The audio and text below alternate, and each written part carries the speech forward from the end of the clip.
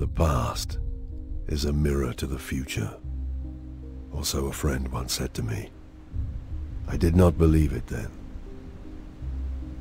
I do now. The past walks with us. Its face is the face of all those we have hated, all we have loved, all we have failed. They say that to be an agent of the Imperial Inquisition is to see the true horror of the universe, and still have the will to prevail. As with all things, there is another face to the truth. I have looked on the terrors of the universe and cast them down. I have judged billions and forgiven some. I have known victory and touched defeat. And the lesson that all my years as an Inquisitor have taught me is that it is not enough to prevail. We have to endure the poison of history. We have to survive our own sins. My name is Gregor Eisenhorn, and these deeds were mine.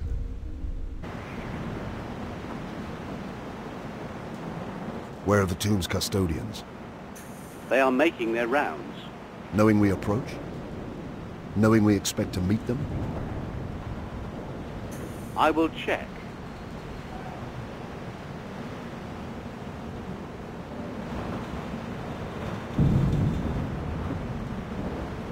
I had heard of the bitter cold, and prayed to the Emperor that I would never feel it again.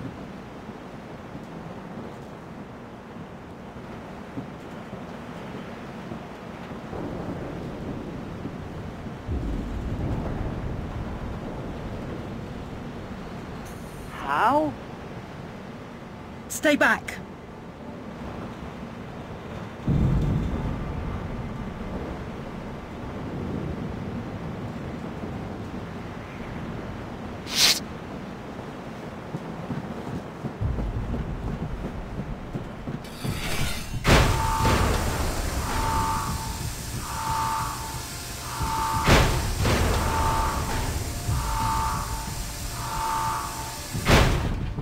Processional 212 was a hibernation tomb at the west end of the Great Imperial Avenue.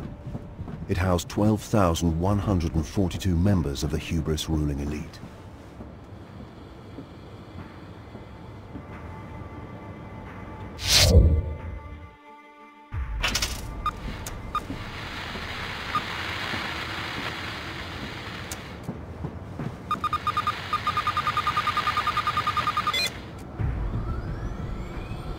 Be careful, Loris.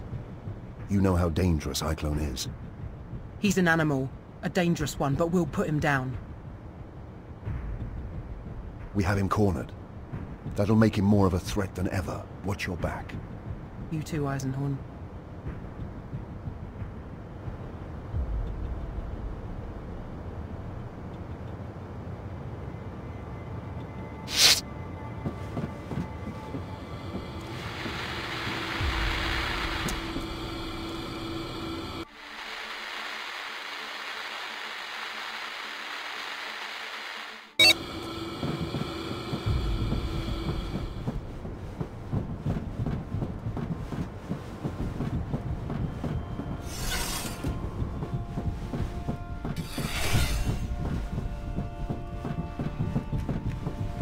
I admit I was excited, eager to close and conclude a business that had lasted 6 years.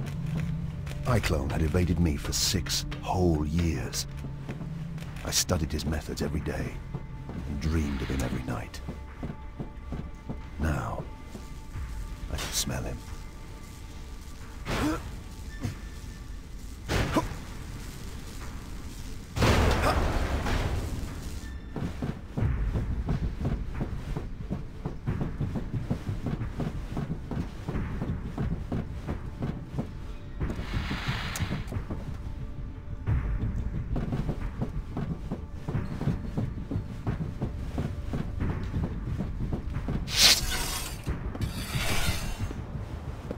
In every direction, rows and rows of ice berths ranged down the smooth basalt chambers. It was like walking into the Imperium's grandest morgue.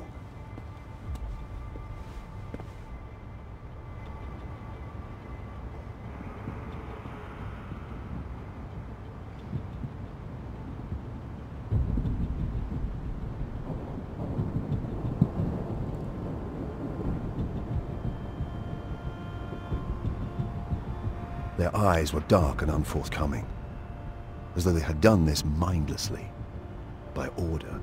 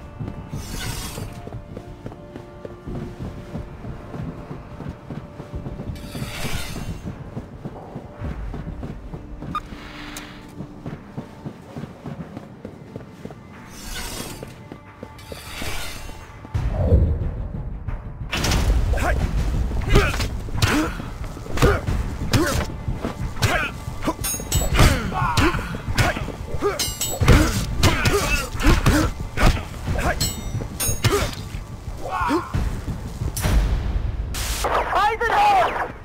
Eisenhorn! Eisenhorn!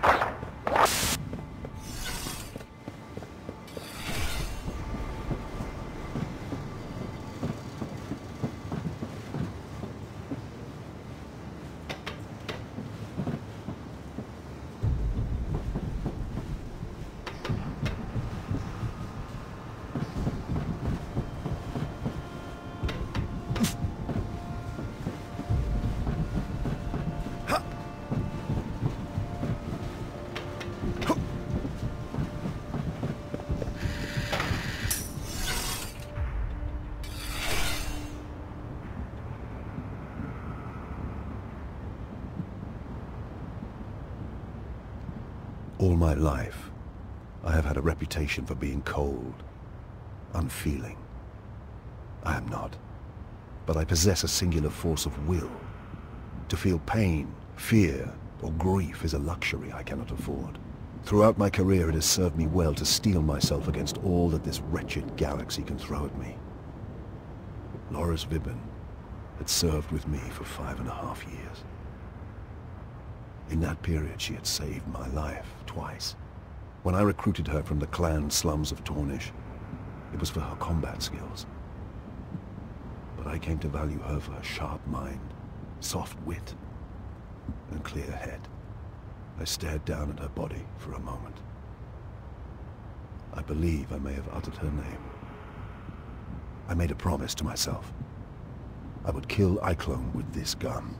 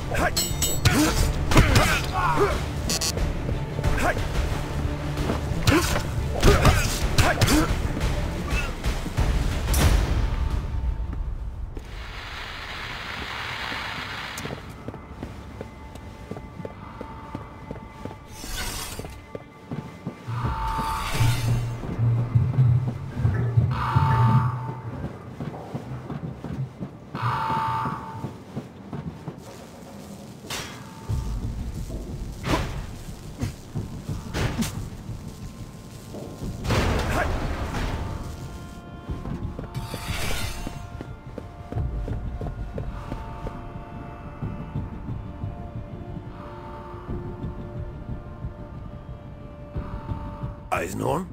Gregor, is that you?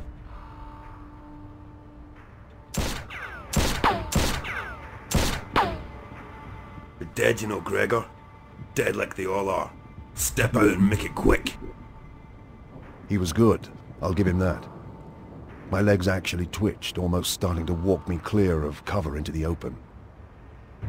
Iclone was infamous across a dozen settled systems for his mind powers and mesmeric tone.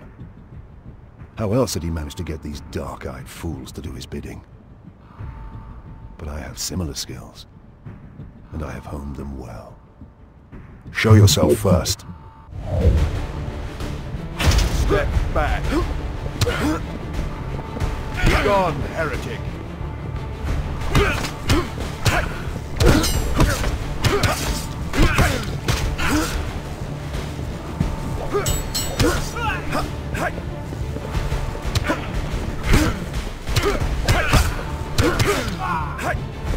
Be still.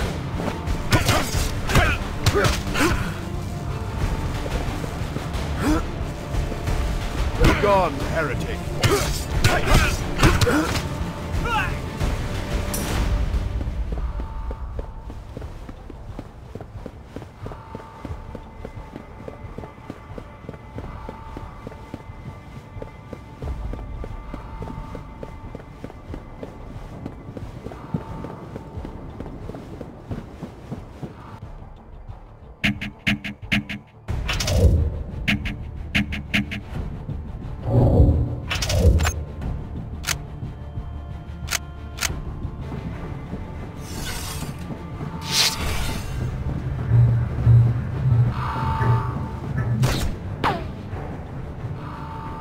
What makes you think you can catch me this time, Gregor? You've failed so many times before.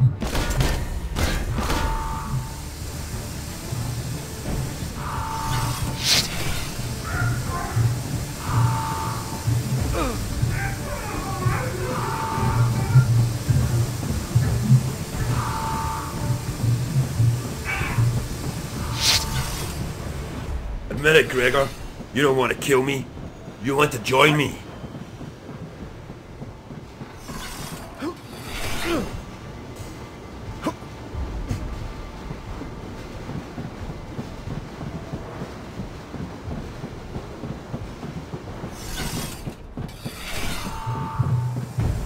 The sleepers were waking. Their frigid bodies sore with hibernation sickness, trapped in their caskets with no one to aid them. I bid Betancourt alert the custodians. Apparently relief crews were on their way. But why? Why was Iclone doing this?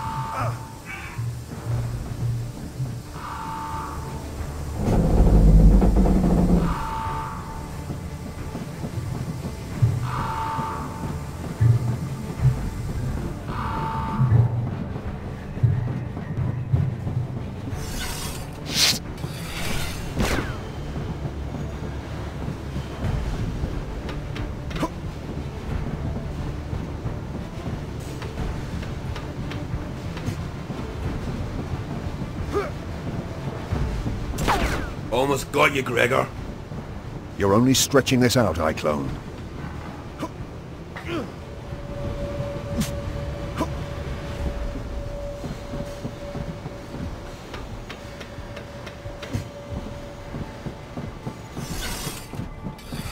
Feeling cold, Eisenhorn? You'll join these corpses soon.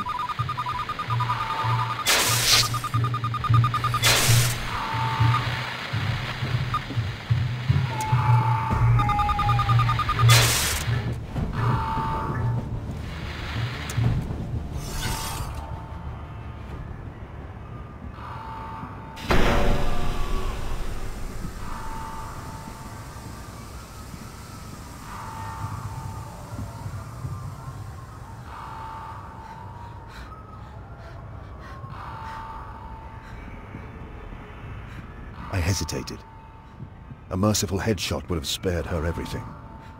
But once awake, the hierarchy of hubris would not understand a mercy killing. Do you think me weak? Flawed?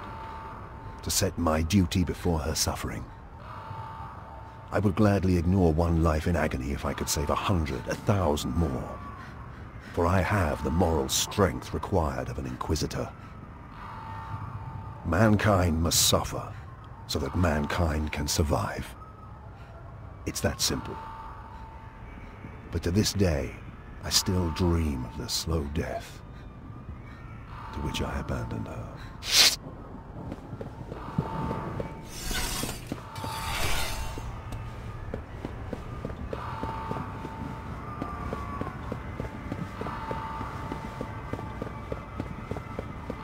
The screaming, the pounding. God, Emperor, help me, I will never forget that.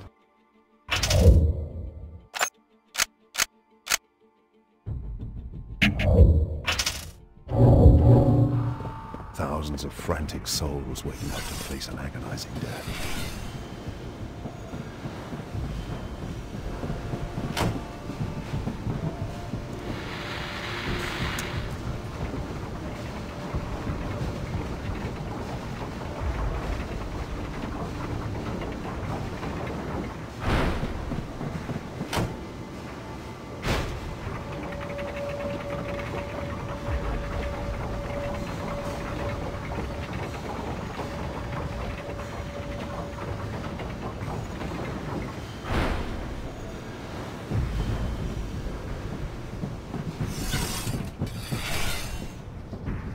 The cryogenerators had come from the ships that first carried humans to this world. The tombs had been raised around them and kept operating for thousands of years.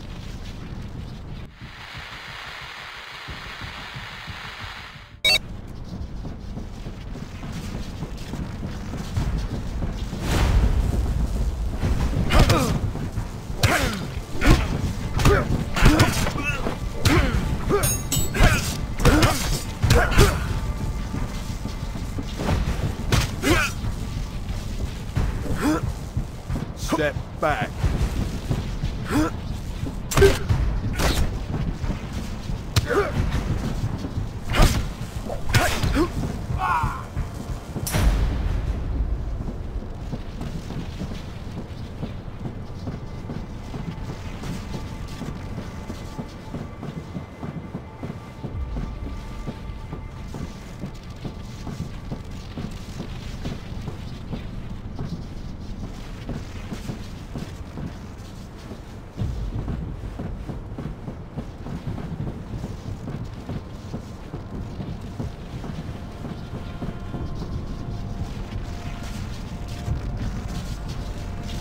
This was where iClone's men had artificially triggered the revival process. A key component of this mysterious device had been removed.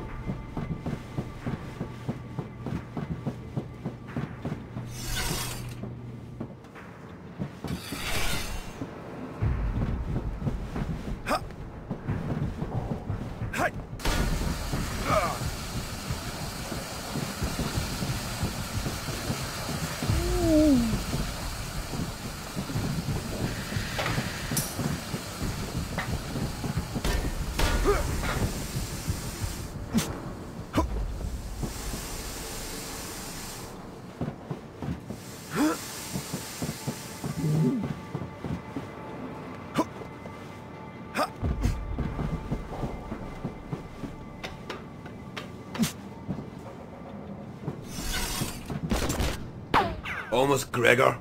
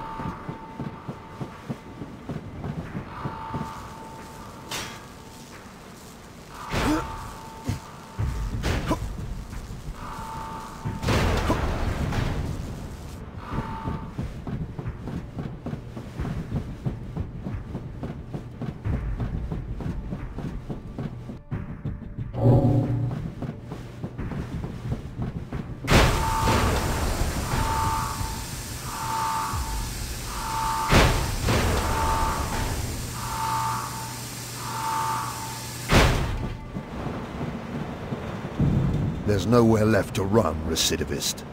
You cannot stop us, Inquisitor. Your Imperium's days are numbered. Perhaps, but yours ends here.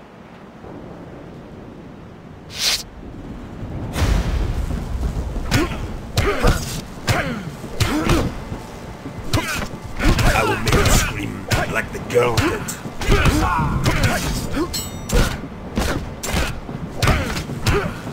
She begged us for mercy, Gregor.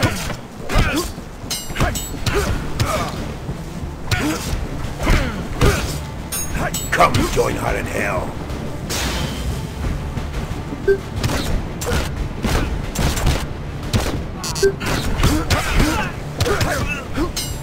Be still.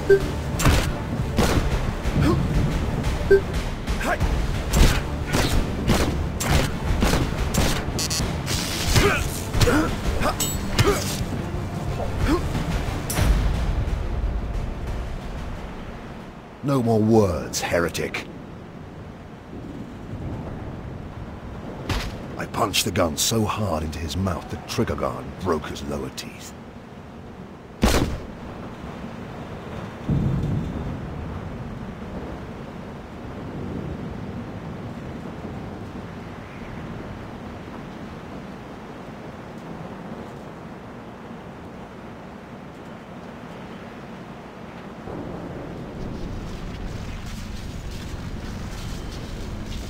Most perturbatory. Amos? A codifier of unique design, similar in layout to the mind impulse units used by the hallowed Adeptus Mechanicus to govern the linkage between human brain and god machine. It may be illicit or stolen. The Adeptus Mechanicus would be most interested. Either way, they're not going to know about it. This is inquisitorial evidence. Quite so. Where is this off-worlder, this Eisenhorn? Arrest him! High Custodian. You will be detained until... No. I am an Inquisitor of the God Emperor of Mankind, Ordo Xenos. I will cooperate in any investigation, but you will not and cannot detain me. Do you understand? An Inquisitor? Thousands are dead. This desecration, the highborn of hubris, violated by a... A murderer. A follower of darkness who now lies dead under a plastic sheet on the upper landing platform. I mourn the great loss hubris has suffered tonight. But if I had not been here at all to raise the alarm, who knows what catastrophe Iclone may have wrought. Or even his overall ambition. Iclone, the recidivist? You must brief me on this entire event. I shall prepare a report and bring it to you. I will have questions for you too, but you have plenty to deal with right now. We made our way out.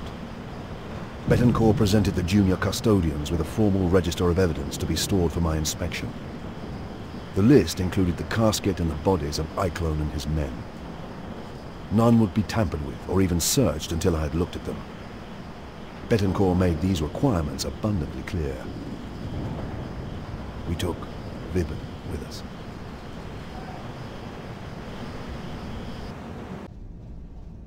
Master, I have scrutinized all of Iclone's transmissions. They are all in cipher and it will take some time yet for me to unlock them.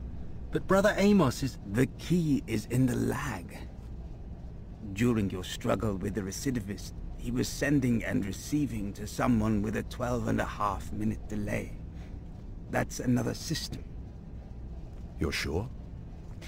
There are 3 worlds between 11 and 15 minutes lag from Hubris. Thracian, Primaris, Cobalt 2, and Gudrun. Cobalt is no more than an Imperial watch station. Nothing there. Thracian is no surprise. That's where we followed him from. But Gudrun? Gudrun's a primary trade world. Old culture, old families. Old poisons. Can we be more certain? I'm sure I can break the cipher, Master. At least for the coded headers, if not the actual text. Given enough time... Low Ink. Tell Gregor about the hubris transmissions. There were messages sent from Hubris to iClone's ship before he arrived, not so heavily encrypted. They are rather vague and indirect, but they do discuss something called the Pontius. The Pontius? Do you have a location? Why else do you employ us? Thorview 12011, on the west side of the dome, the High Rent Quarter, Aristoturf. You said we were meeting at 2. I did, didn't I? Just about to come and find you as it happens. We're going to Thorview.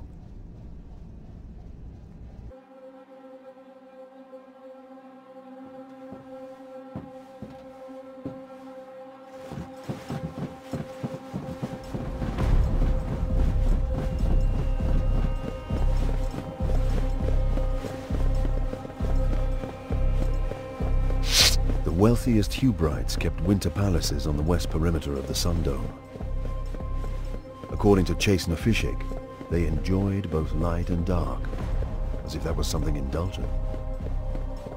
They looked inwards to the lit dome, and had shutters that could be opened to view the dark landscape of the winter desert.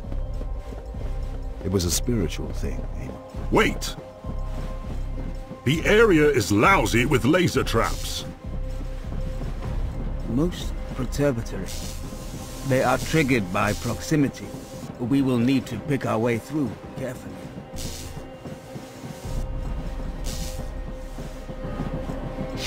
Gregor, you should be able to hack this door's security with the Auspex.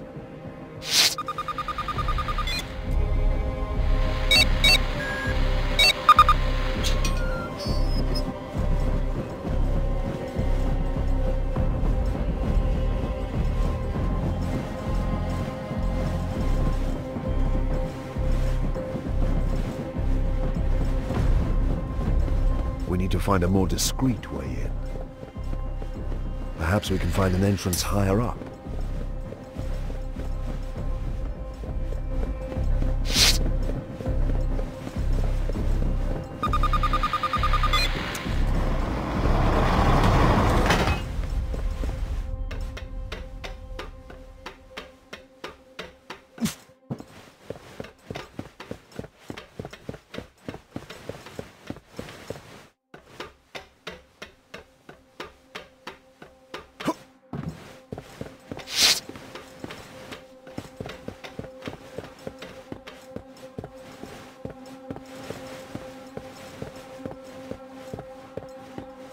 Everything seems to be clear out here. Your scanners must be wrong.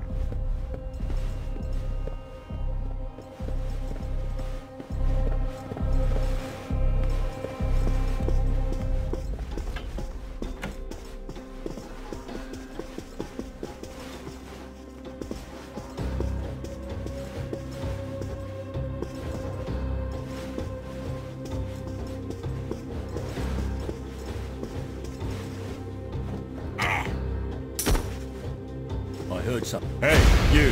Stop!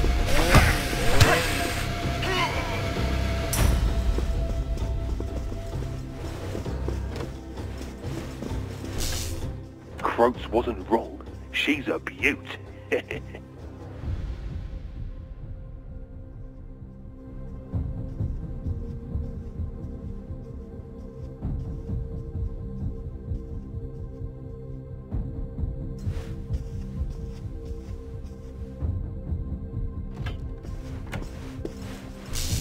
Board, board, board.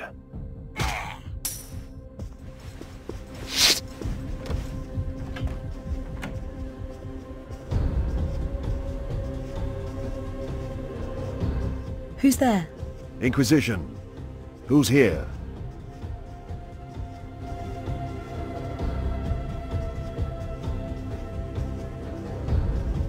What's your name? Lisa B. Full name. I wasn't concentrating on her especially, but there was something about her. An air. A tone. Elizabeth Beckwin. Pleasure girl. I worked the Sundome these past 4 dormants. You're here why? They paid up front. Wanted a party. Oh, lords. Get dressed. Stay here. I will want to talk to you.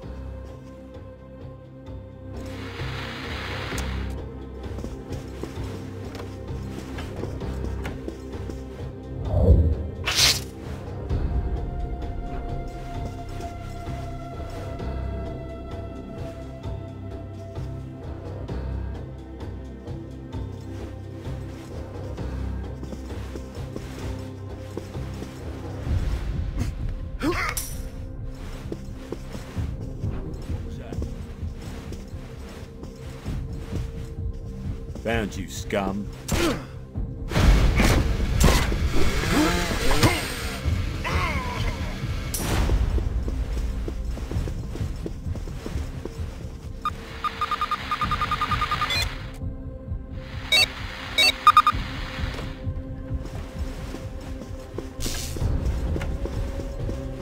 The Pleasure Girl was right. There's more than a few of them down there. We should proceed with caution.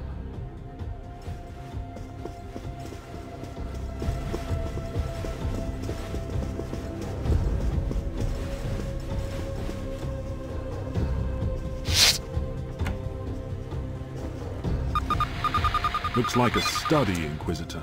We must surely find something revealing here.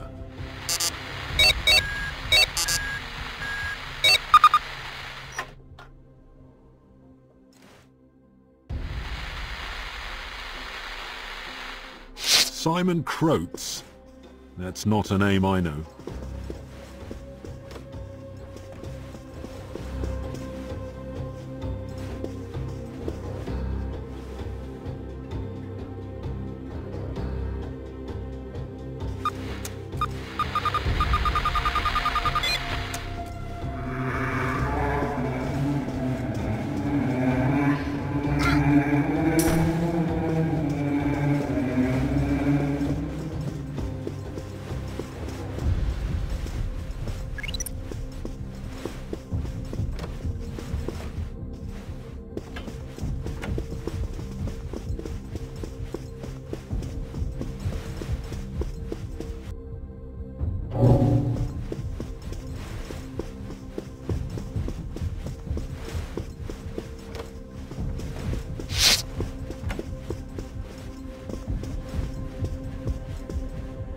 Patrol 2, are you there? Come in. I'm not taking any chances.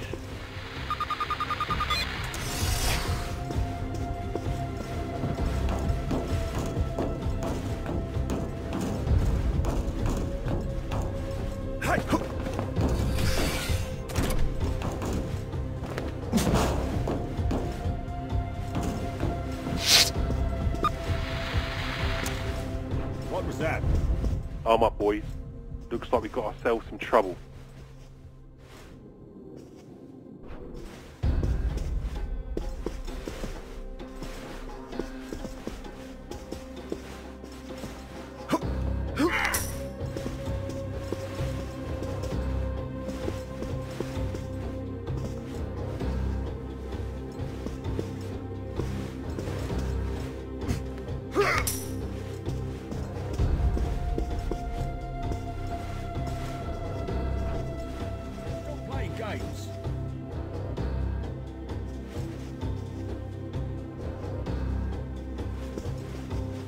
I need...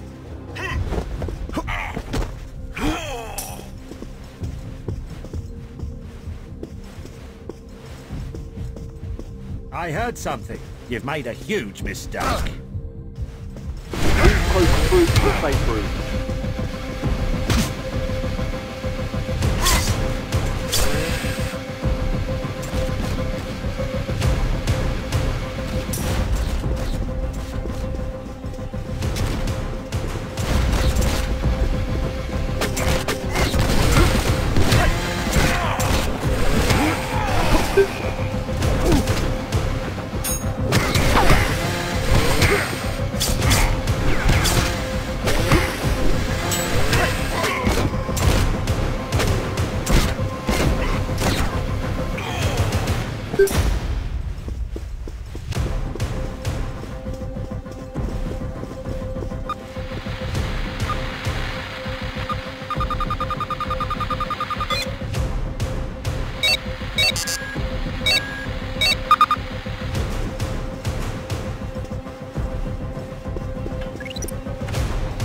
Someone's coming. What are you doing? Kill him!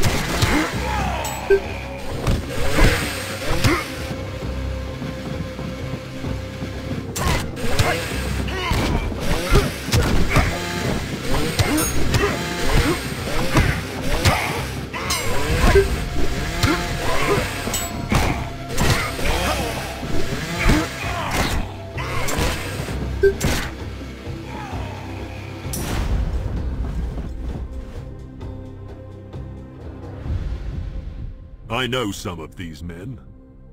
Those two are locals, low-grade laborers. Long list of petty convictions on both.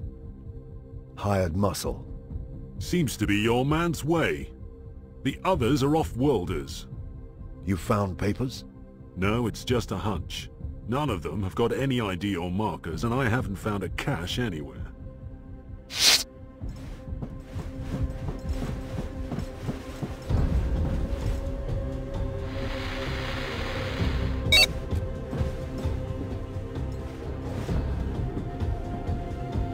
What about this one? I have rights. You're in the custody of the Imperial Inquisition. You have no rights whatsoever. Your name? I will not answer. He had switched on some mental conditioning, no doubt taught by Eisenhorn. Mind tricks won't help you. Go screw yourself. Tell me your name.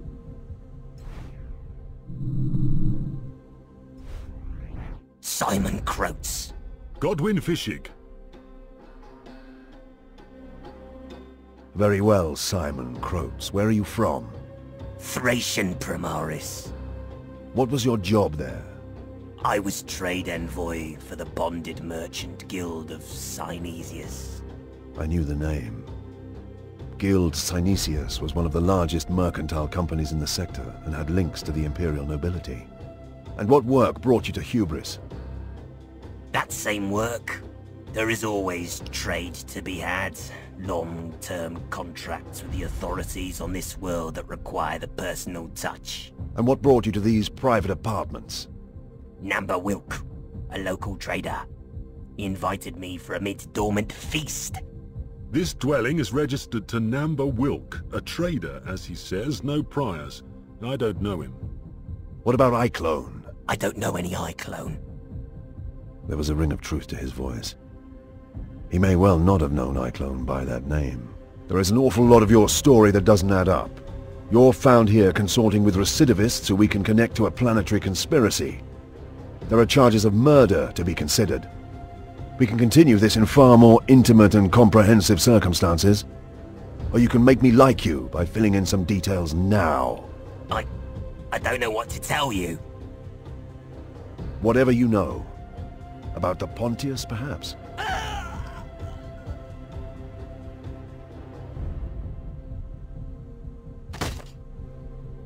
Damn it. He was dead. Eisenhorn had left fail-safes in the conditioning that would trigger at certain subjects. The Pontius evidently was one of those. So we know nothing? We know a great deal. Weren't you listening? For a start, we know the Pontius is the most precious secret they protect.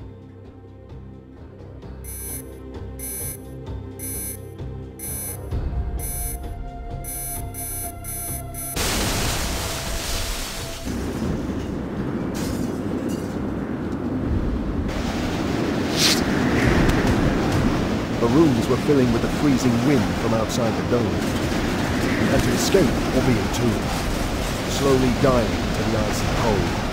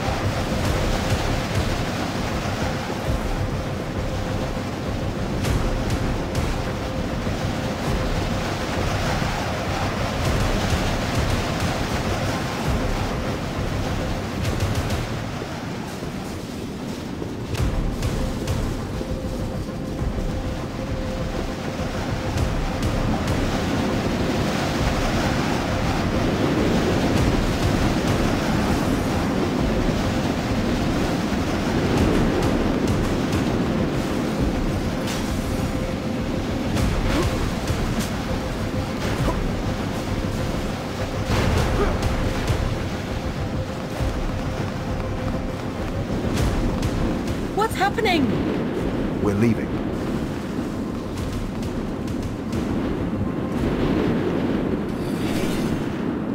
The charges were set off by the same spasm that killed Kroats. I realized Fishik was now beginning to understand the resources and capabilities of the people we worked against. Their abominable crime at Processional 212 had demonstrated the scale of their malice, but he hadn't seen that firsthand. Arbeits squads moved into the dwelling and secured it while local Medicaid servitors patched our wounds. We returned to the gun cutter, taking Bequin with us, but little new information. Save that the bonded merchant guild of Synesius may be worth questioning, and that the Pontius was a name with fatal consequences.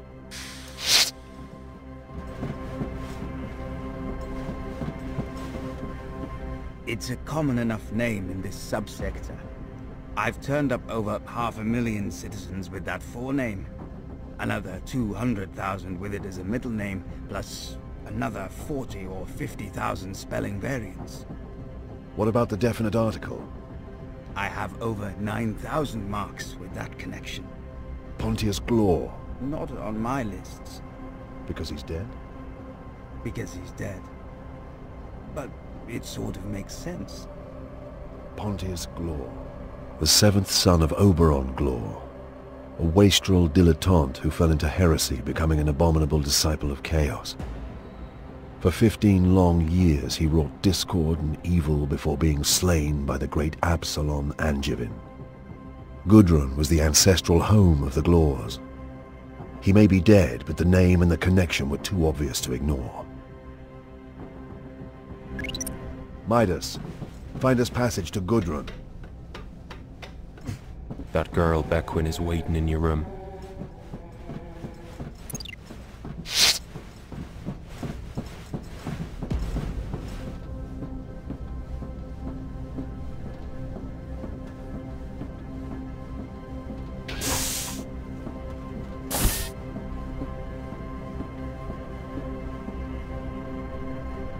The Arbeits say they will charge me with murder and conspiracy. Sit down.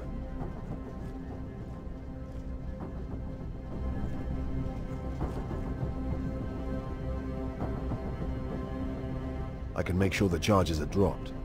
I have that authority. Why would you do that? Even if you clear me, I can't carry on here. I'll be marked as trouble. I'll have to move on again. You're not from Hubris? No. I was born on Bonaventure. Got here by way of this and that. I've travelled a lot. Never stayed put for very long. Because things get difficult. That's right. I'd stuck it out here longer than anywhere. Now that's all screwed up. Stand up. Make your mind up. I want to ask you some questions about the men who employed you at Thorview 12011. If you answer helpfully, I can cut you a deal. What sort of deal? I can take you to Gudrun. Or I can offer you employment if you're interested. Employment? Even big bad Inquisitors have needs, huh? That's fine. You misunderstand. The services I have in mind will be new to you. Not the sort of work you're accustomed to. You're an odd one, all right. Are all Inquisitors like you? No.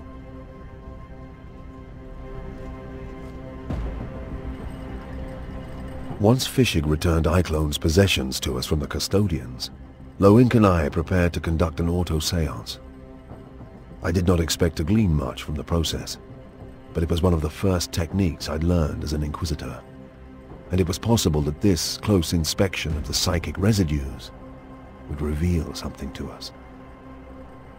Ready to begin whenever you are, Master.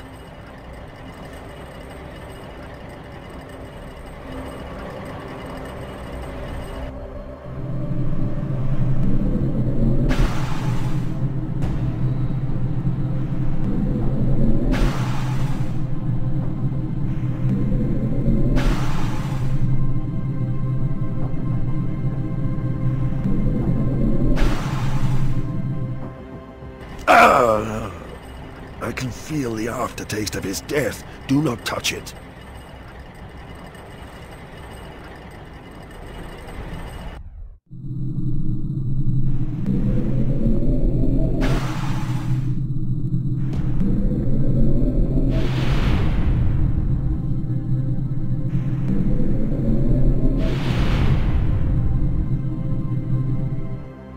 This has a thick, gelatinous aura. Low ink. Amplify me.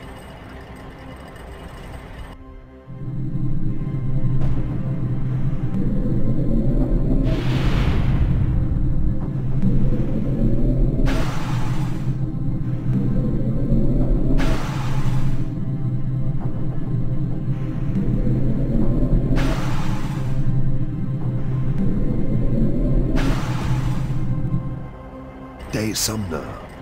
I hear De Sumner as a barely audible whisper.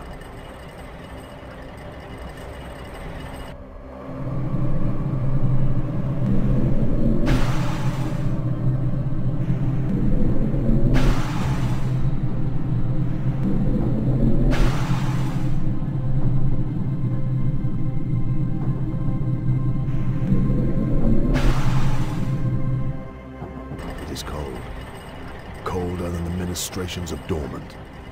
Nothing. Nothing but malice. There was danger.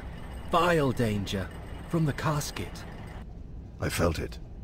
But the whole seance was unseemly, Master. As if distracted and spoiled by some factor. I can explain. The girl we have aboard is an untouchable. Keep her away from me.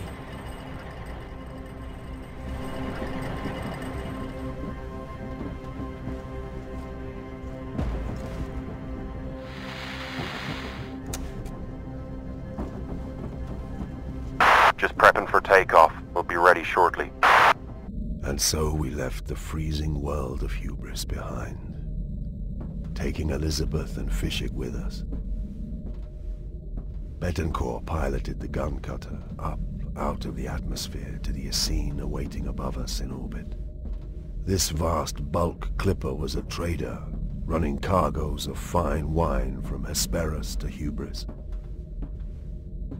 Tobias Maxilla, the ship's captain, had been recruited by Betancourt to get us to Gudrun in 2 weeks.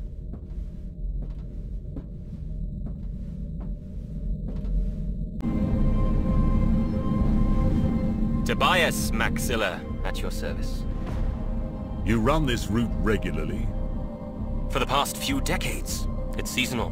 Sameta, Hesperus, Tracian, Hubris, Gudrun, sometimes to Messina too. When Dormant finishes on Hubris, there'll be a lot more work there. So you know these routes well? Yes, Chastener, I know them well. I don't think we need to start interrogating Master Maxilla yet, Fishy. It's a beautiful ship, Maxilla. Classic as old pattern, unless I'm mistaken.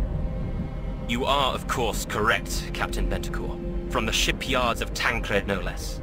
Wait till you see the staterooms. I have quite the collection of beautiful artifacts. Even some portraits from the Samata School. I must tell Amos, our savant. I'm sure he will be fascinated. I will happily give him a tour once we are underway. One cannot pass up the opportunity of cultivated conversation. My entire crew is servitors, which makes them more reliable than pure flesh, but somewhat less loquacious. Interesting. You don't trust humans? Inquisitor! It is not a case of trust, simply one of dependability. The Imperium does not forgive mistakes. The Essene left Hubris later that day, executed the translation to the Imperium effortlessly, and made best speed for Gudrun. Maxilla provided quarters for us all in his state apartments, but we spent most of our time on the cutter, working. By the 5th day, my sleep patterns had begun to return to normal. Cyclone stalked my dreams once more, leaving the after-image of his grinning face each time I woke. At least I assumed.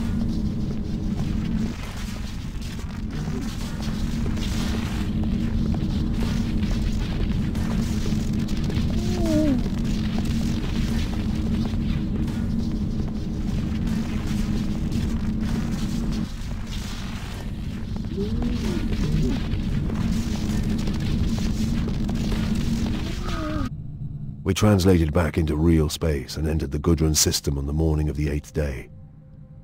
Here at the outreach of the system, we would pay our last respects to Loris Vibben. She had joined me in the first place to visit the stars, and that's where we would leave her. Who was she? A friend. A comrade. Is this how she wanted to go? I don't think she wanted to go at all. Beckwin, there is something I have to tell you. I had been avoiding this conversation. She had no idea that she was an untouchable, a blank. Like all untouchables, her negative presence in the warp rendered her immune to psychic influence, which in turn made her a potent anti-psycho weapon. It also meant that she exuded an air of unpleasantness which rose to fear and revulsion in the psychically attuned. Her whole life had been shaped by this, and she had no idea. She did not take the news well.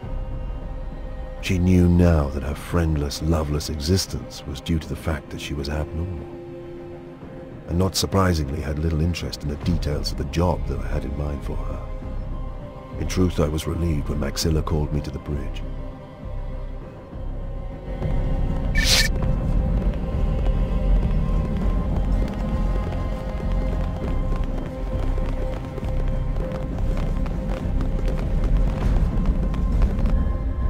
Inquisitor? Is there a problem? I have performed legal maneuvers and entered the trade lane approach. All relevant data is in order and my tariffs are paid. But I've just been informed that we are to be boarded and inspected. This is unusual? It's been 10 years since anyone even suggested such a thing of my ship. I told you there was a founding festival underway. You can see considerable portions of Battlefleet Scarers on station. I think the military is being over-careful of its interests here just now. An inspection launch is on its way. I feel it would facilitate matters if they were met by a ship's master and an Imperial Inquisitor.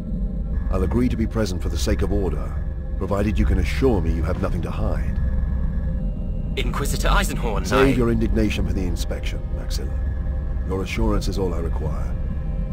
If I assist you only to find you have some dirty secret or illicit cargo, you will have a great deal more to worry about than the Imperial Navy. I have nothing to hide.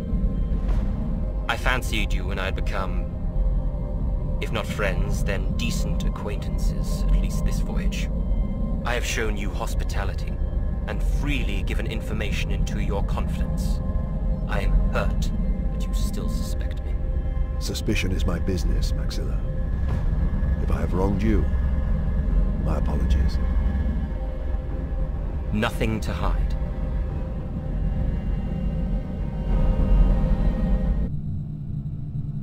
Tobias Maxilla? I am Maxilla. You have been notified that an inspection of your vessel is due. Furnish me with crew lists and cargo manifests. Your full cooperation is expected. You haven't yet identified yourself. We're naval security. You could be anybody. I am Gregor Eisenhorn, Imperial Inquisitor. We will do this correctly, or not at all. You're Eisenhorn?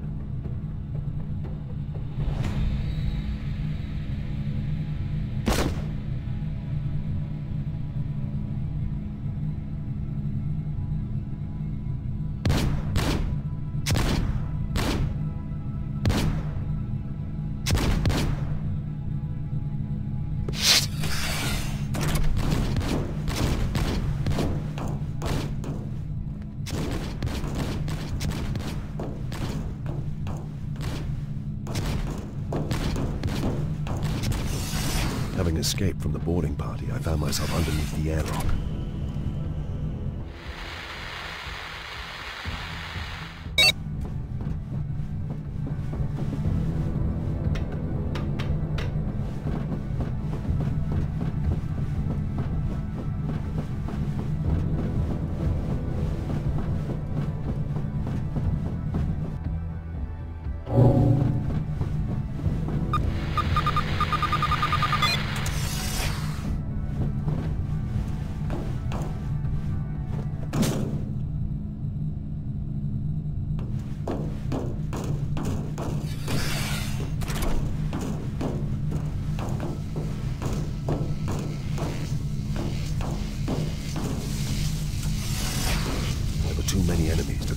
ones. I would have to employ stealth to get back to Maxilla. Spread out. Don't let him escape.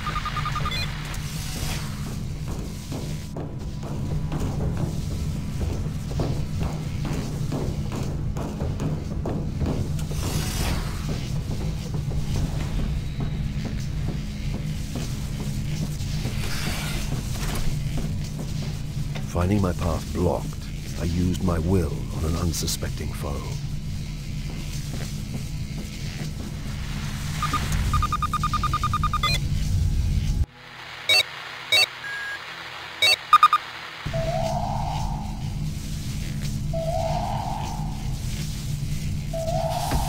The clamps had to be disabled.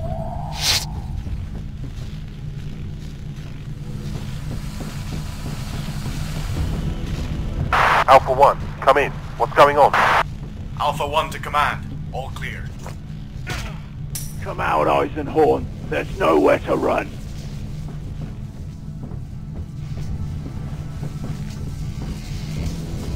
An intruder!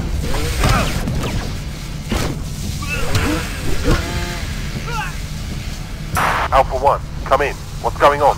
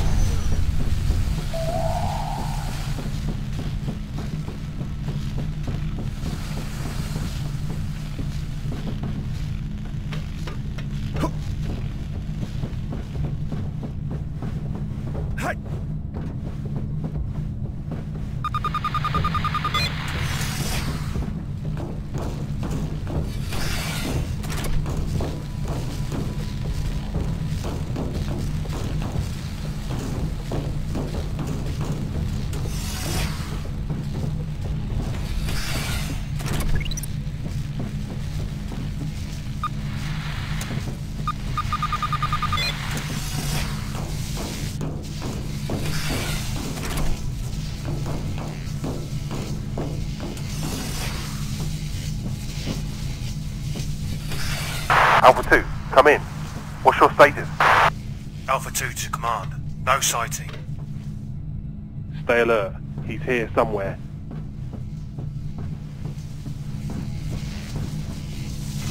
You made a huge mistake.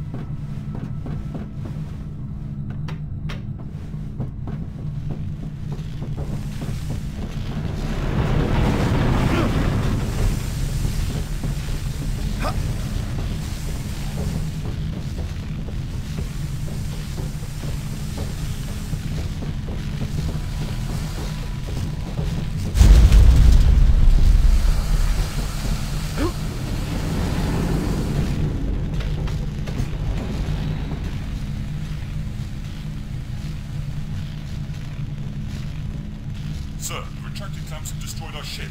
There's no escape. Bravo 1, come in. Head to the bridge. We need to take control of this ship. Ready up, men. I'm not leaving till the Inquisitor is dead. There was no way past the guards. I would have to tackle them head on.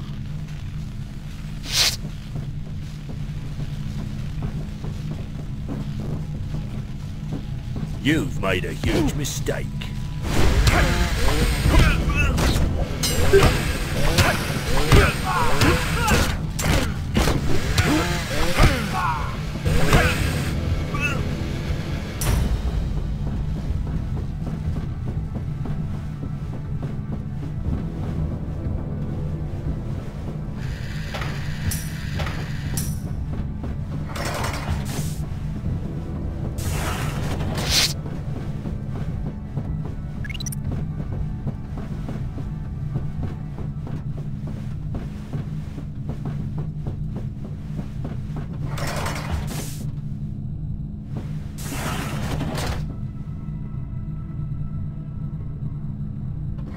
You're a mess. What the hell happened? This wasn't an inspection. They were looking for me. Naval security? I don't think so. They lacked precision and didn't know procedure. So my bare facts are revealed to you after all, Inquisitor. What can I do to help you, Tobias? I have summoned servitors to assist me. I'll be back on my feet soon enough. I need access to your astropathic link. I need to contact Battlefleet Command and speed the closure of this matter. These men weren't a naval security detail.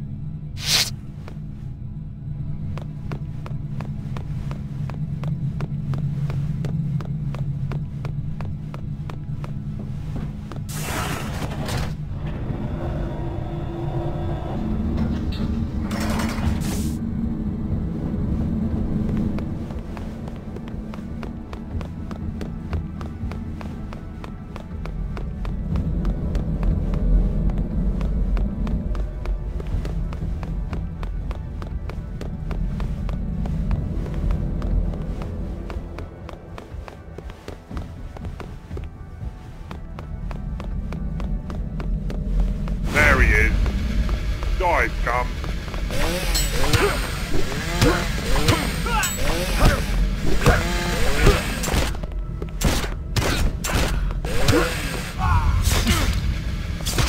Give it up, Eisenhorn.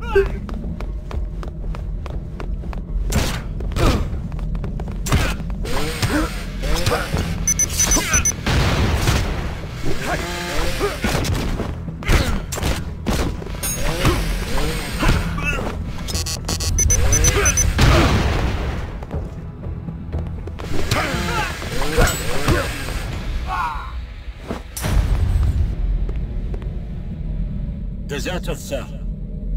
Deserters? From the guard levies. You are aware a founding is presently underway on Gudrun. By order of the Lord Militant Commander, 750,000 men are being inducted into the Imperial Guard to form the 50th Gudrunite Rifles.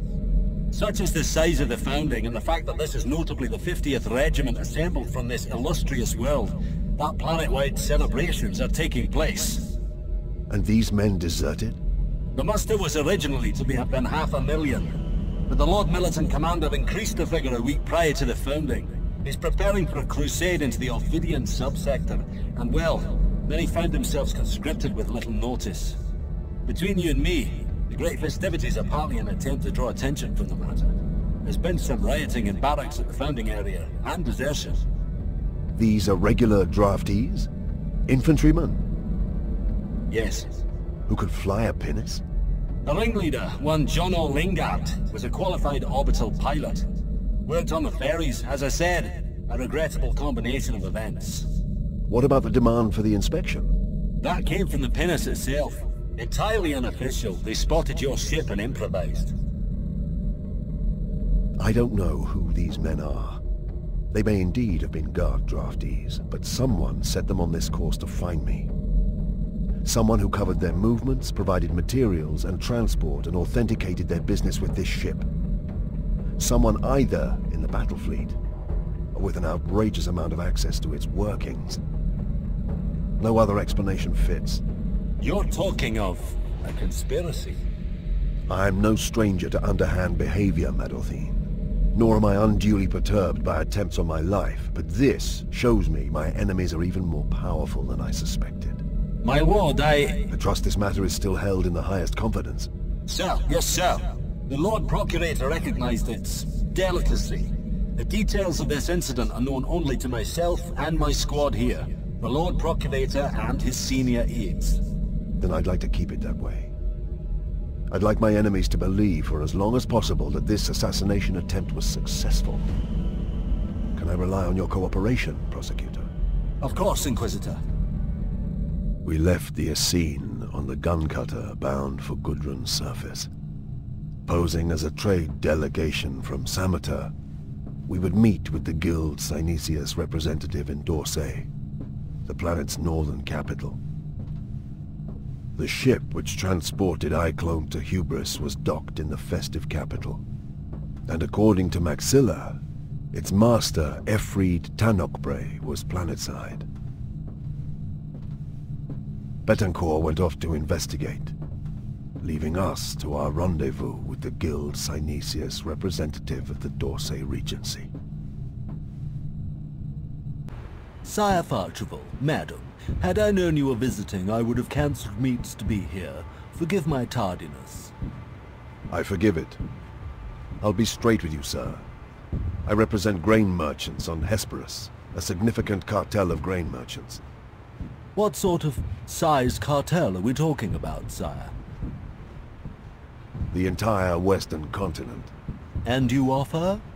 A gene-fixed strain of cereal that could be easily managed by many of your landowners now that their workforce is depleted. It is indeed a wonder. The other guilds are bidding for this product, mister. I do hope Guild Synesius won't miss out. Is this Xenos cultured? Would that be a problem?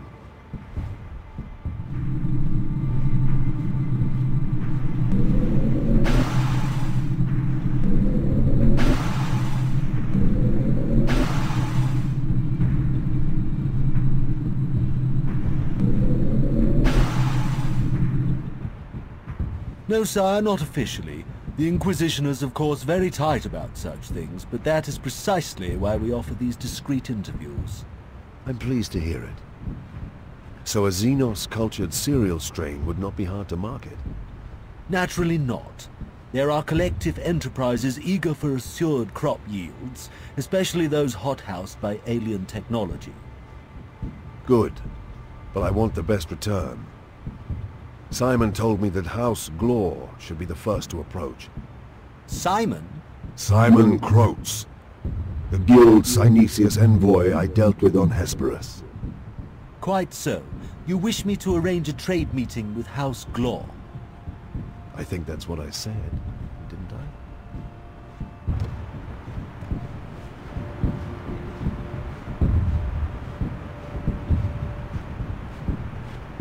What got into you? You said we were moneyed merchants who expected the very best. I was just earning my salary. Keep it up.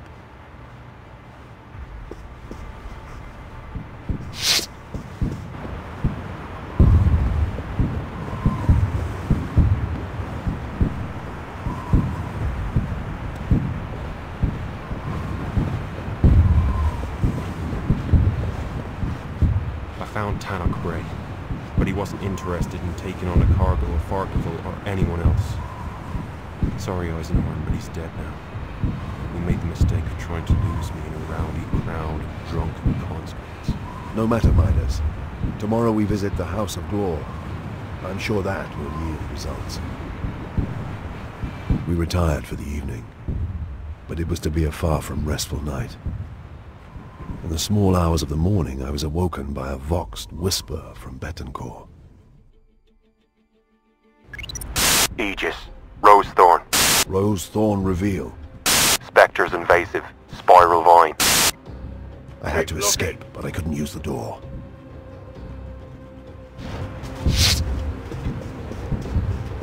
Search over there.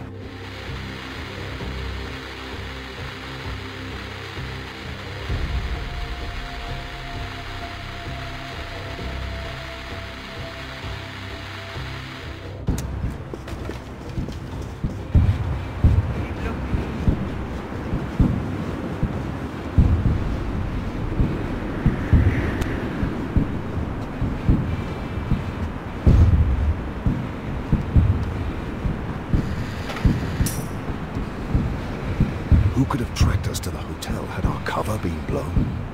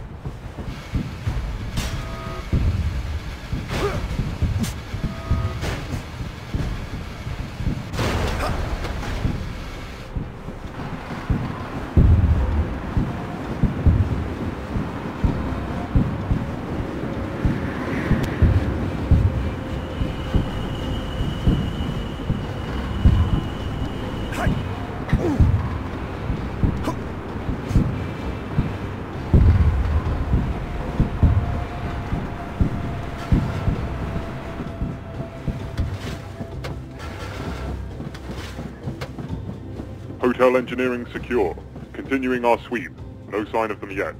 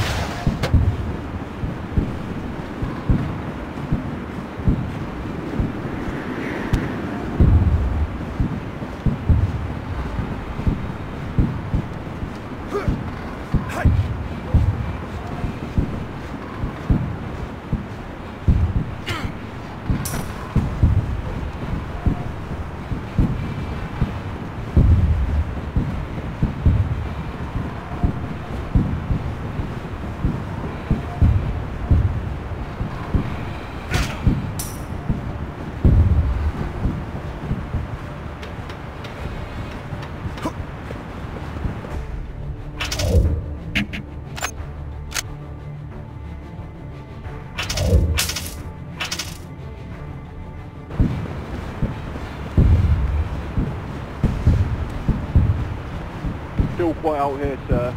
Nothing to report. Maintain lookout. I'll be down shortly. Intruder! Eisenhorn, be careful. Garden is swarming. Don't scum. I should be able to get into a position.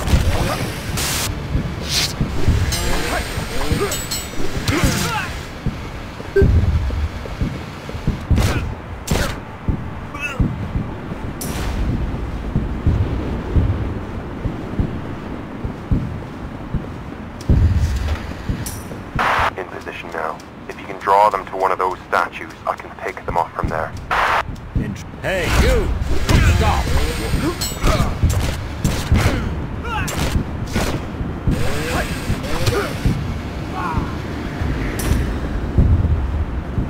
Something's not right here. Who's in position?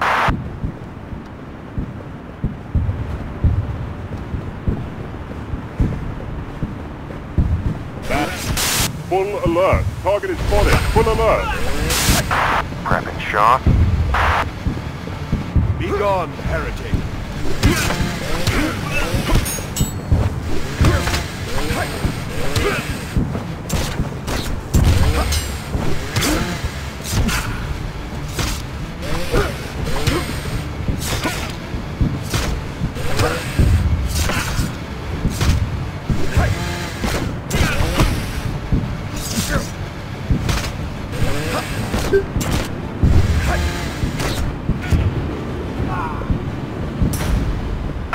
On my way now. I'll join you in the garden. What's going on out here?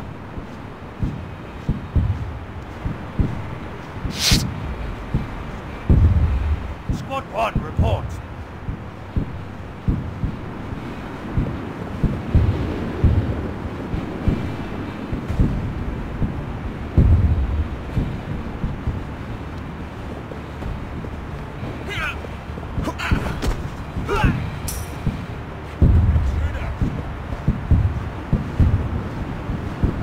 Hey, you! Stop!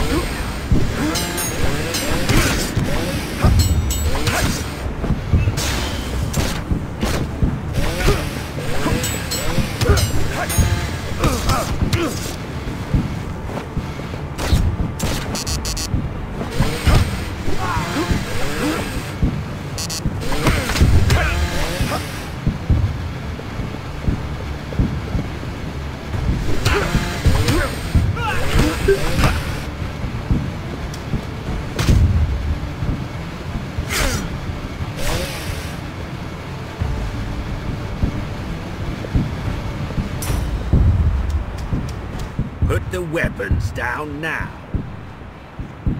You resist? You have made a mistake, a fatal one. I have no doubt. I am Inquisitor Commodus Voke. Well met, brother. We have a conflict of jurisdiction. Then let us resolve it. Explain to me why you invade my apartments in the dead of night. My work brought me to Gudrun 8 months ago. An ongoing investigation, a complex matter. A rogue trader had come to my attention, one Efried Tanakbray. I had begun to close my net around him when he was scared into flight and got himself killed. Simple cross-checking revealed that a grain merchant called Farchable had somehow been instrumental in that incident. Farcheval is my cover here on Gudrun. I am discomforted when I see Inquisitors holding to the soft, cunning ways of the radical. That way, heresy lies, Eisenhorn. We need to share more information, Inquisitor. I'll take a guess and say your investigation somehow involves the Glor family. Indeed.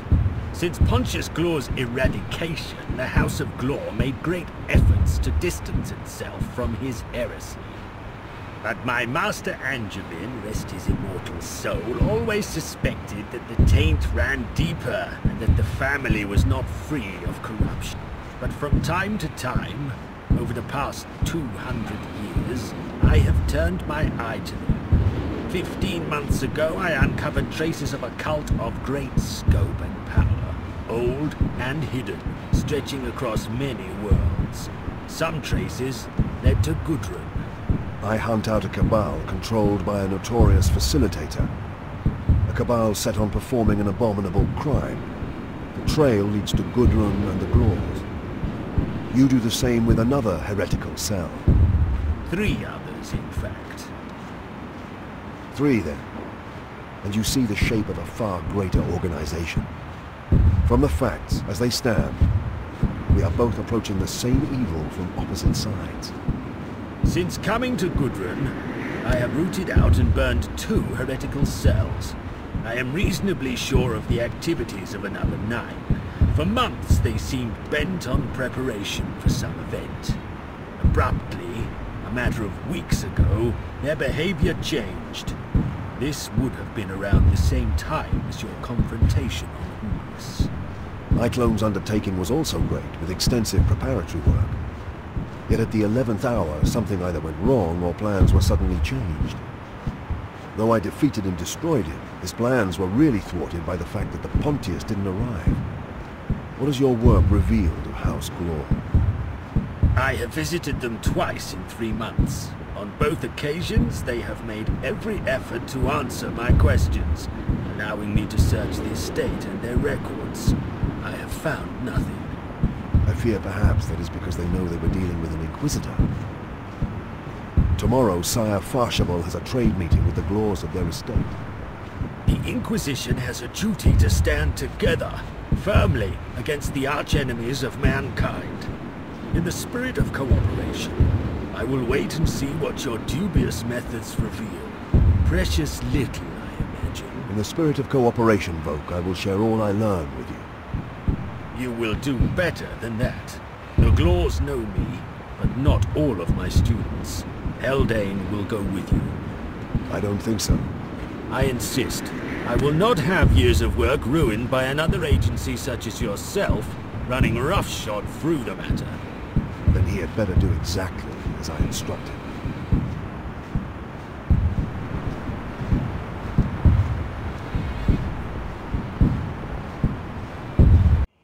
We left Dorsey for the Glor Estates the next afternoon at 4. Our itinerary was to meet the representatives of House Glor that evening. An overnight stay and then a tour of the estates the following morning. After that, negotiations if both parties were still interested.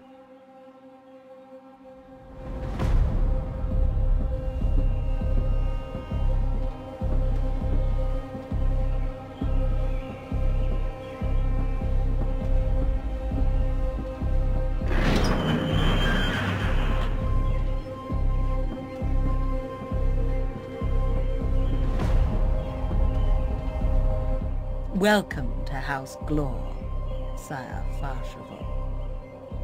My lady, Michaelis. If you would kindly follow me. I trust that your journey was pleasant. We find that the weather here is so much more clement than at the coast. I'm sure you will find your stay here most relaxing compared with Dorsey. I hear that the city is simply pandemonium right now, what with all the martial celebrations. Not that I get much chance to visit, you understand. House Glor may be one of the oldest families of Gudrun, but it is to the future that we look. So I am kept ever busy attending to the needs of prestigious trade delegations such as your own.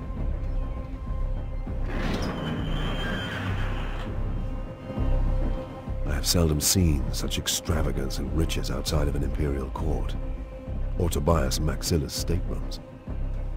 The grandeur of the house itself and its ostentatious decorations spoke of a family as wealthy as it was old. A cousin of the Glor family and his entourage were visiting from off-world, as were several other trade delegations, and a wealthy shipmaster called Gorgon Locke. Welcome to our humble abode, Master Farshavel. It is an honor, my Lord Oberon.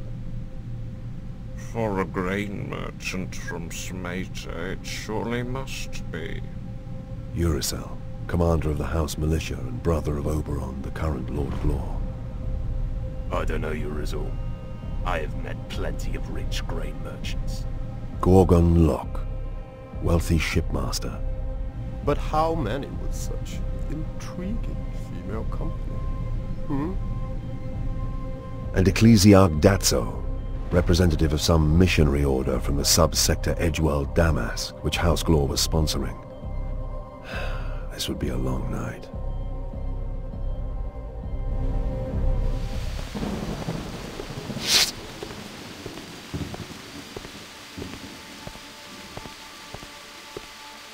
Well? We ran sweeps of this wing while you were at dinner. Most of the rooms were spy-wired with vox feeds and a few picked sensors.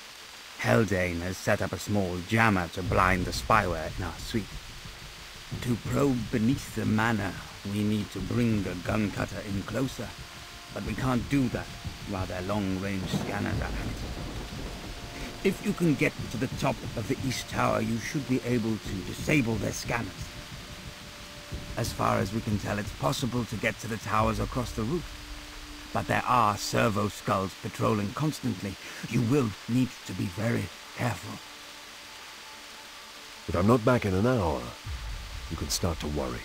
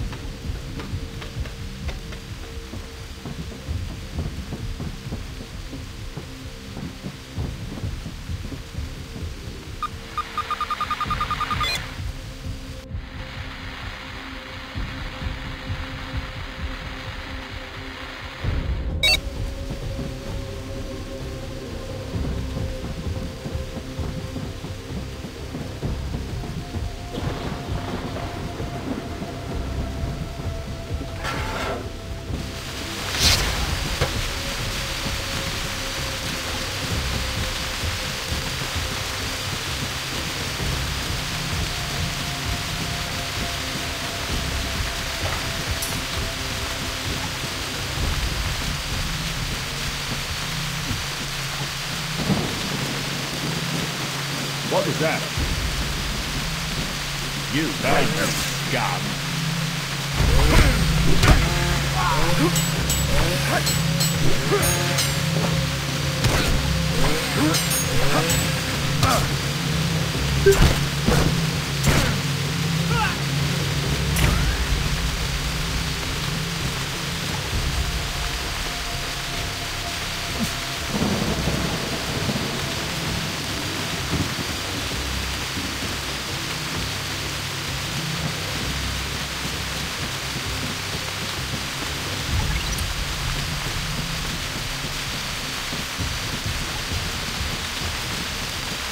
What is that? Hey, you! Stop!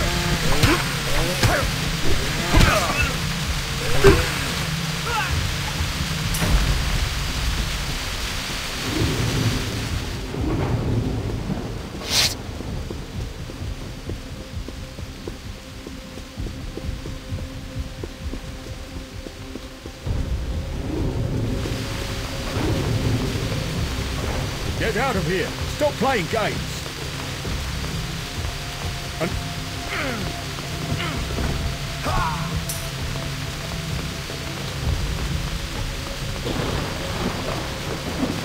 I heard something. Who's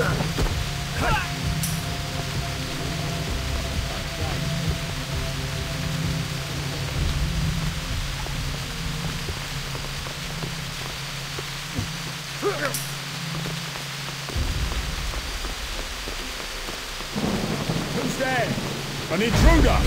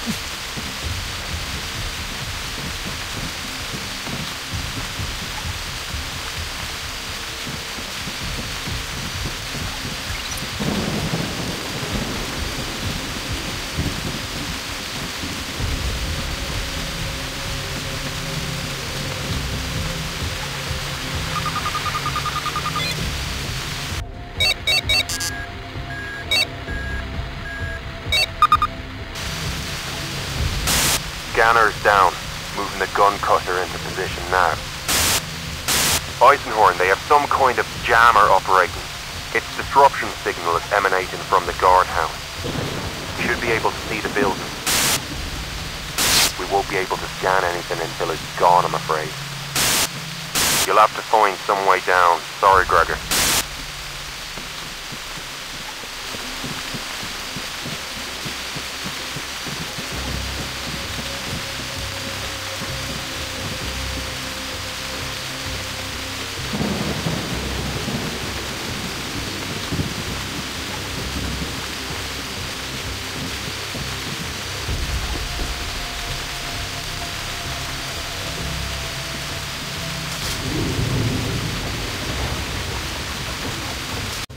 Eisenhorn, there's a fire escape on the outside of the wing you are currently in.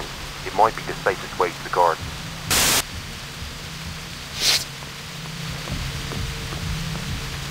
Sir, the scanners are down, but we have reports of an intruder. Lock this wing down and put extra patrols in the gardens. Should we inform the Glors? No, they don't want to be disturbed. Find who's responsible. I want their heads or it's ours.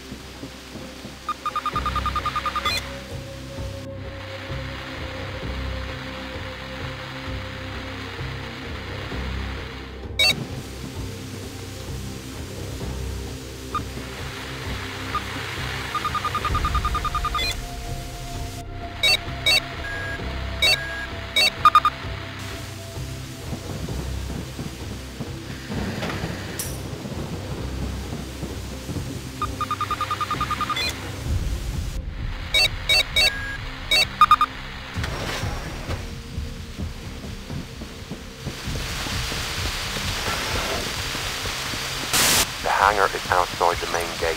You'll need to retrace your steps back through the main entrance. Good luck.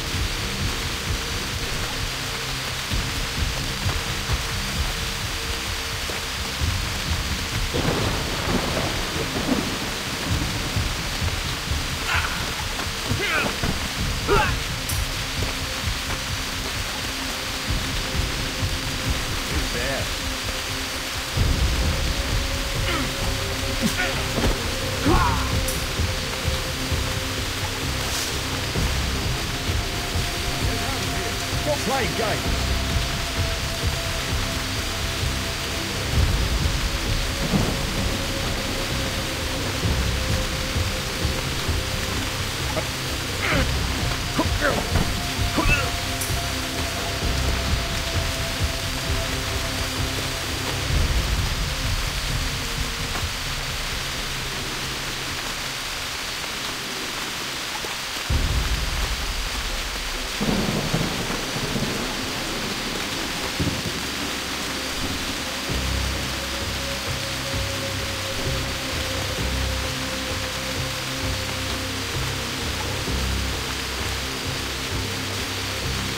Hey.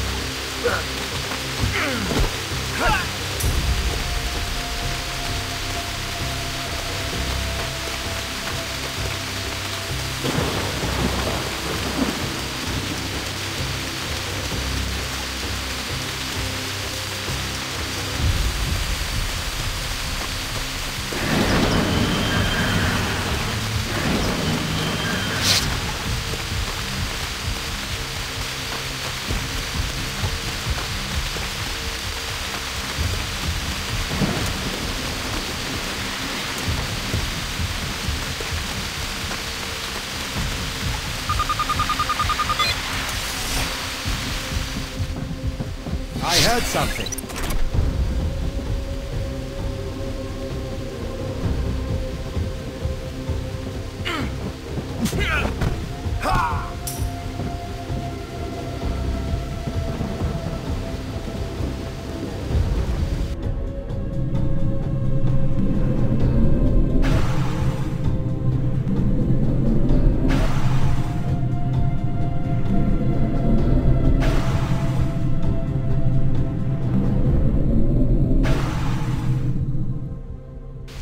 Affirmative. Moving now.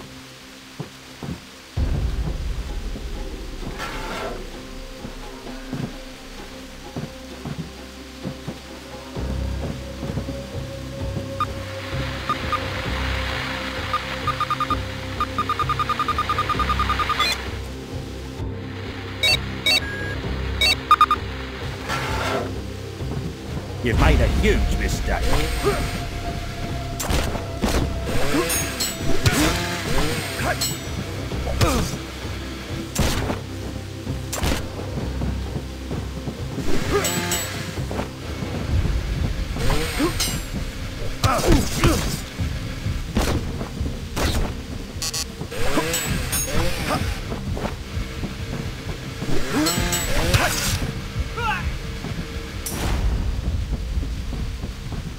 We have reports of an intruder. Stay alert.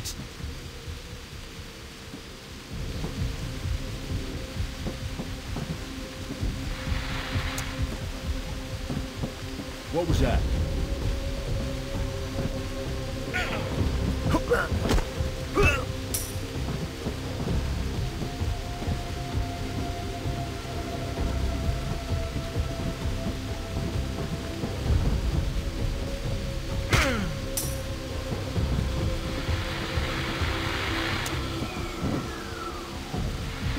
And we're in.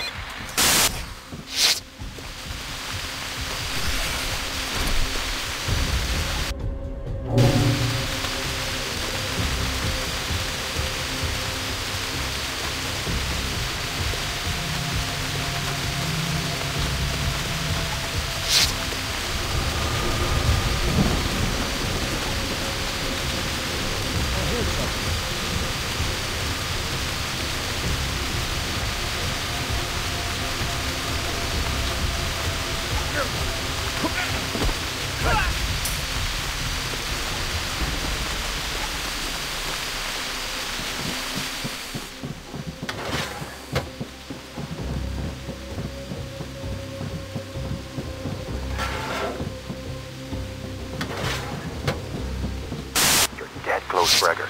There's an entrance just by your present position, but it could be concealed. Intruder!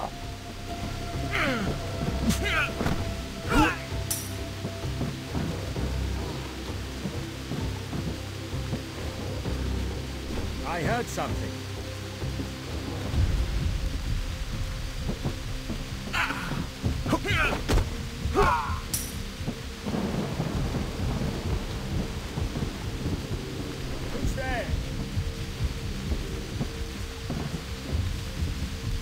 What was that? An intruder!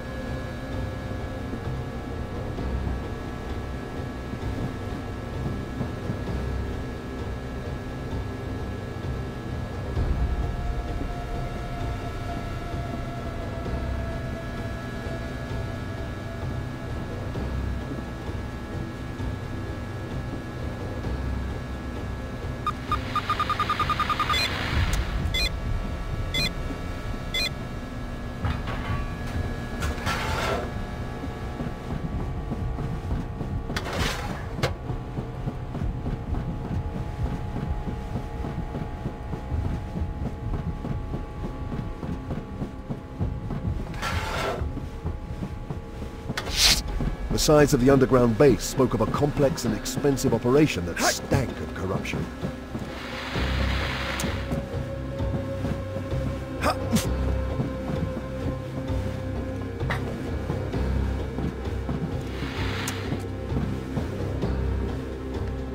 Intruder?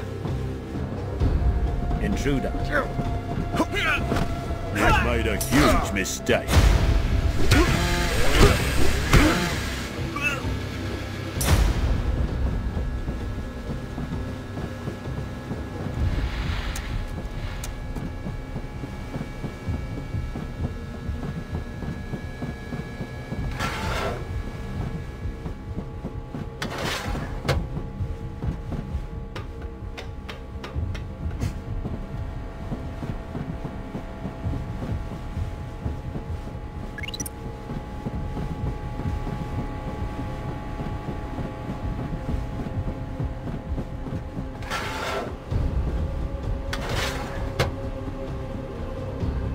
The answers I needed to shut this tyranny down lay deeper into the base.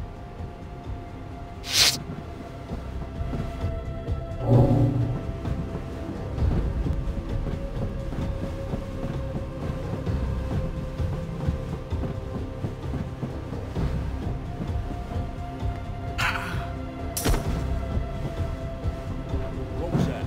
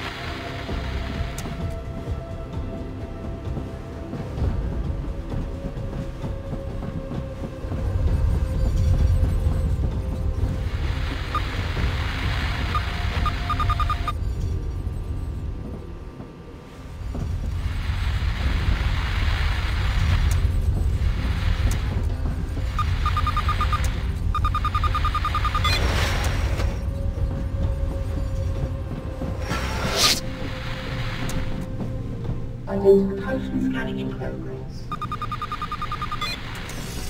Error. Identification failed. Warning. Chamber purge active.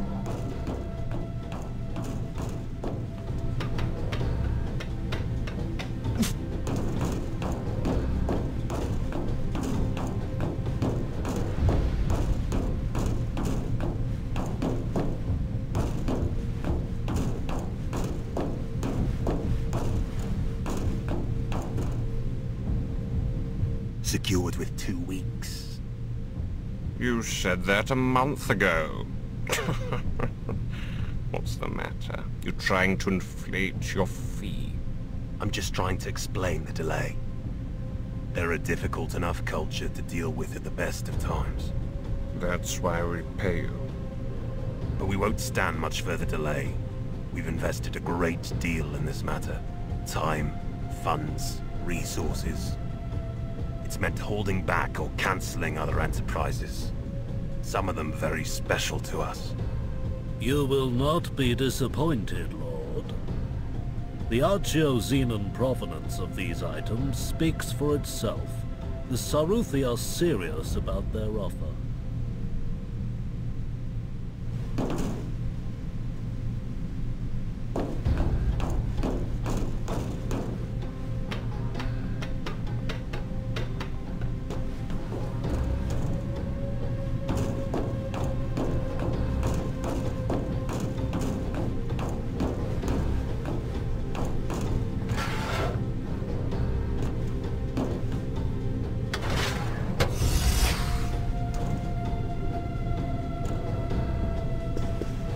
As I got closer, I could sense something terrible within.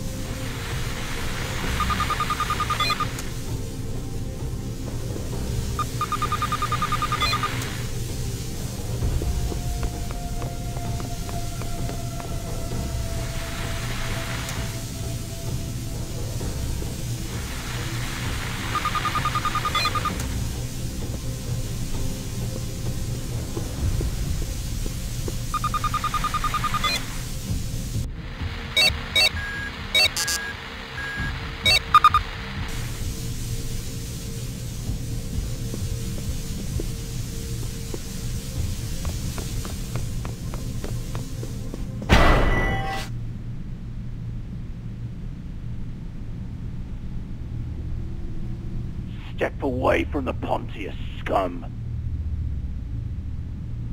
Don't make me repeat myself.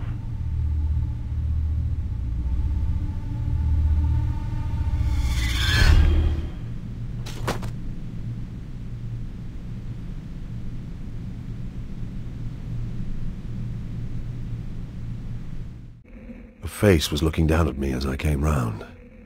A handsome face with blank eyes. The face started to say something. Then it combusted and melted away. And I realized it was just a dream. And I awoke properly into a world that was nothing but pain. Enough! Don't kill him! Enough, I said, Locke! Recognize this, Eisenhorn. Thought you'd wile your way in among us and then produce this crest and make us all cower in fear. Doesn't work that way with the House of Glor. We're not afraid of your kind. Then you are very foolish indeed. You think your friends are going to help you? We've rounded them all up. They're just down the cell block yonder. I'm perfectly serious. Others know I'm here, and you really don't want to be messing with a servant of the Inquisition, no matter how much at your mercy you think he is. Don't worry. I don't underestimate the Inquisition. I'm just not afraid of it. Now, there are some questions I'd like answers to. You got it wrong, Glor. It's you who will provide the answers. That is a Straussine neural scourge. Our friend Mr. Locke is quite an expert in its application. We were delighted when he volunteered to run this interrogation.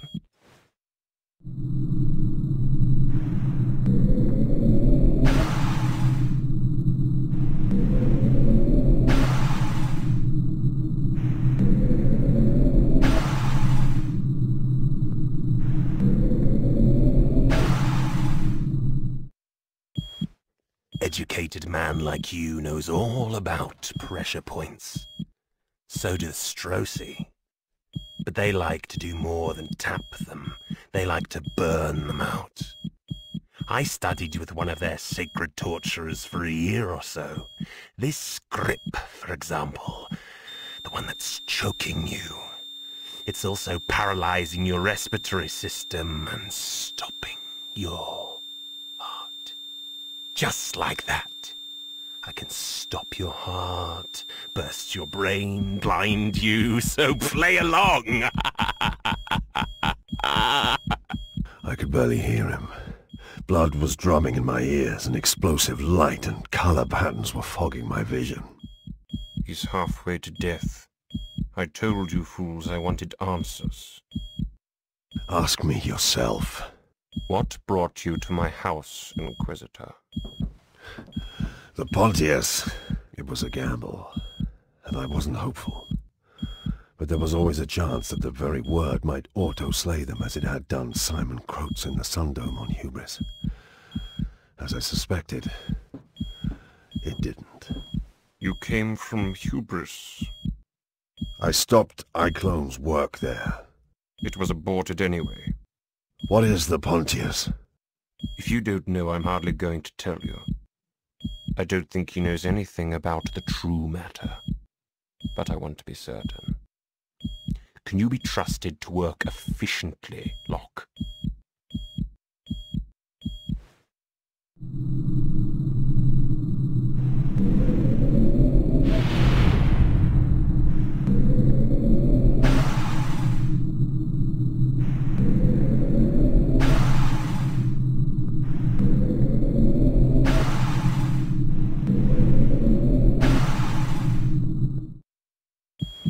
My index needle is lancing right into your parento-occipital sulcus, directly influencing your truth center. You cannot lie, no matter what. What do you know of the true matter? Nothing. What is your name? Gregor Eisenhorn. Where were you born? Dekera's world. Your first sexual conquest? I was 16. A maid in a skolam.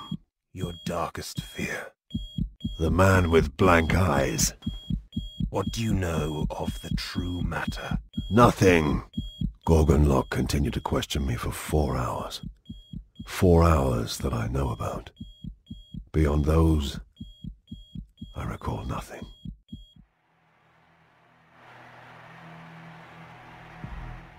Lie still, Gregor. You're with friends.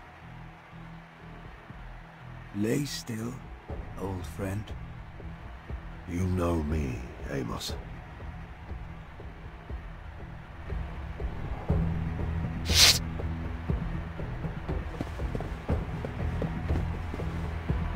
Are you really an Inquisitor, Sire Archibald?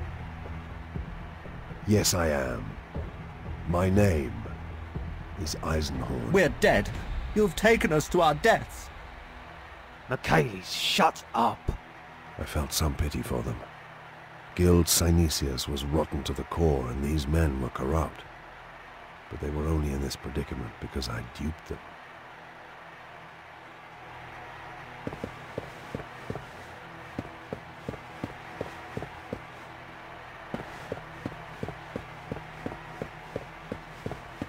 What do you know? We're as good as dead.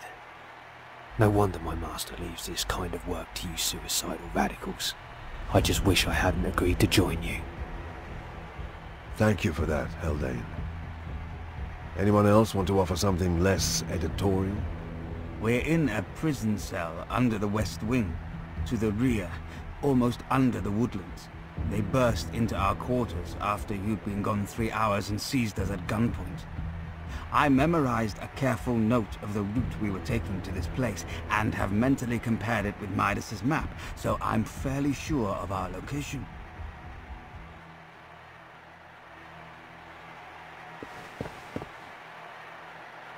What is it? At Milodox, a 10-gram dose. You look like you need it. I don't use drugs. At Milodox is a painkiller and a mind clearer. I don't care if you do drugs or not, I want that in your system if that gate opens. Why? Have you ever been to a pits fight? Prove yourself!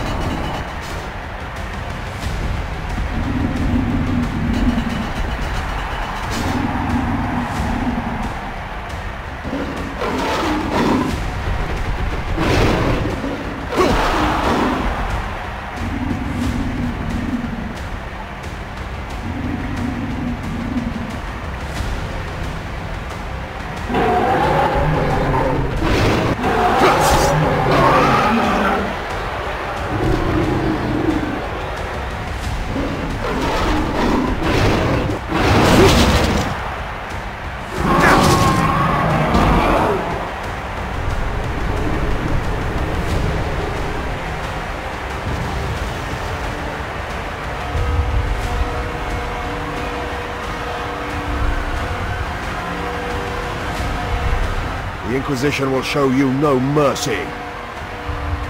Kill them now! Kill them!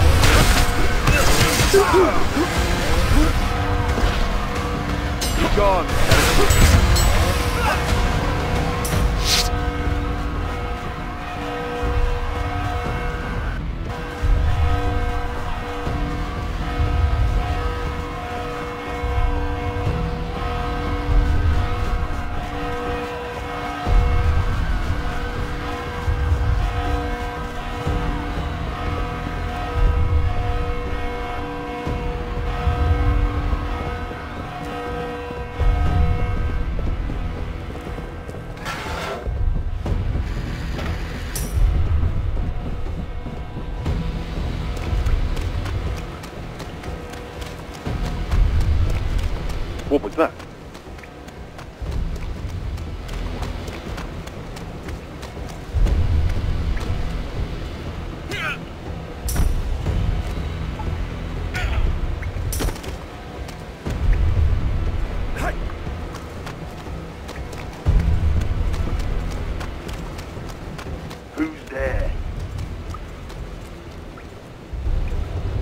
heard something.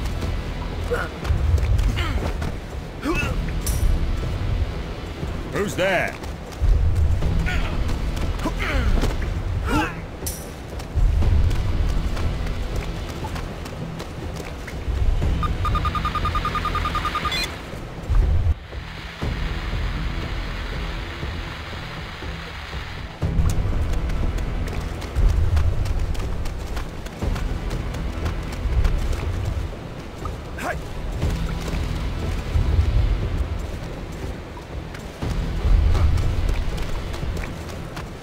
Eisenhorn! Die, scum! Still!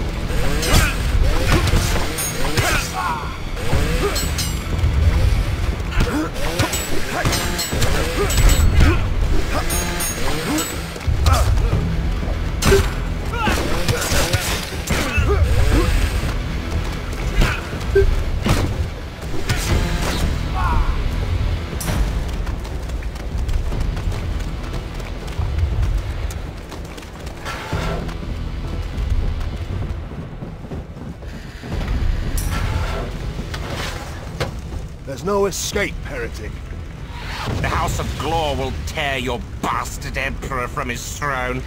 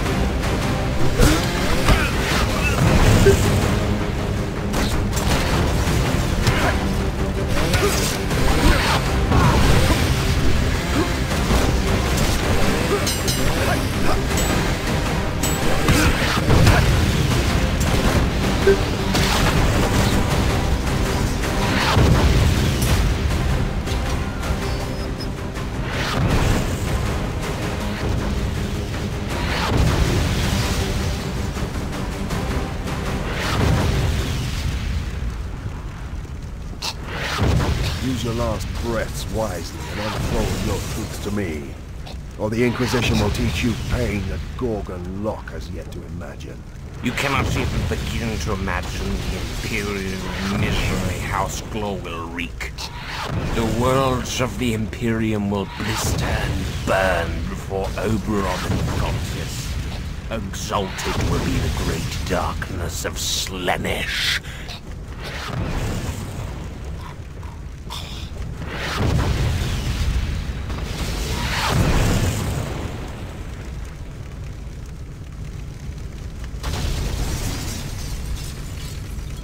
Where's Amos? The girl? Last I saw her, the Savant was bustling around somewhere making notes. I haven't seen Elizabeth since we freed them from the pit. Oberon Glor? No trace. Gorgon Locke? The churchman, Datso? They're all probably cinders in the craft that tried to escape. Decoys. The Glavian is right for my money. I'm glad naval security could serve you here, Inquisitor Eisenhorn.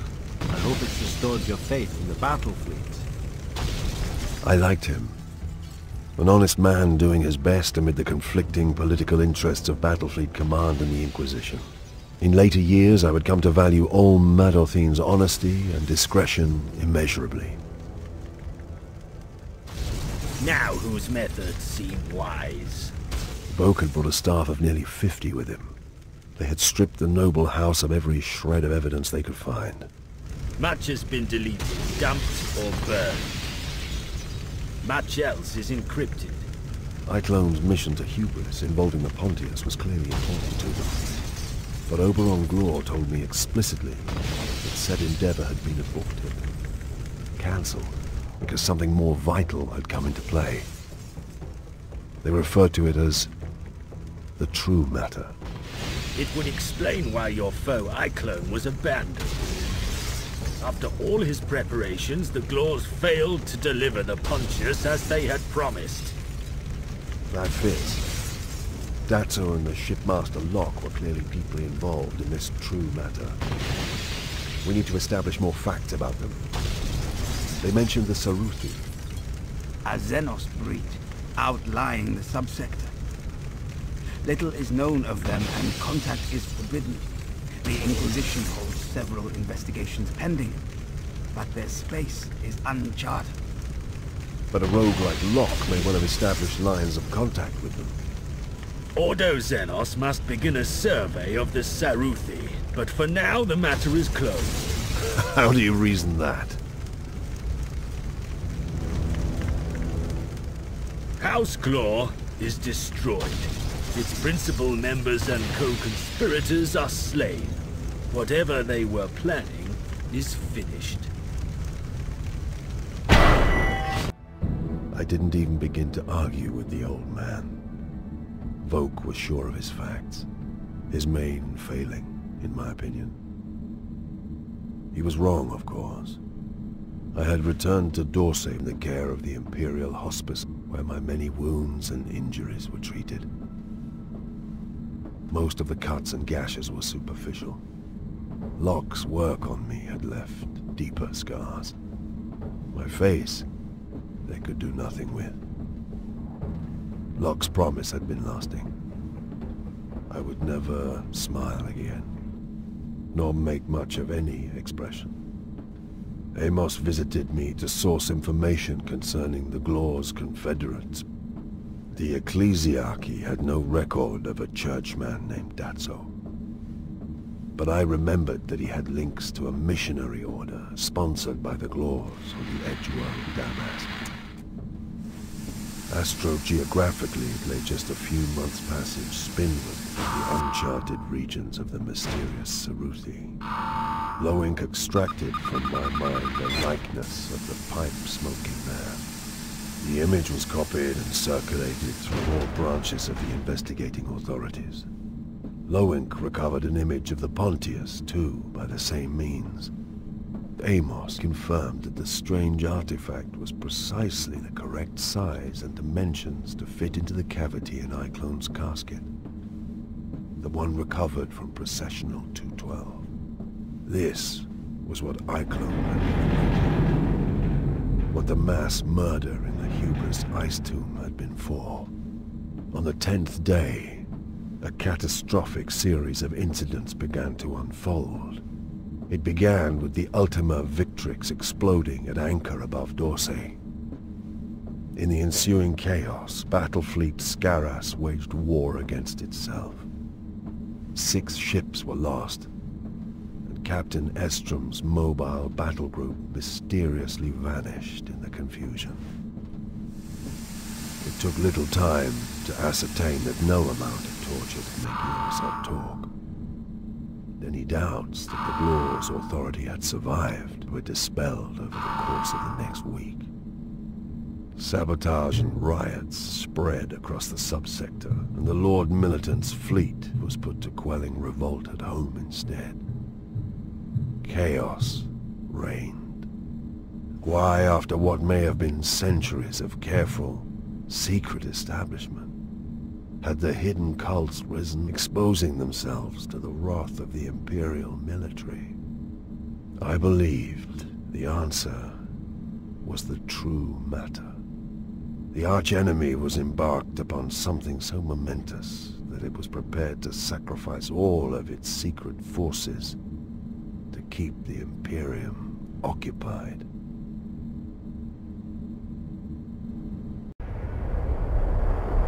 Damask was a harsh frontier planet at the very limit of the Helican subsector. One of 100 worthless, seldom visited places, and the location of the mysterious Datso's supposed mission. I've been sectioning the landscape as you requested, Inquisitor. The atmosphere is hindering my scans, but I'm getting there.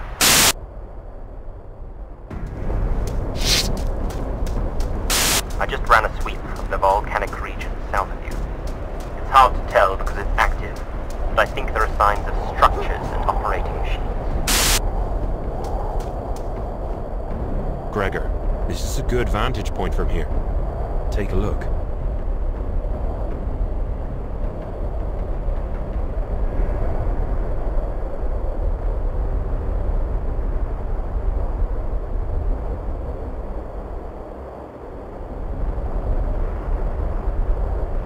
What the hell was that?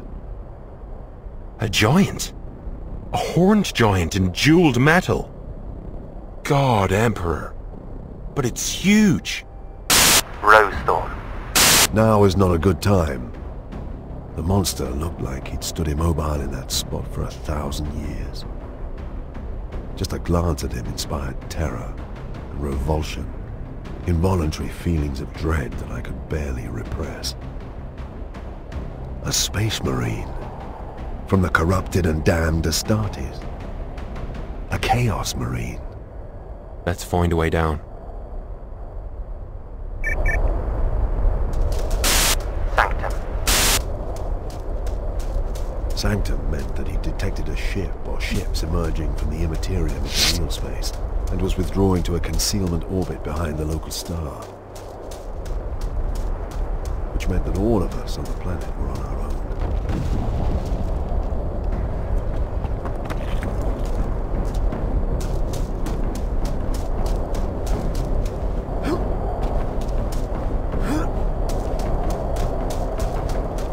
A natural cleft led down into the tunnels.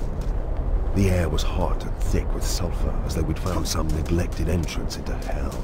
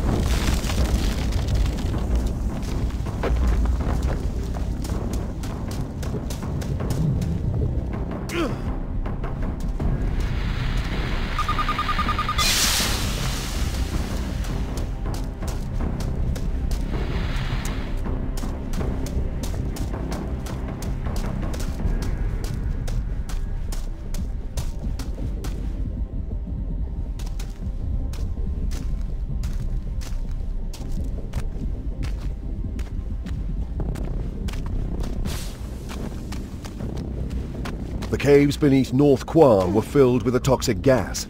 I had to move quickly.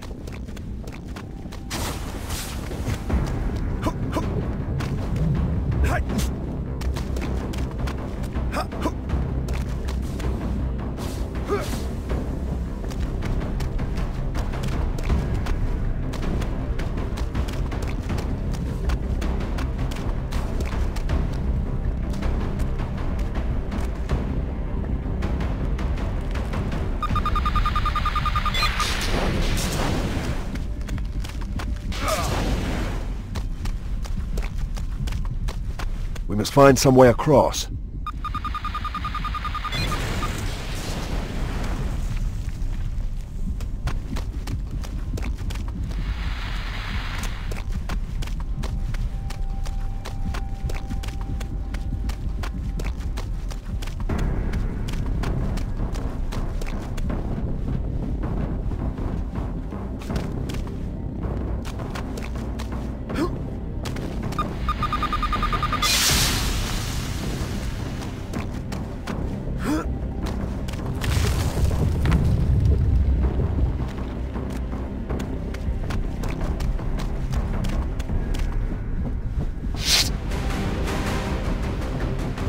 The gases are toxic.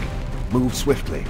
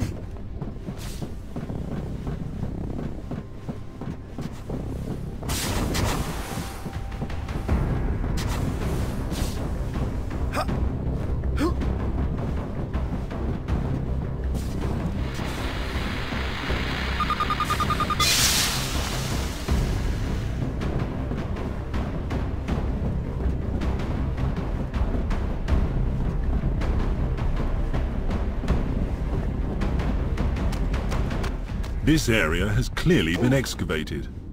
We are no longer in just natural caverns. This is old, but the damage is new. The wheel graves on Bonaventure. There were famous old sites in the Western Hills, made by races before man. They had been decorated once, I suppose, but the surfaces had been cut away, ransacked by later hands. It reminds me of this. There are many who make a trade in archaeological plunder, and if it's Xenos artifacts, the penalty is high.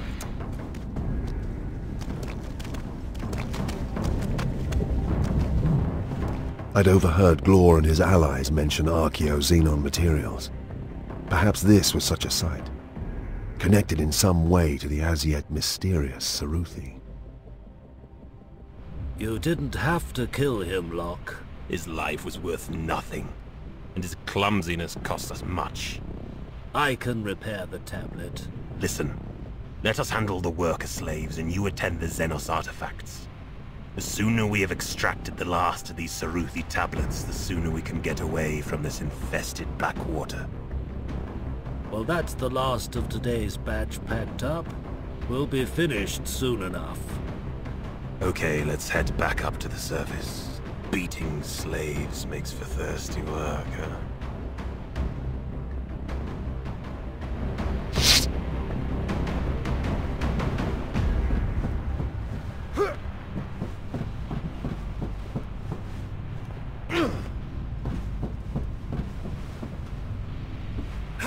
I began to feel the oppressive throb of the psychic veil shrouding North Qualm.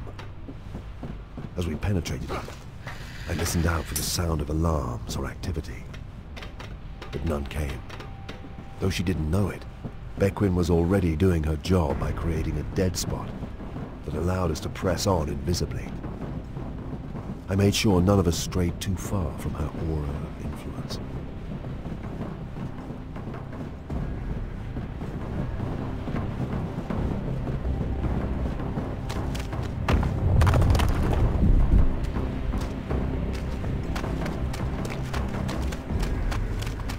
Be mindful of drones and cameras.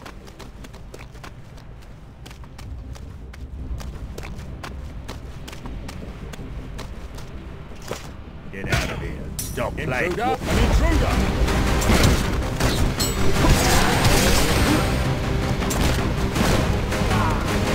What are you doing here?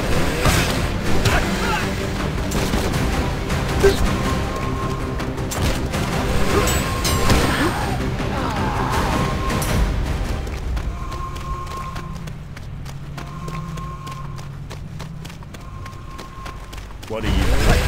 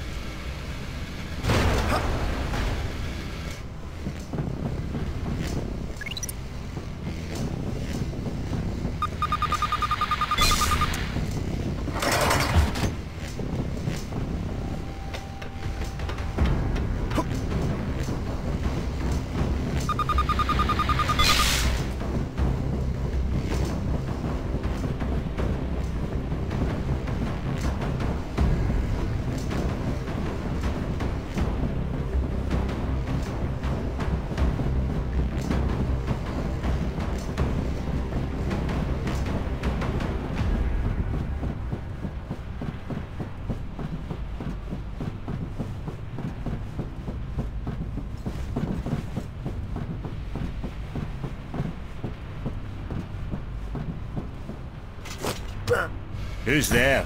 Intruder! Found you, scum! You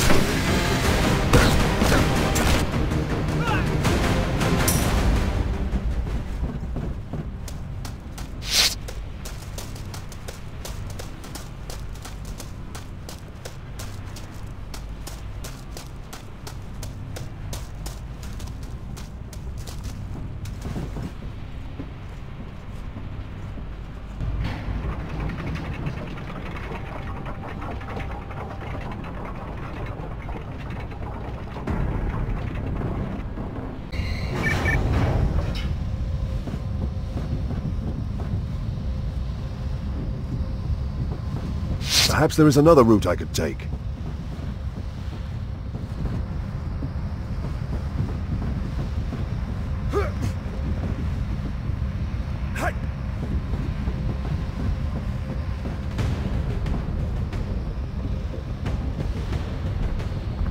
Without speaking, I could hear his voice in my head.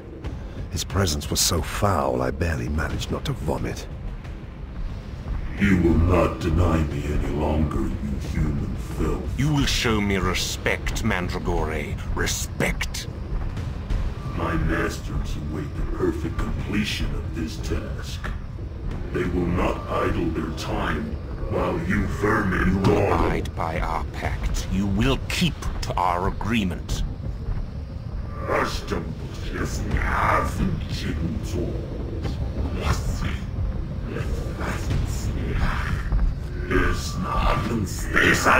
War carrier, Fulgrim, worthy of Slaanesh, champion of the Emperor's children. Your presence here honors us, but you will not seek to harm us. Never raise your hand to us again. Never. Datso was simply the most potent psyker I had ever encountered. With his mind alone, he had forced down one of the vilest of the traitors, a space marine sworn to the corrupt service of chaos. Eisenhorn. In that second, I realized that wherever Bequin had gone, it had Over left us there. exposed, Where is outside the veil of her untouchable aura. Search over there. This way.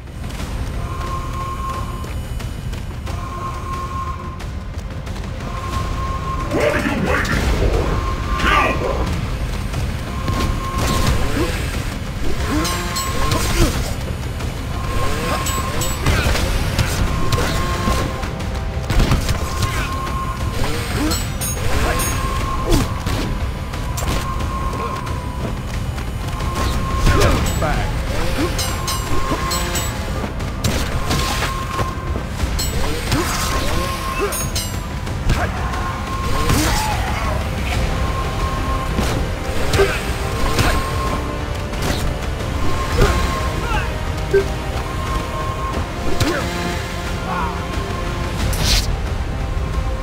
Nothing. Keep looking.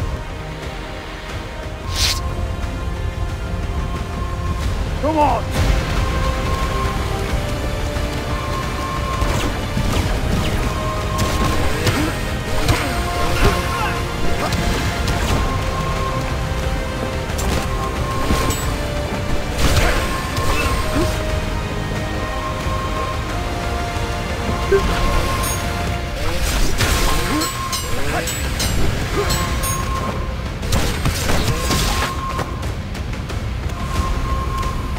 Where is he? Come on! Where is he? Keep looking. Over there! There.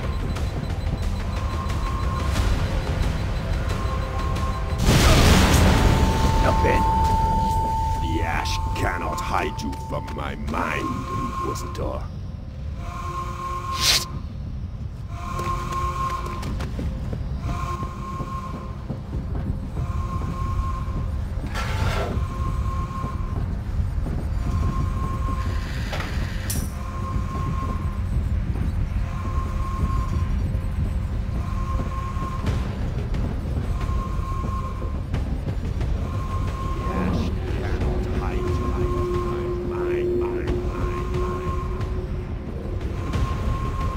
Alpha 1, come in. What's going on?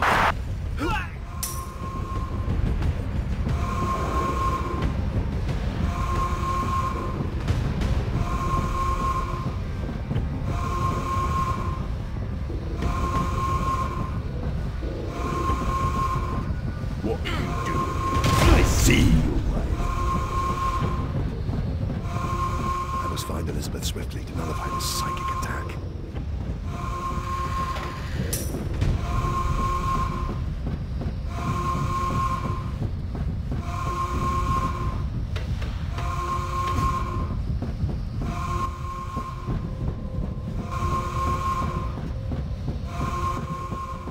What was that? Hey, you! Stop!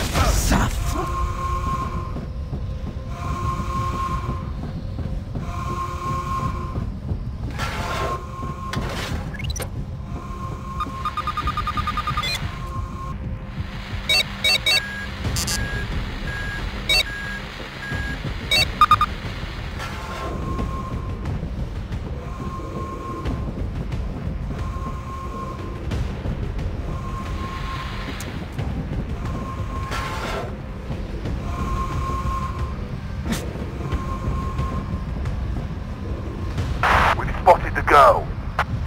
I'm on my way.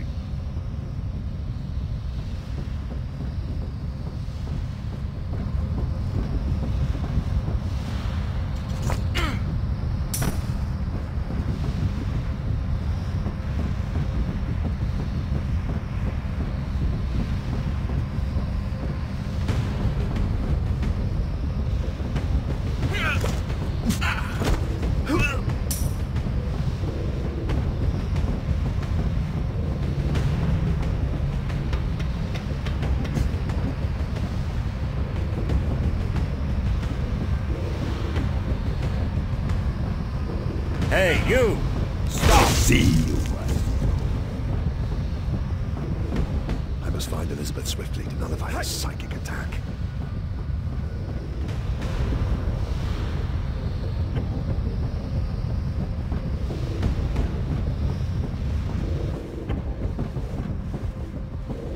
Who's there?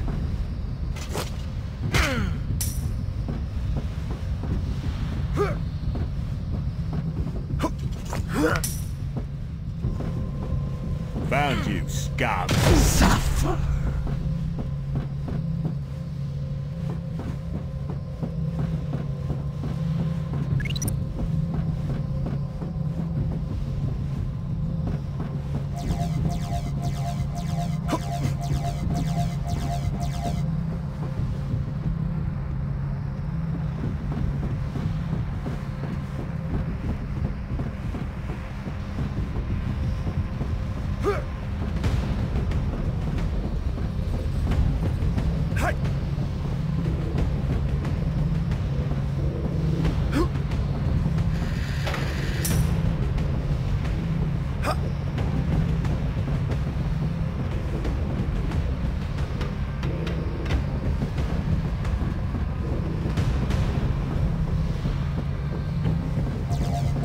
Intruder!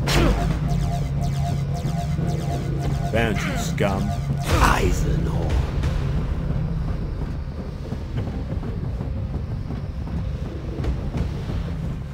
Who's there? Hey, you! Stop!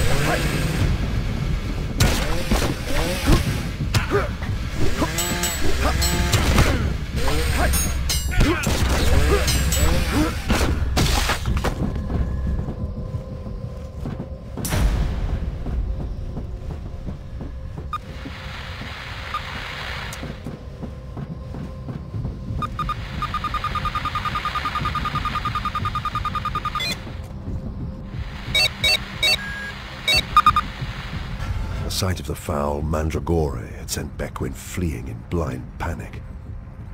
Like me, she'd made the mistake of looking at the runes and marks on his vile armor. Unlike me, she hadn't had the sense to look away. She couldn't speak. She barely registered us. But we were back inside her muzzling aura and out of Datso's clutches for the moment. What now? They'll regroup quickly enough. Midas is coming. We have to get back to the landing yard. It's the only area big enough for him to set down in. He's going to fly into this? He'll be killed. And even if he does pick us up, they'll launch interceptors from the fleet. They'll launch them the moment he powers up for takeoff. It'll be tight. Thorn attending Aegis, main yard area. Aegis, main yard and 5. The heavens fallen.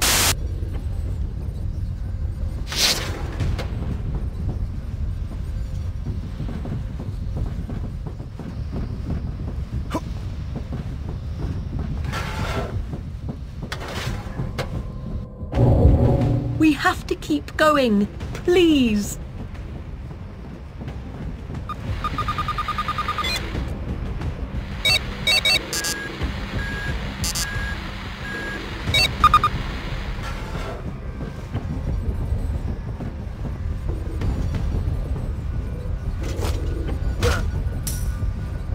What was that?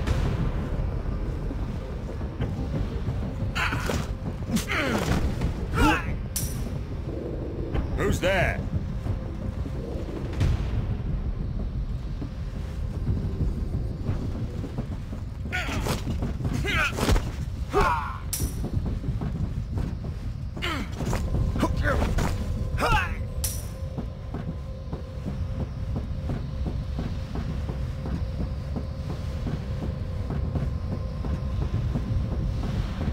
Intruder. You've made it you, intruder.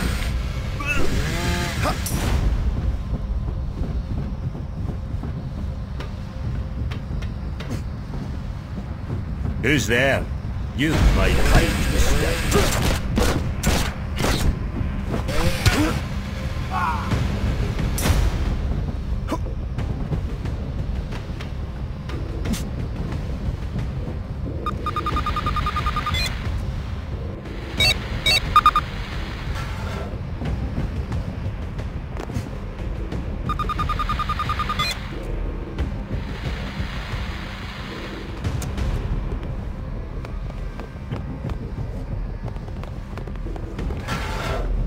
As I got closer, I could sense something terrible within.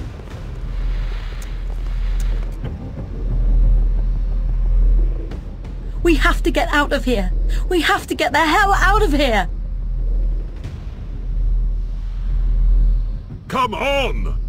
Eisenhorn, what are you playing at? These are Glor's things. Aegis, main yard and 2. Got it. Let's move.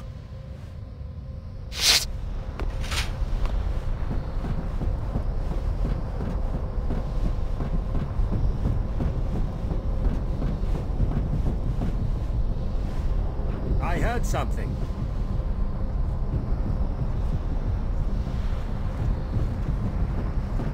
What was that? Hey, you! Stop!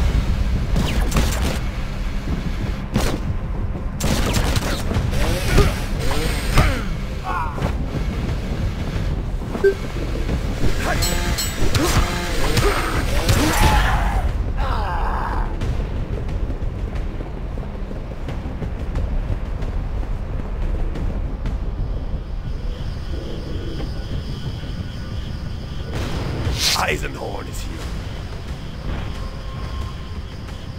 Die!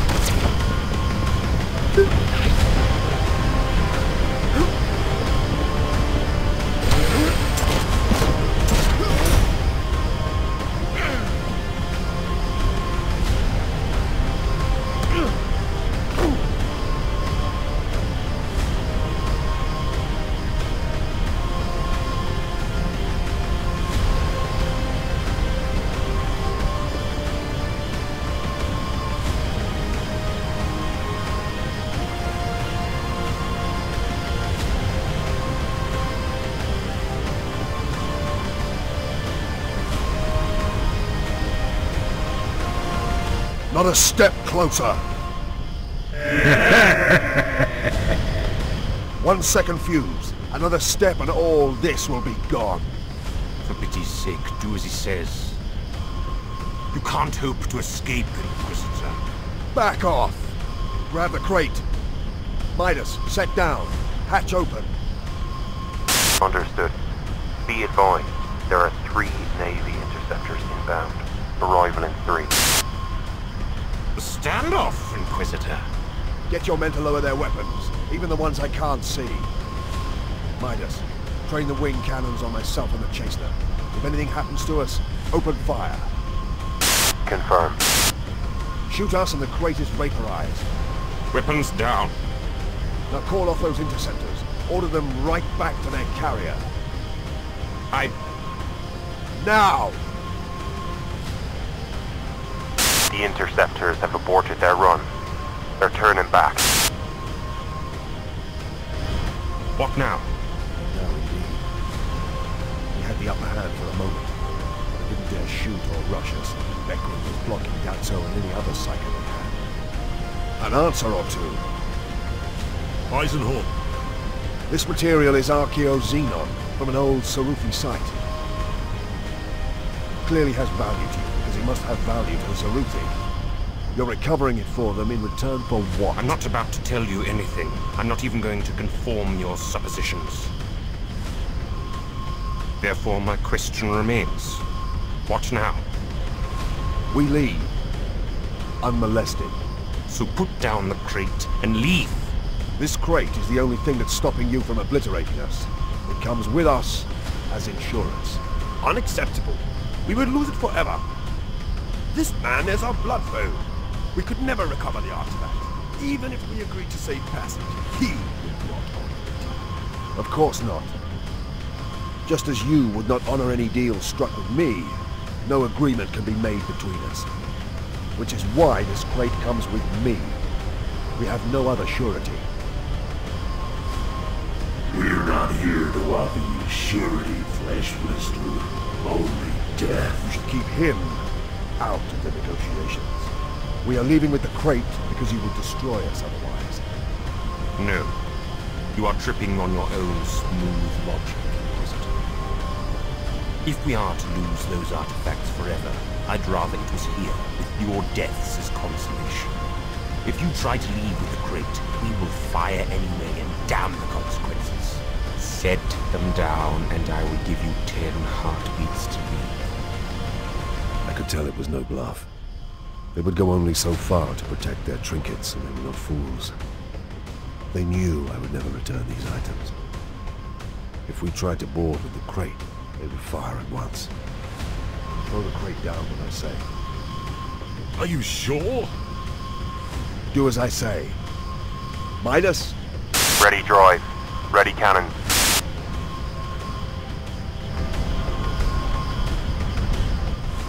Now!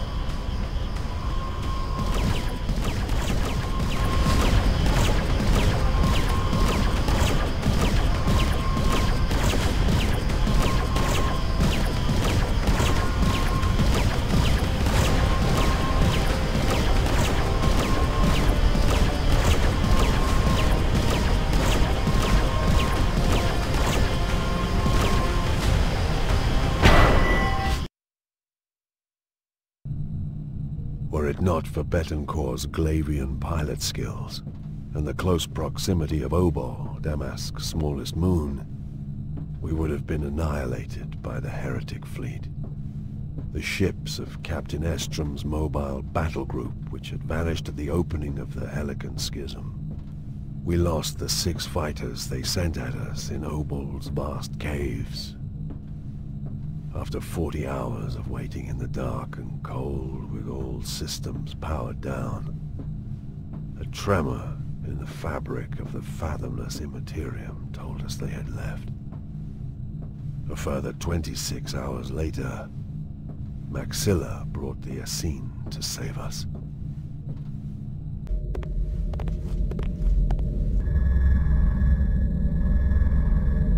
How do you fare, Inquisitor?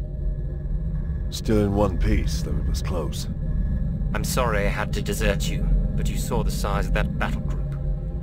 I'm hoping you can tell me where it went. Naturally. The navigators have analyzed the warp wake of the departing fleet and made a number of algorithmic computations.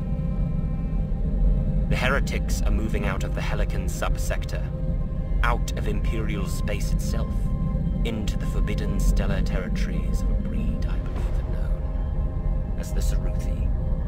I had guessed as much. But that in itself is a considerable area, more than a dozen systems. We need specifics. Our charts have it as KCX-1288. Under optimal conditions, it's 30 weeks away from there. Of course, they will presume us to be following. Even if they think you're dead, they'll know you must have had a starship bring you here. One they couldn't find. What do you know of the Saruthi and their territory? Nothing. I've never traveled there.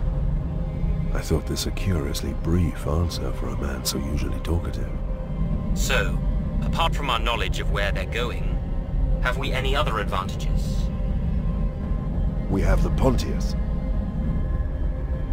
We are almost done with our preparations to activate the foul mechanism. Almost? Yes. Even in its dormant state, the device is releasing energies. I am concerned we may not be able to stabilize the device for activation safely.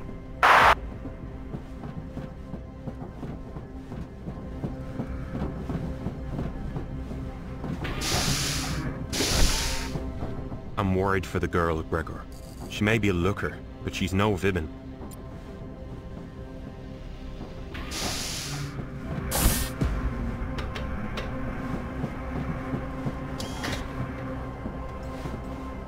I have notified the Inquisition of our progress as you requested, Master.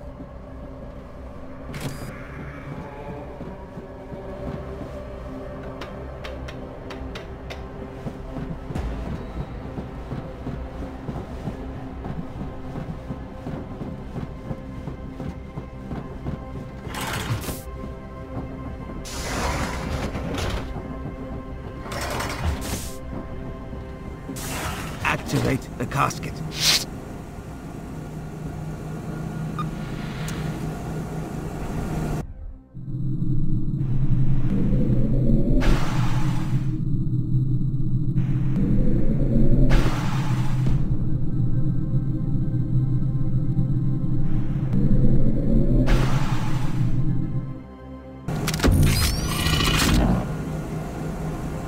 Gregor, the power source.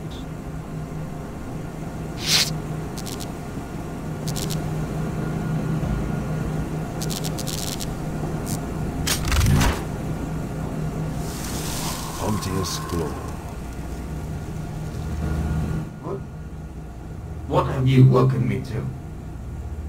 What is the last thing you remember, Promises. Promises. Where is Urizel?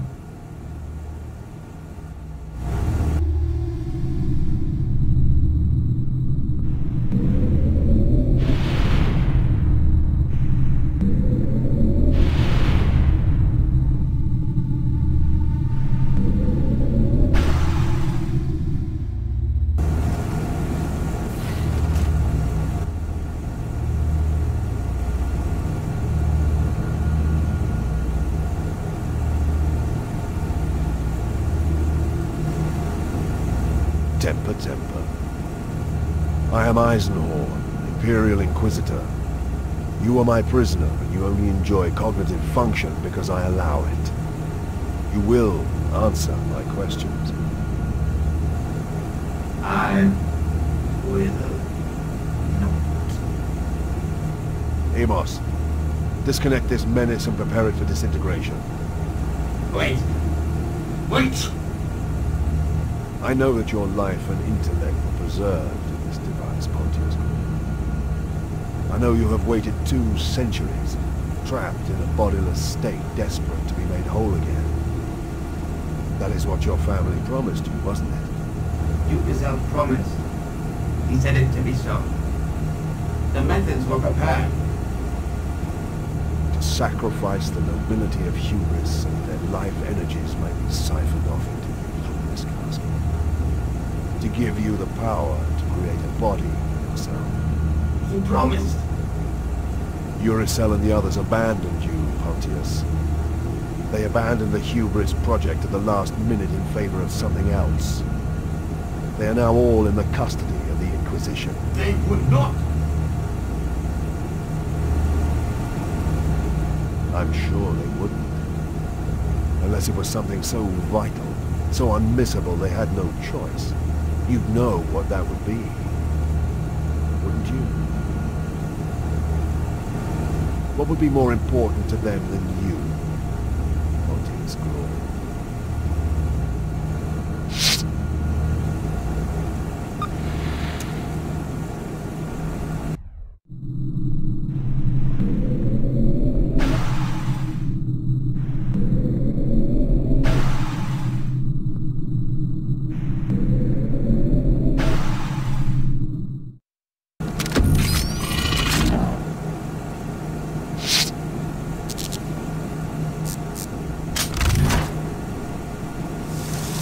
They are not called. What? Who are not? My brethren, not you. If you had them, you would not be asking these questions. They are free of answering more questions. Not at all. You know how it is. So many lies, so many conflicting stories. Your pitiful family trying to sell each other out in exchange for freedom. I came to you for the truth. No. Credible, but no. You know what it is, Pontius. No. You know what it is. They woke you from time to time to keep you informed. Woke you from the oblivion that surrounds you in that globe. Beneath House Glor, for example, in that chapel they built to contain you. I saw you there. You subdued me with your power. I would do so again. You know what it is. They told you. No. You're lying. Not much use then. We're just beginning. Perhaps I should try. How? Exactly.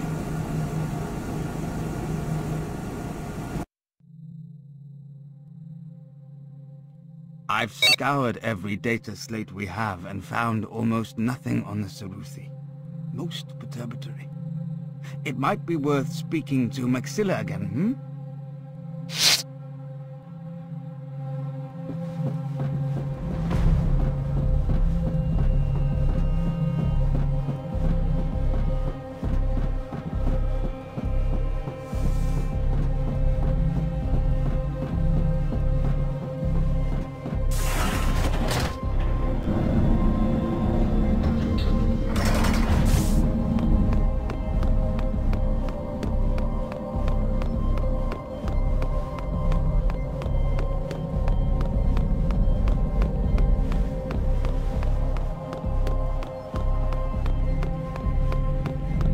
Tobias.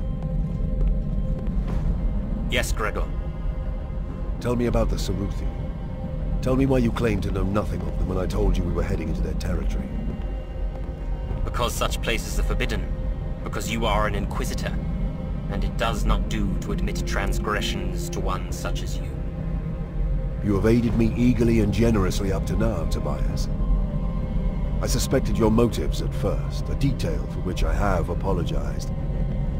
I see now you are as keen to serve the Emperor of Mankind as I. It troubles me that you would withhold information now. It does more than trouble me, Gregor. It has plagued me. A crisis of conscience. It is time to speak, then. Imperial knowledge of the Saruthi is scant, and as you say, forbidden. I am more than aware that rogue traders know a great deal more about the outside systems and their species than we do. You are no rogue, but you are of the merchant elite. I think it unlikely that you have never come across any information pertaining to this Xenos breed.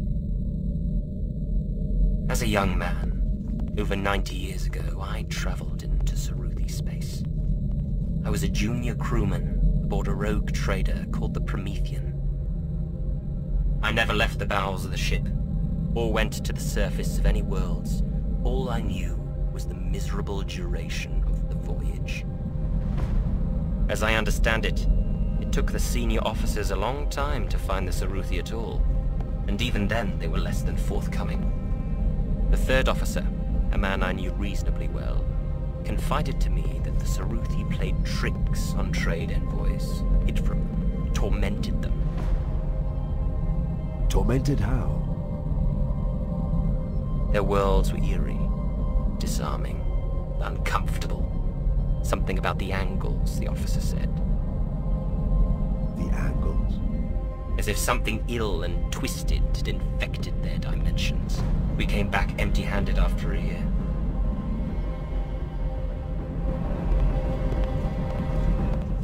Many of the crew quit and left the Promethean on our return. Especially when the captain declared he was going to try again. I quit then too, but only because I couldn't face another year below decks. Perhaps you can see why I was unwilling to tell you these things before. Because there is nothing useful to tell, except to incriminate myself by admitting I had gone beyond. In future, do not hold information back from me. I will not. Tobias, you say the voyage of the Promethean was long and fruitless, and the crew members were tormented by the beings they eventually encountered. Do you not have misgivings about returning here? Of course. But I am bound to serve you as an agent of the Emperor, and I will do so without question. Besides, part of me is curious. Curious? I want to see the Saruthi with my own eyes.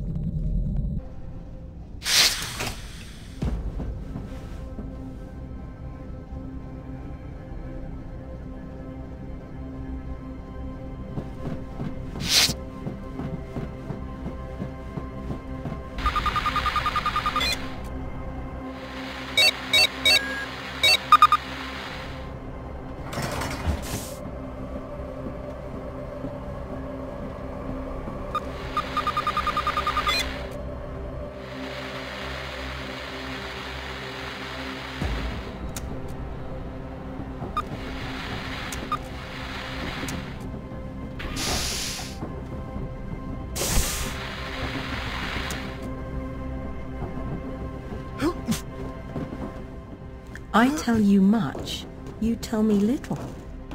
That was not the deal, Pontius. How can I communicate your will to your allies if I know nothing of the true matter? You should go before they discover you. Eisenhorn is becoming suspicious. Tell me, Pontius. We're nearly there. The window for communicating with your allies is closing. The necrotube. That is what we are after, Elizabeth. The necrotube. The necrotube. I had wondered what could be so precious, so important as to galvanize our enemies so, make them risk so much. I had my answer. Legend said the last extant copy of that abominable work had been destroyed millennia before. Except that by some means, in antique ages past, a copy had come into the hands of the Saruthi race, and now they were preparing to trade it back to Glor's Imperial heretics. The Essene burst back into real space, deep within system KCX-1288 on the 31st week of the voyage. The local star was a vast, swollen fireball, pulsing and retching out its last few million years of life. Alarms and sirens shrilled as the Essene was battered by immeasurable radiation and waves of searing star debris. The whole system was in a state of collapse.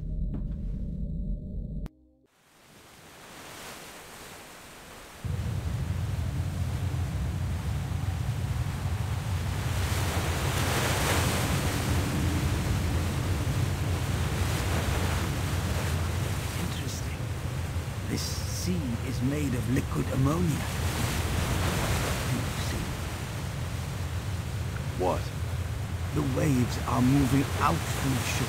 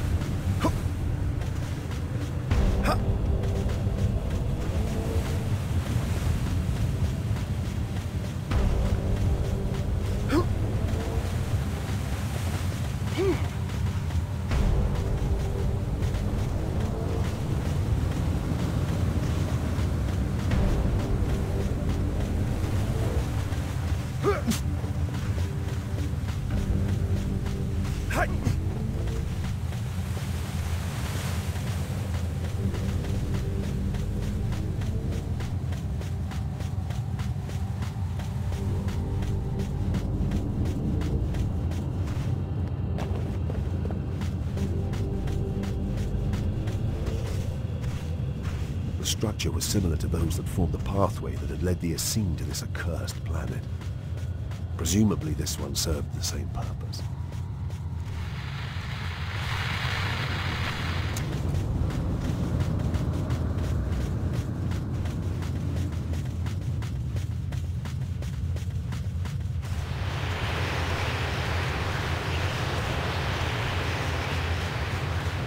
There was no wind here a moment ago. Not the slightest breath of air. The planet exuded an overwhelming sense of wrongness. From these great irregular polygons to the odd angled tiles in the sand. Like some subtle and ingenious trap devised to slowly break the mind.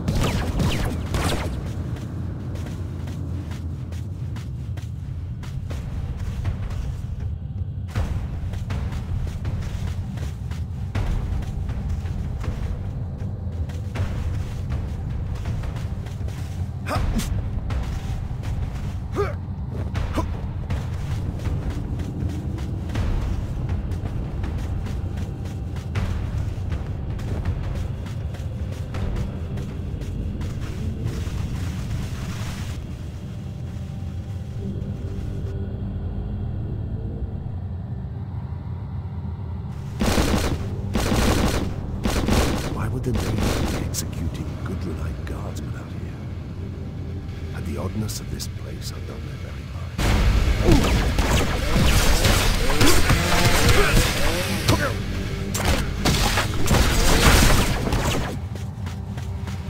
Be gone, heretic!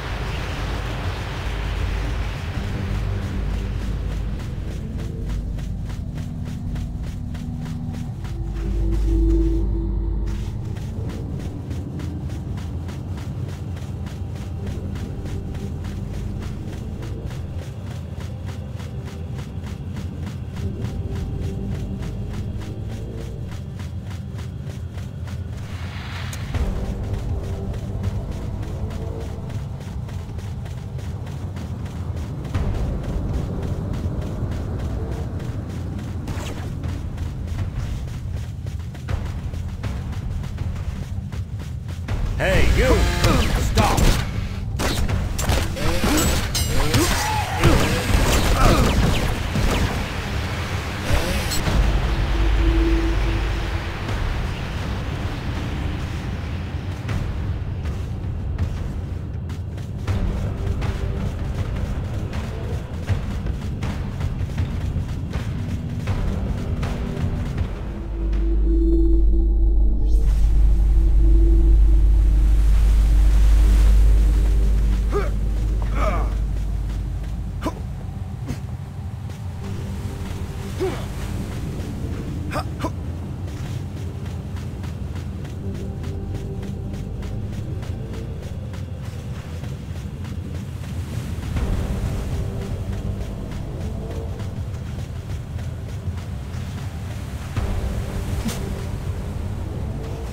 Look!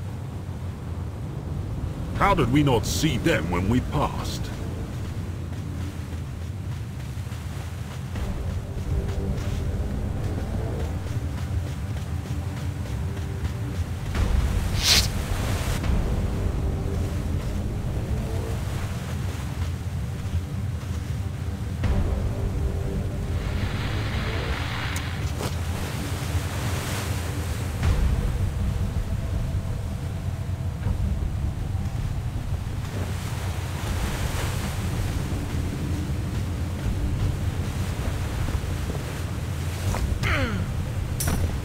intruder! Hey, you, stop!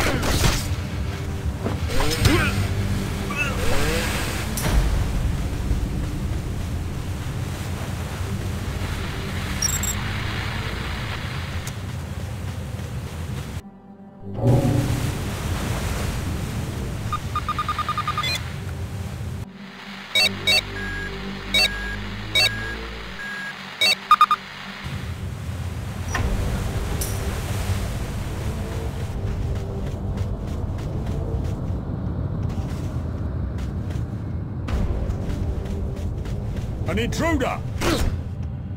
Hey, huge mistake.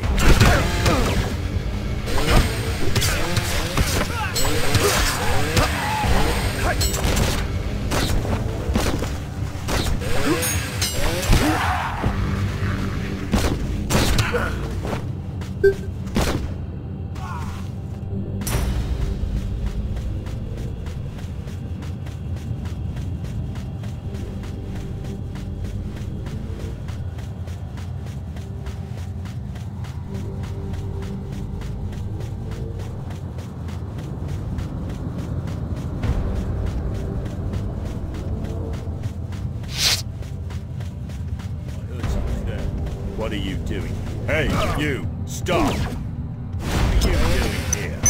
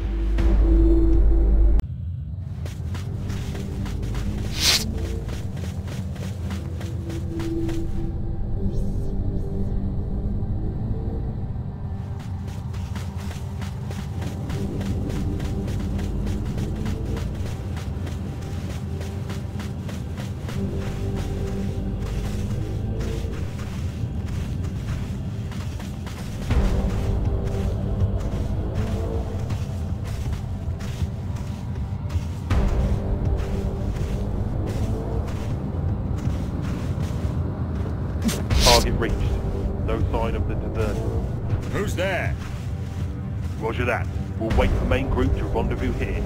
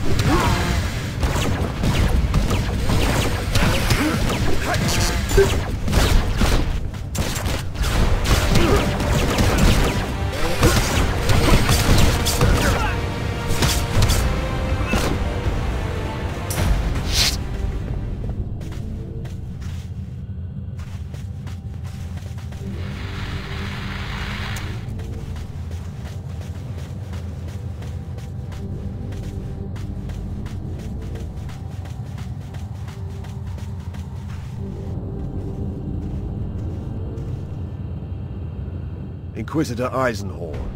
And you are? Sergeant Neil Juris, 2nd Battalion, 50th Gudrunite Rifles.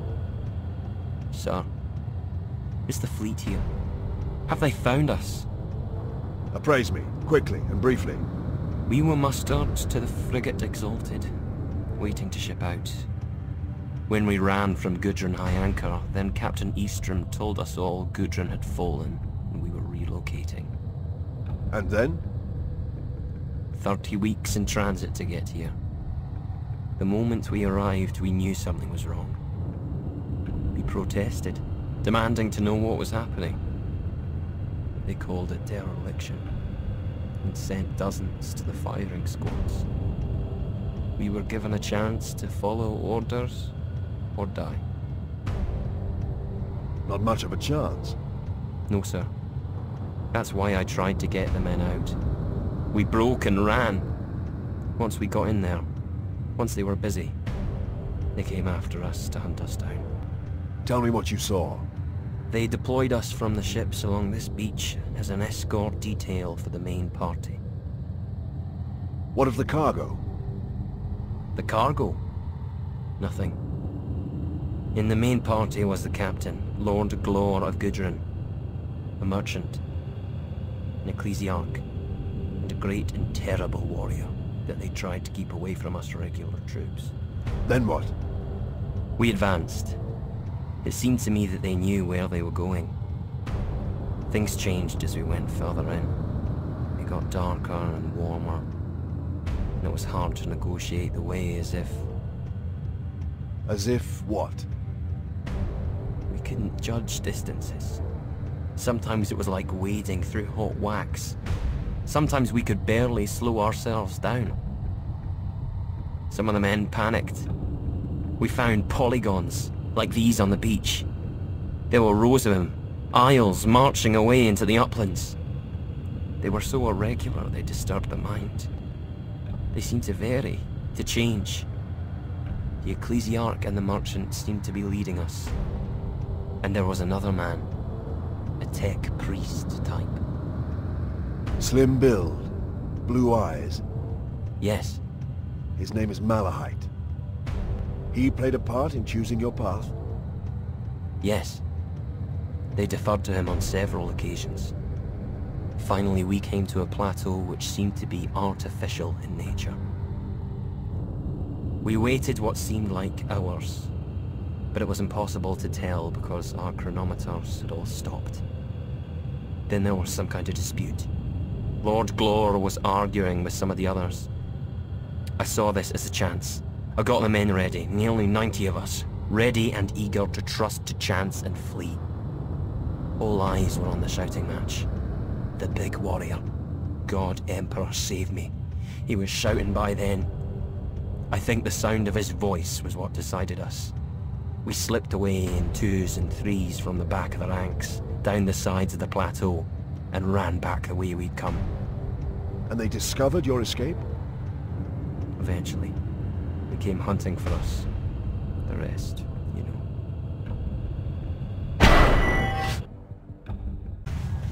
We stripped the fallen of uniforms and disguised ourselves as best we could. The Gudrunite riflemen may have been inexperienced men on the edge of madness, but they were no cowards. Jerus led us into the camp, which our quarry had set close to the location of the Saruthi trade.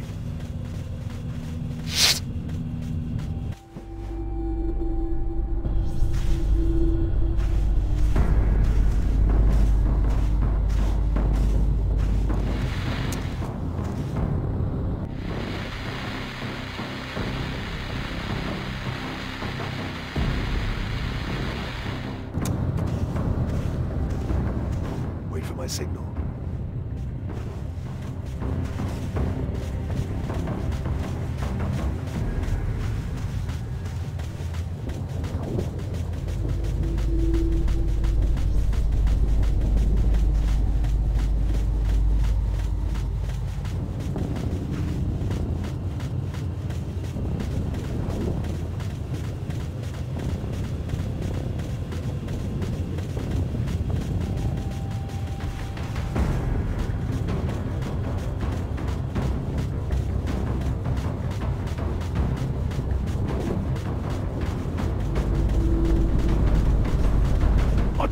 sign up for this.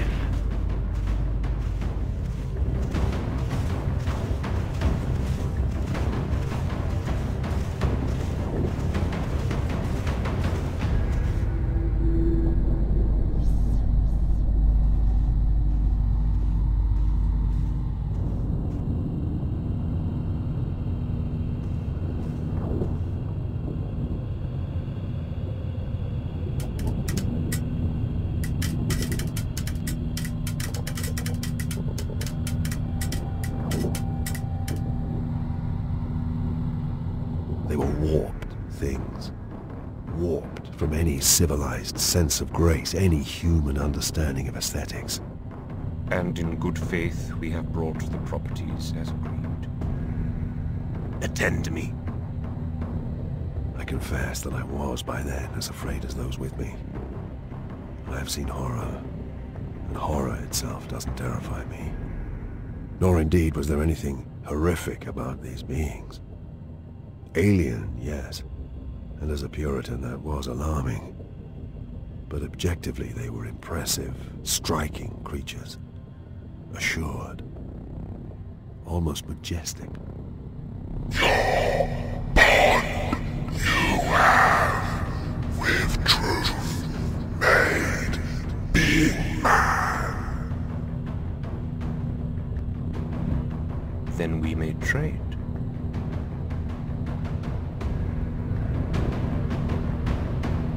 Well, Ecclesiarch, we need confirmation.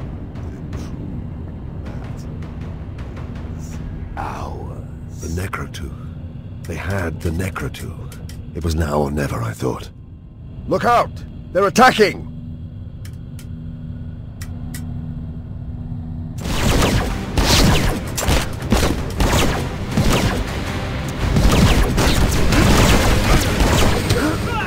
To me, men! To me!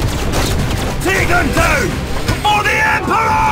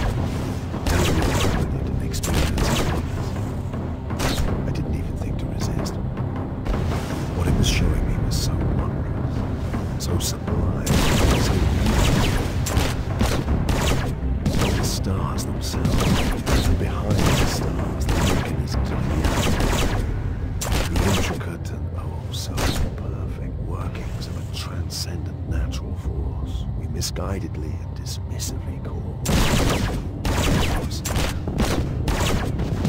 I undid the wild grasps.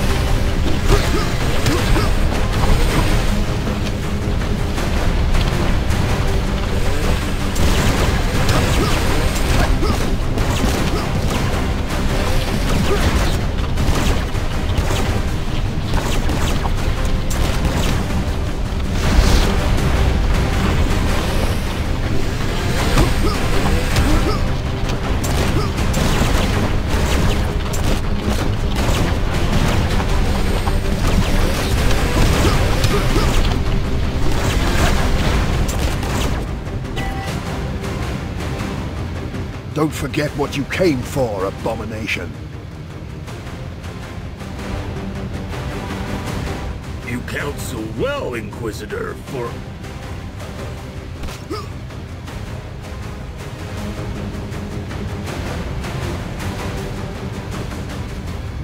I bent down, torn by duty. The thing should be destroyed. But could not the Inquisition and the Imperium as a whole benefit from the infinite truths it contained? Had I even the right to destroy something so priceless? The Puritan part of me had no doubt.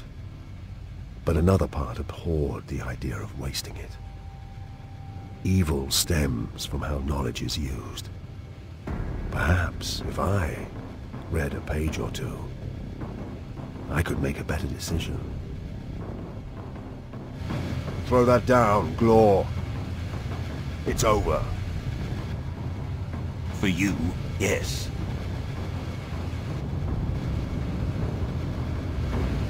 I shook my head to cast away the insidious thoughts. The last few pockets of fighting were playing out, and the Saruthi had gone, taking even their corpses with them. It seemed to me the Gudrunites had overwhelmed the troopers by sheer numbers. Few figures were still standing, and I could see none of my companions.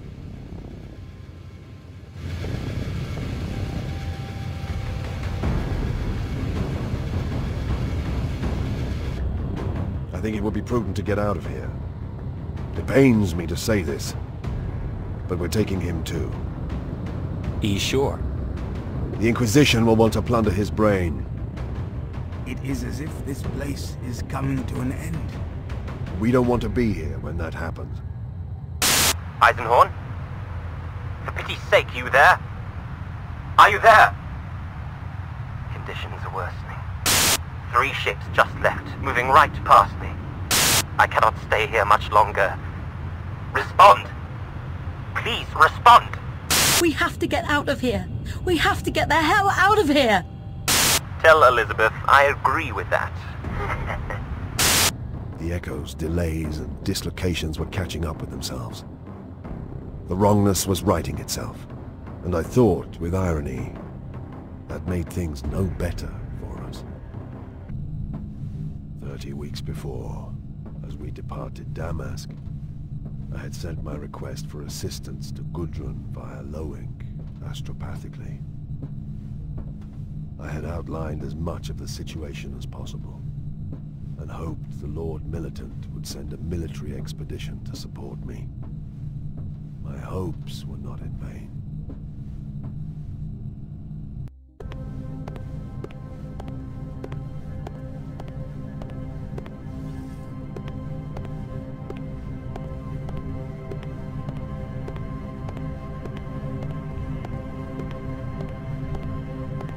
How goes the uprising? Well enough, Inquisitor. We understand the Lord Militant has declared the Helican Schism over and quashed. though pacification wars are still raging across Thracia. Losses? Considerable. Mainly to the population and materials of the world affected, though some fleet and guard units have taken a beating. Lord Glor's treason has cost the Imperium dear. Glor's treason has cost him his life. His body rots on a nameless world in the system behind us. Your master will be pleased.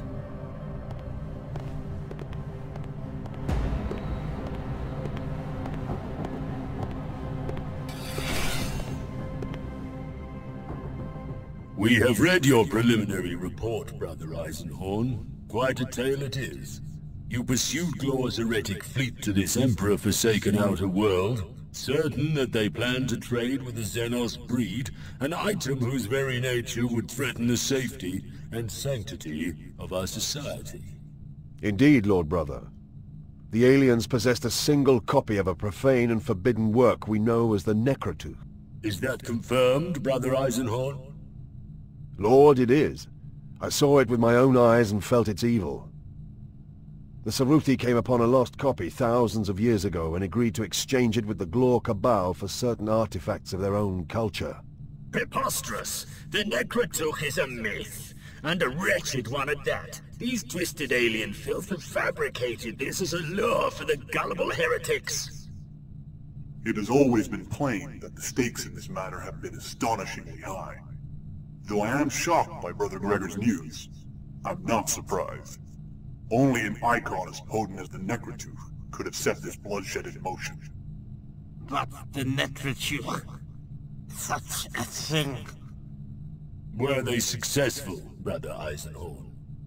No, Lord Brother, they were not. The aliens were driven off and most of the heretics' advance guard, including Lord Glor and Mandragore, a blasphemous child of the Emperor allied to his cause, was slain. Some heretics escaped your purge. 2 key conspirators, brother.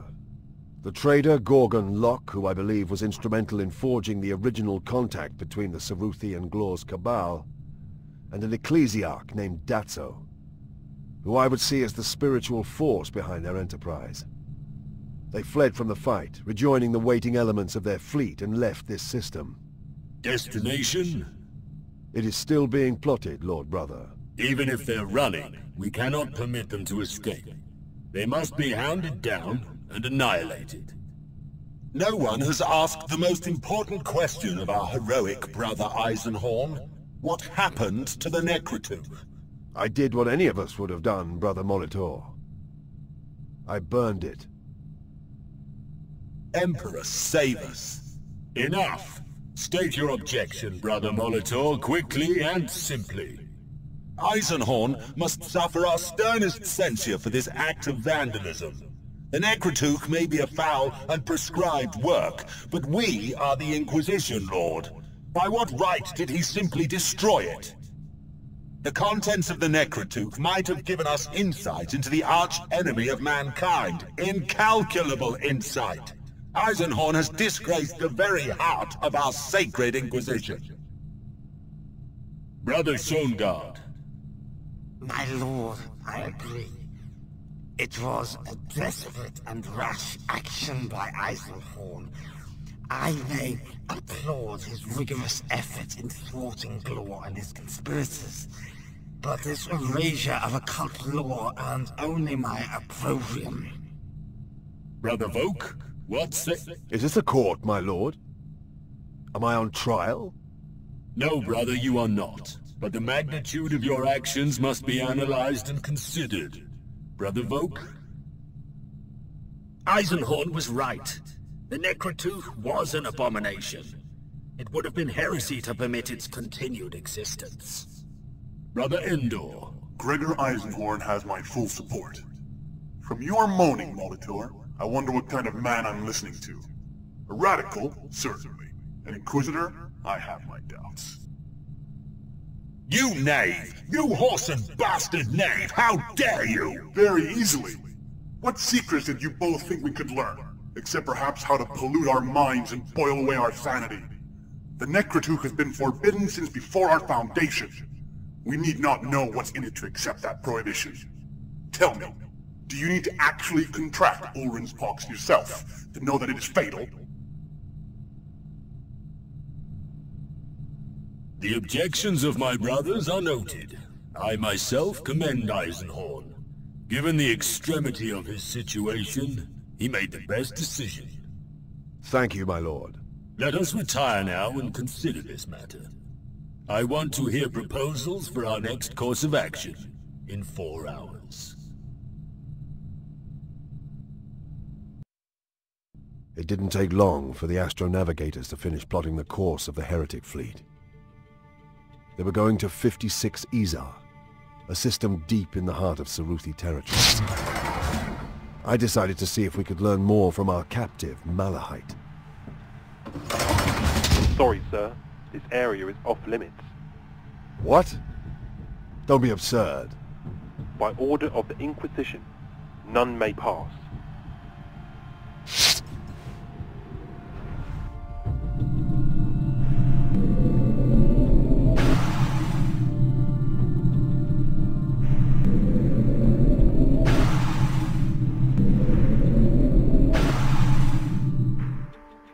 Stand aside. Yes, Inquisitor.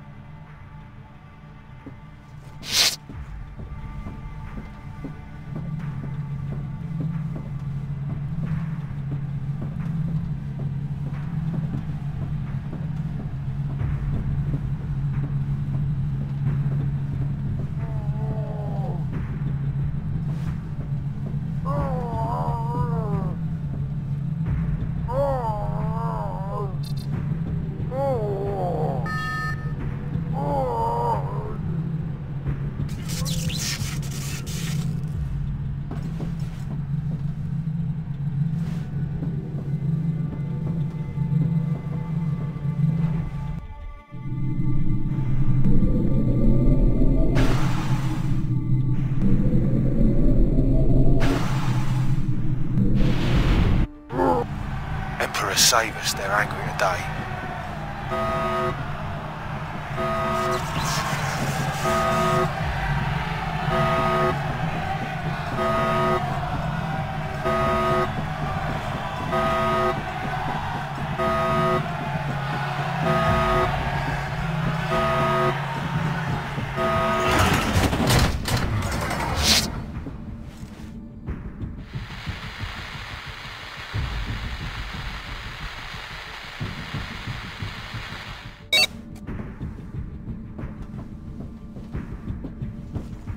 Another Inquisitor?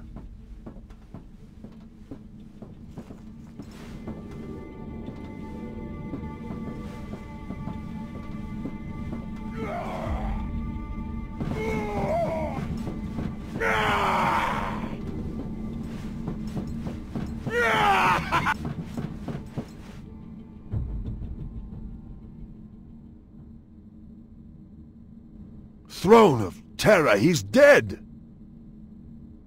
What in the name of the Emperor is going on here?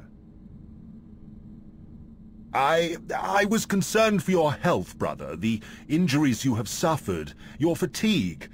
Malahite had to be interrogated with all speed, and thought I would ease your burden by commencing the, Monitor!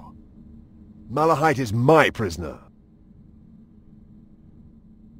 Please, Inquisitor Eisenhorn, this is an unfortunate mistake. We will make reparations. Put away your weapon. Every inch of skin had been peeled from his body. Whatever secrets they'd torn from him, they wouldn't divulge to me. Malahite's corpse was placed in a stasis field. And Lord Rorken demanded an auto seance be performed forthwith. I lead, but with Volk's help, and Loink channeling the astropathic choir.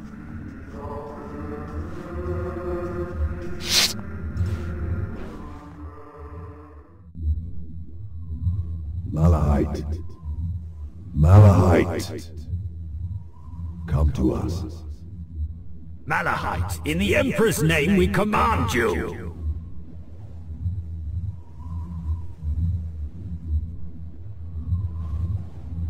I am here. See what we have dug up. Will you cooperate? I have not time. I must work.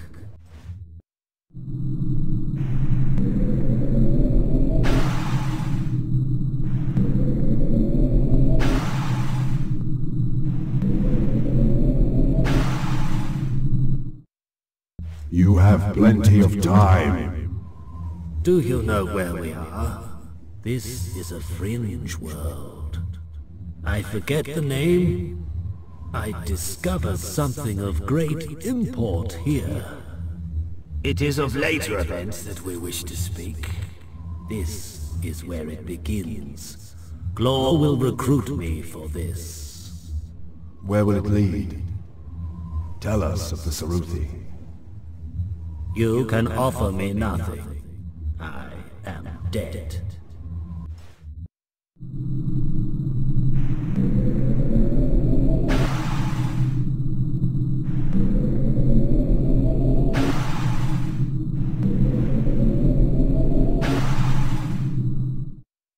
We can save you from the fate doomed to you by the House of Glor.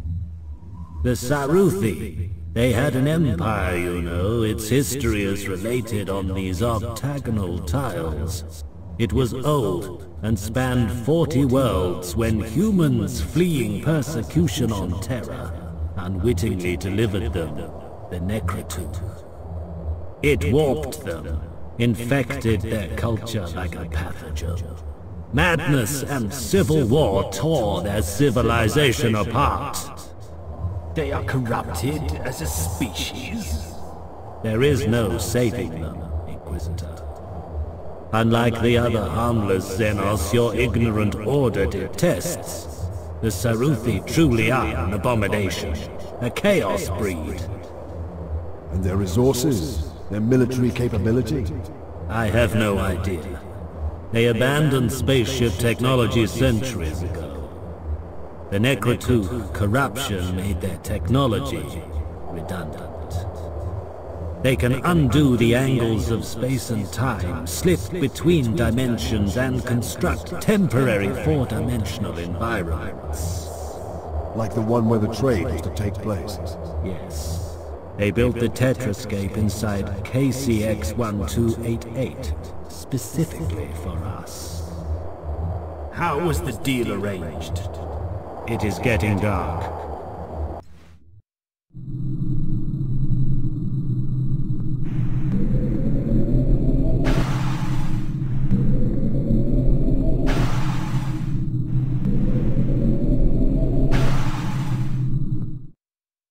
We have only so much time to save your soul. How was the deal arranged? Locke, the rogue trader, he made contact with them. They agreed to trade in exchange for the return of artifacts and treasures from worlds they had abandoned and no longer had access to. But the Necrotooth must have been precious to them. It was in their souls, in their minds, woven into their genetic code by them. The book itself was incidental. Eisenhorn, something is not quite right here. But the Necrotooth is destroyed. The trade prevented, and House Glor is shattered and defeated. So why are Locke and Datso leading their fleet into Saruthi territory? Do you not feel the cold?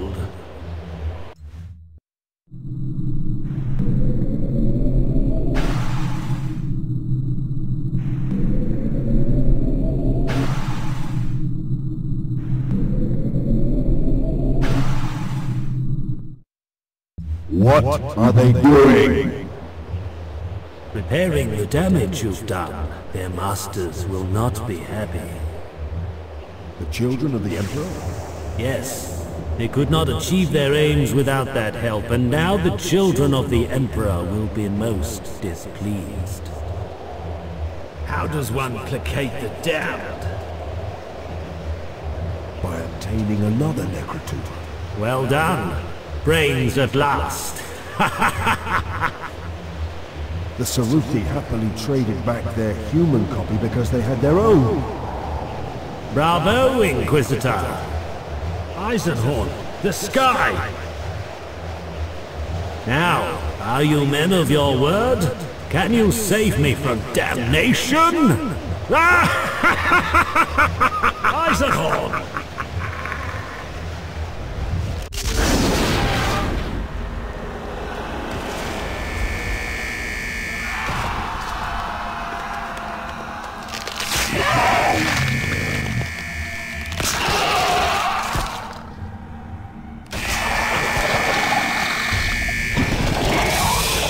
Get help!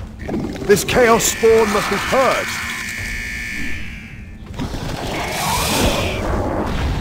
Chaos filth, there is no sanctuary here!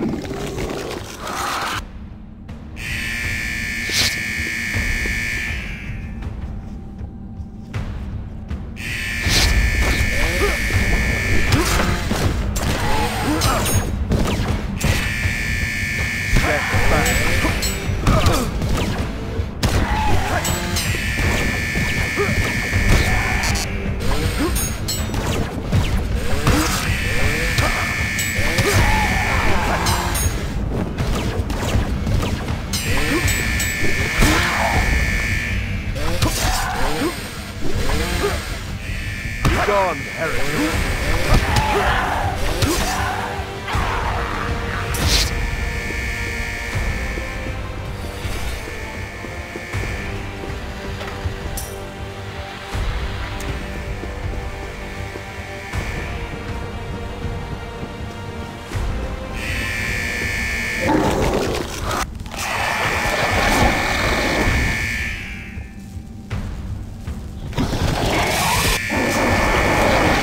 You cannot escape me, abomination!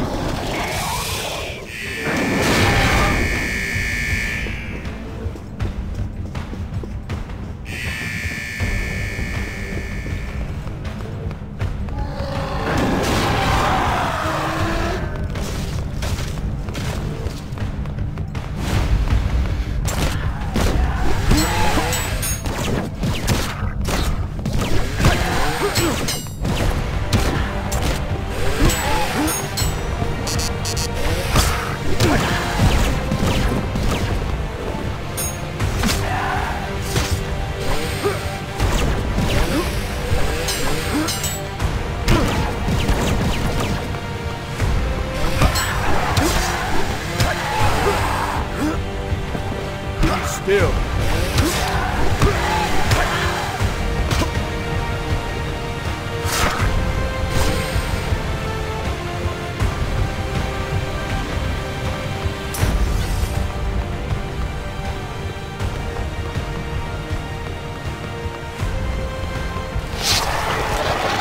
By the Golden Throne, I will commit you to the abyss.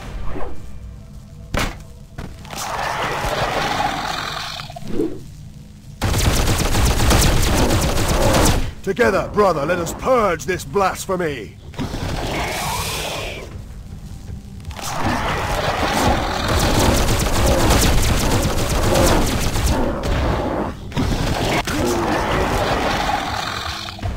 Malahite cared naught for his soul. He wanted only revenge. And to hold us there long enough to unleash its instrument, the blighted spawn of chaos. Loink had not the strength for the astropathic rite, but his knowledge of my abilities had thrust that duty upon him. For this he died. That not more were killed is a miracle. I spent most of the 10-week journey recovering from the psychic exertion and wounds inflicted by that terrible episode. The others trained relentlessly in anticipation of the horrors awaiting us on 56 Izar.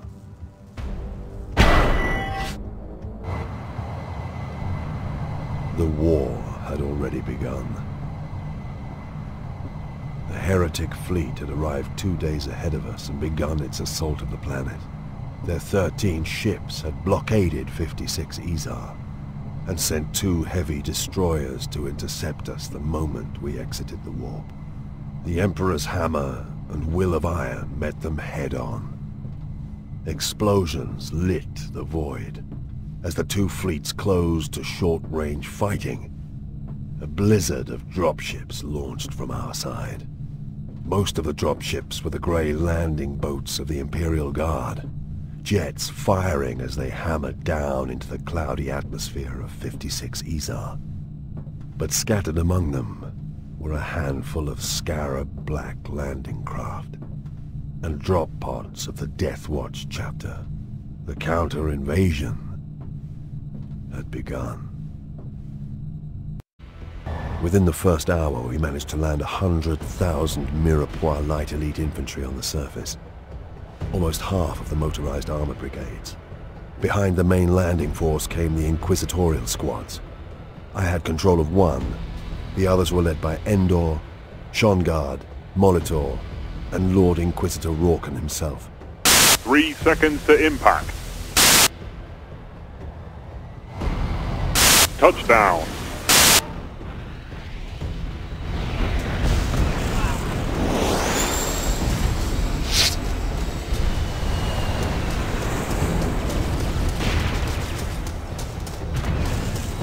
Jerus, take point.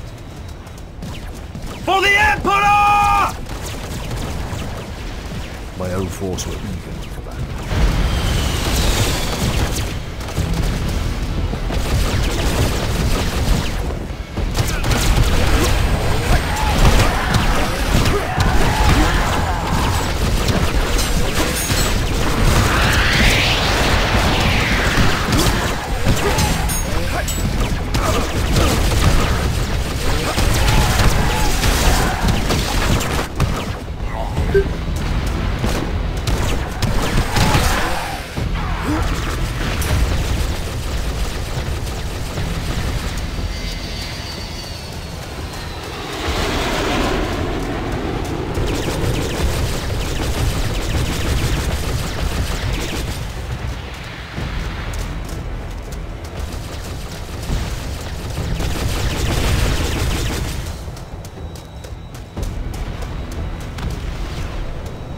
Purge 2, deploying on surface at chart mark 7.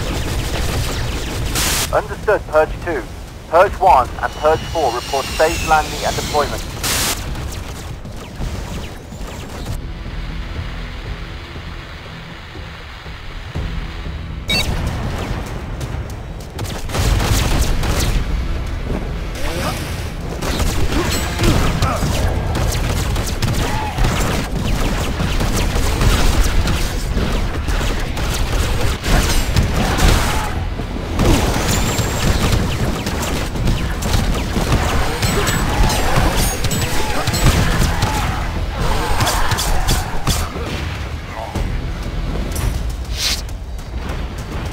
Jerus's Gudrunite conscripts had been forged into soldiers on the alien anvil of KCH-1288. Beckwith had also been transmuted by experience in the months since I first met her on Hubris.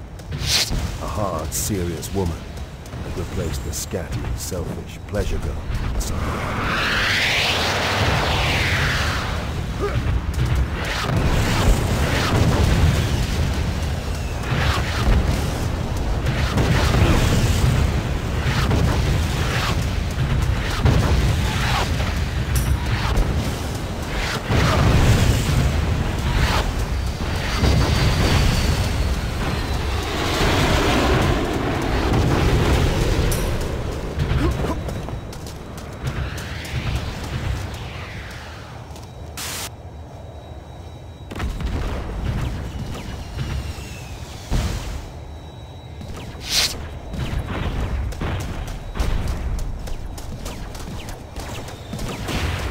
I will clear a path to minimize casualties.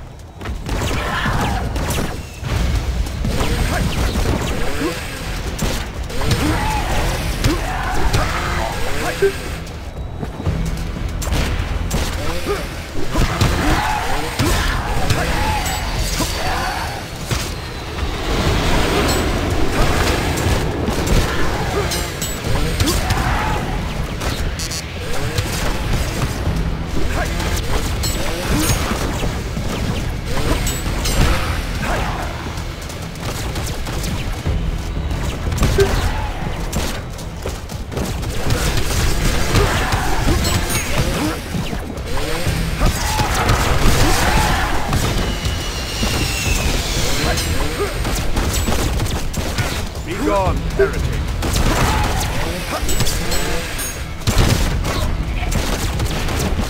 Still.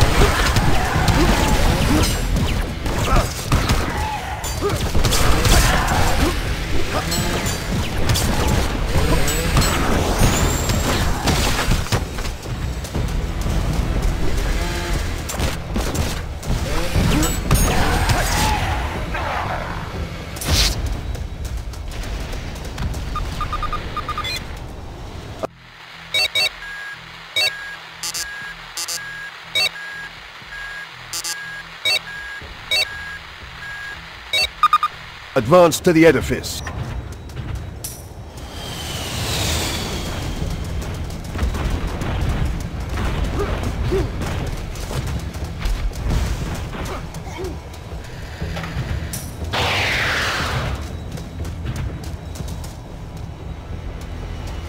More heretics, Lord! They keep coming!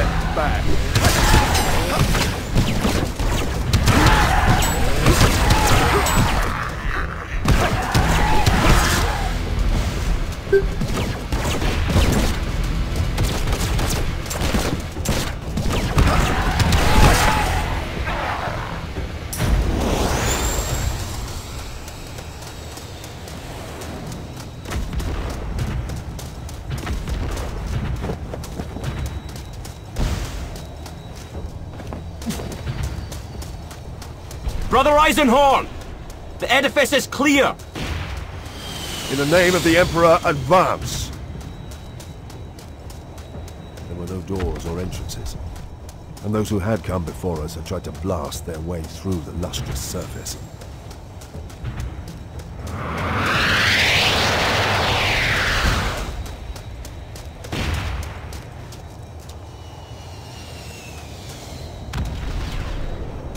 Squad, the trials we've been through may be as naught compared to the blasphemies that lie waiting within this Xenos structure. But the Imperium depends on us. If the children of the Emperor attain the necrophagy, there will be little to go back to. Think to your training and gird yourselves. May the Imperium prevail! Into the gate!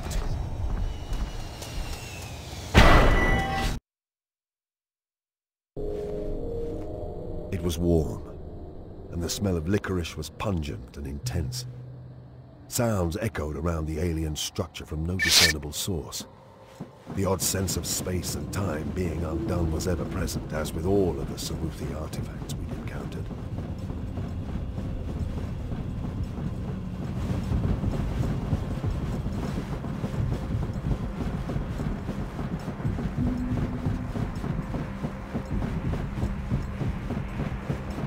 Sir, there's no way forwards.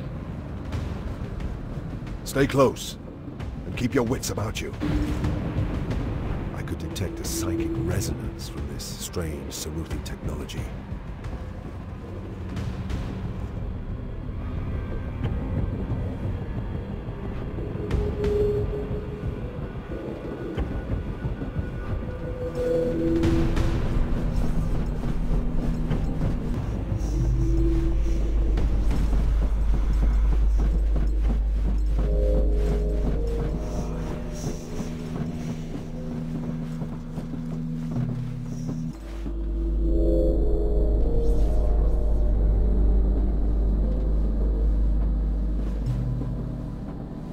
detected the Tetragate, but the Gudrunites did not.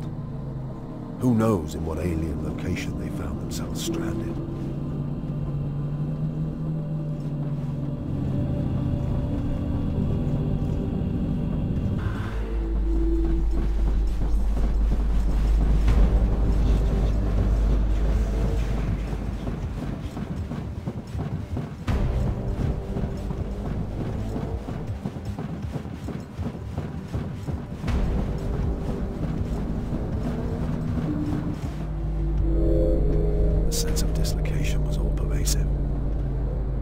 Those sights and sounds of other times and places leaked through these alien Saruthi angles.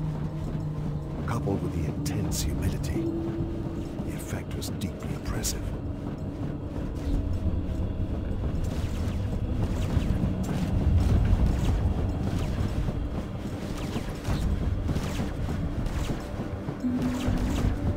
These structures bear a similarity to those we saw earlier.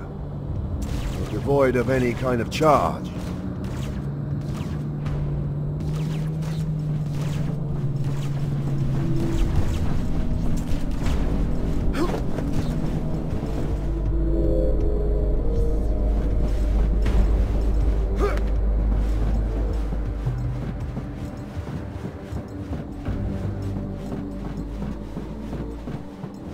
It seemed as though we'd entered some kind of ornamental garden.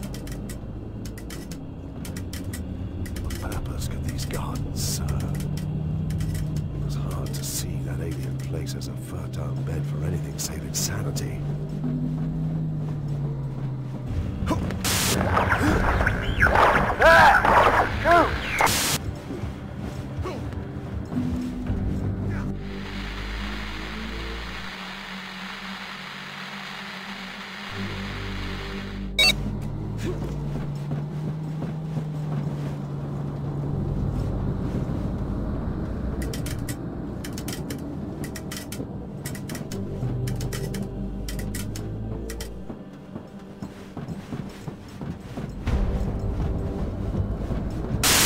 Eisenhorn, how goes the attack?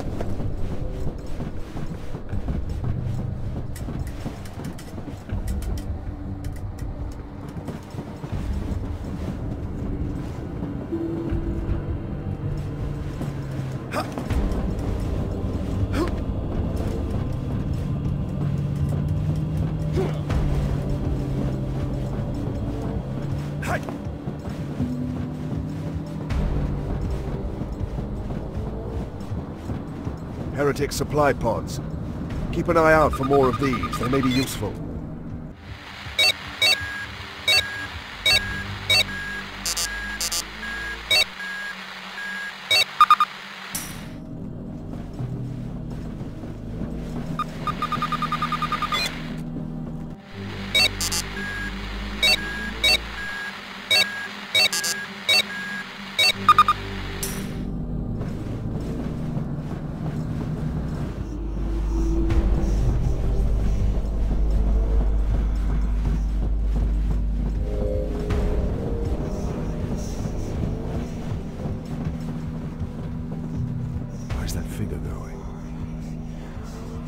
So familiar.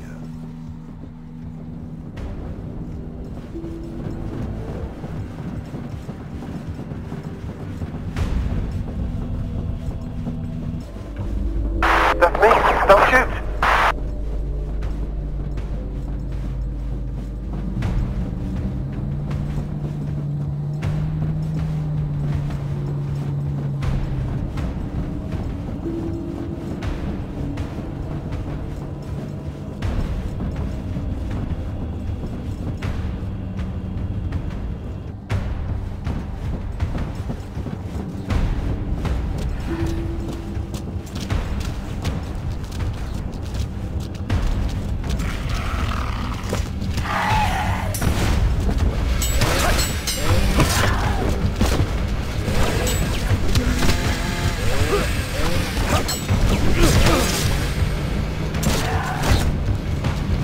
gone, heretic!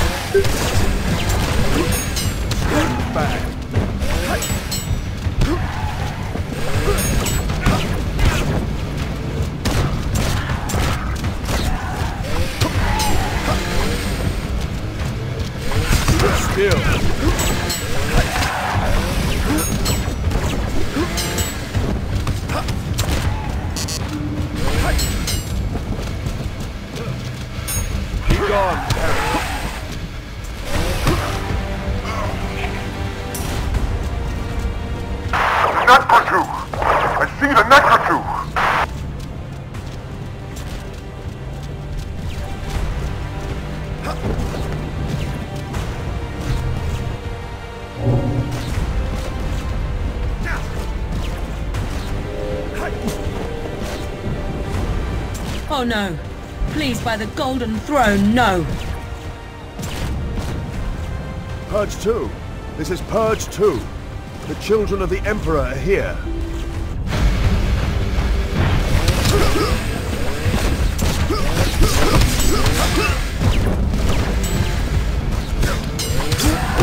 Still!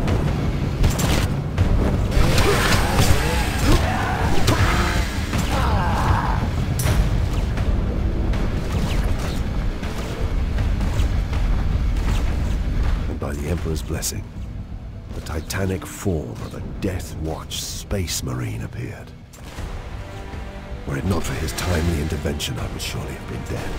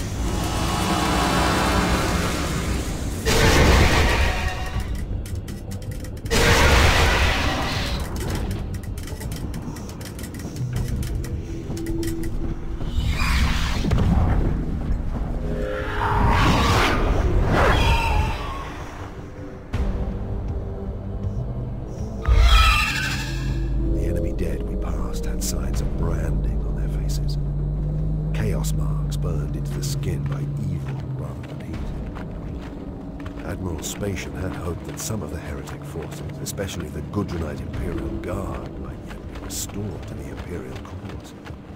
Like Jarrus and his men, most had been unwilling pawns caught up in Estrom's treason, and the fleet tacticians had presented models of victory wherein Locke and Datso found the bulk of their ground forces turning against them. Such a hopeless dodge. The minds of these good men had been burned away and poisoned by chaos. The heretics had enforced the loyalty of their stolen armies.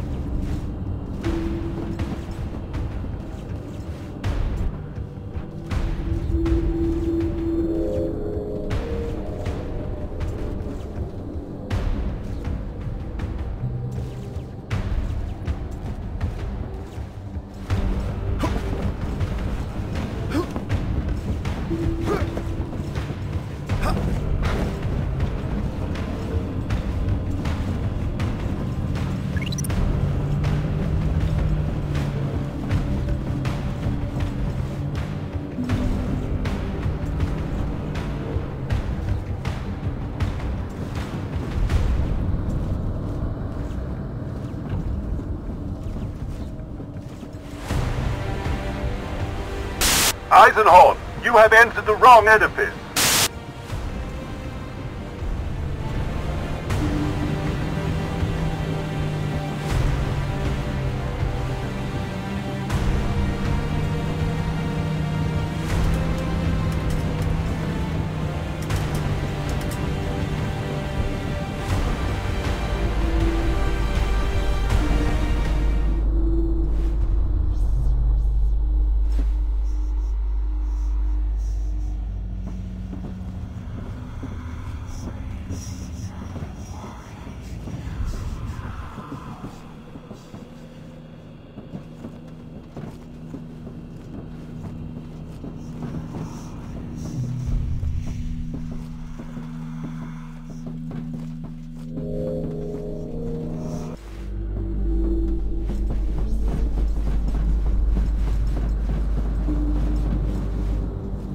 What happened here, Haldane?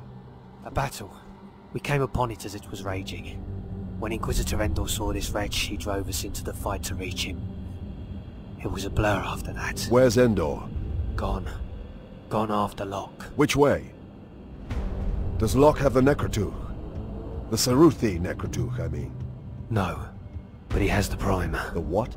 That's who got it out of this thing somehow. A language primer. A translation tool. Without it, the Saruthi version of the text is unreadable to us. How? With his mind.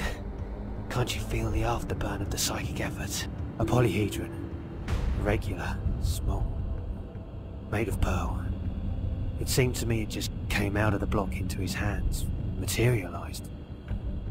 I saw it happen as I fought my way to them. But the effort destroyed his mind. Endor cut him down. He hadn't the strength to resist. How do you know it was this primer? I read it in his dying mind. Like I said, there's no resistance left there. See for yourself.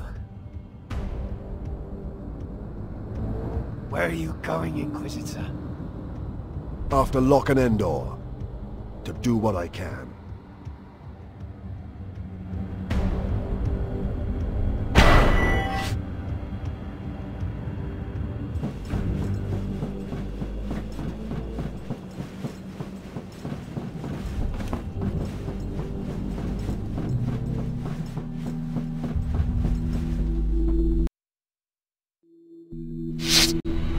This is Purge 2. We have the Necrotooth Primer, and are in pursuit of Locke.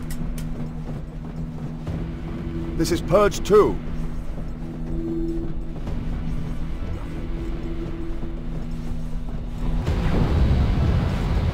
Titus, do you read me? Titus! Titus! Titus! It's Eisenhorn, do you read? Gregor, for the love of the Emperor, I need help! The Xenos Necrotooth. The chamber stank with its people. The licorice smell, so rich and cloying it made us gag. This was not Saruthi handiwork, but a touch of pure chaos spawned by the Necrotooth, infecting the Xenos fabric of its sanctum. Titus! Gregor! There were too many of them, Gregor. I was ambushed. Don't move, Titus. We'll get you out of here. Locke is just beyond these heretics.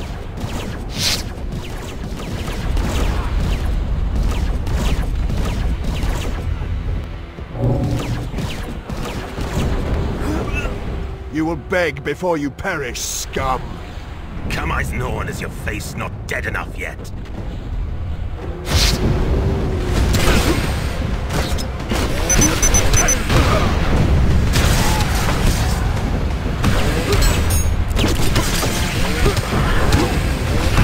Your precious Emperor has forsaken you, Eisenhorn.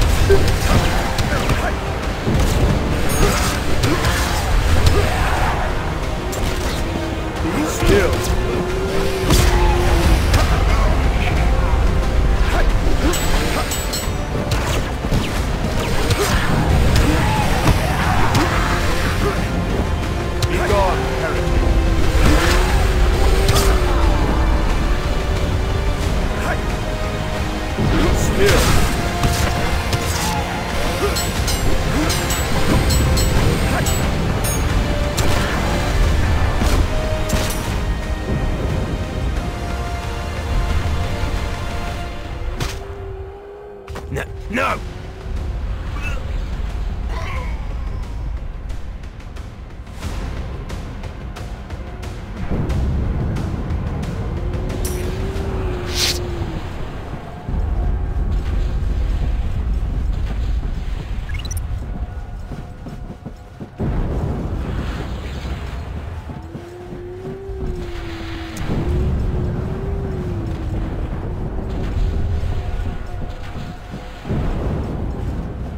The last of his rats have fled.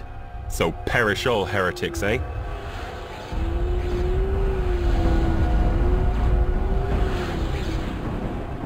So perish all heretics indeed.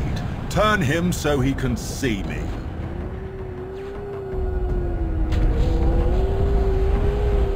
Such valor, Gregor, such dedication. I thought you'd be the one to find the prize. Let him speak. What are you doing, Molitor? Recovering the priceless Necrotooth, of course. We really can't have you destroying another copy now, can we? We? There are many who believe mankind will benefit more from the study of this artifact than from its destruction. I have come to safeguard those interests. Rorken will never allow... You will burn for... My estimable Lord Brother Rorken will never know. Feel how this place quakes. See how the roof splinters and collapses. 10 minutes ago, I signaled to the fleet that the primary objective was achieved. I gave the code for Sanction Extremis. They believe the Necrotooth had been found and safely disposed of. Our forces are withdrawn. With all haste. The batteries of the fleet have begun to level these Xenos places. No one will know that the divine Necrotuk has been carried off safely. Not a shred of evidence, nor any voice of dissent. How brave of you to give your life in the assault on 56 Izar. Your name will be remembered on the roll of honor, I assure you. I'll see to that myself. Bastard! Fetch it for me. We would be well to leave promptly.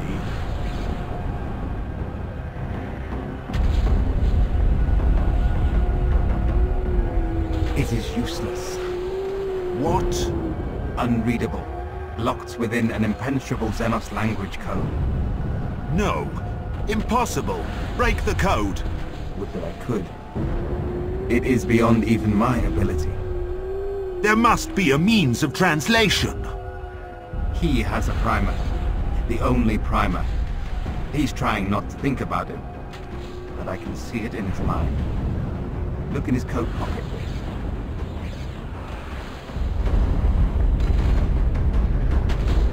Devious to the last, Gregor. You whoreson wretch.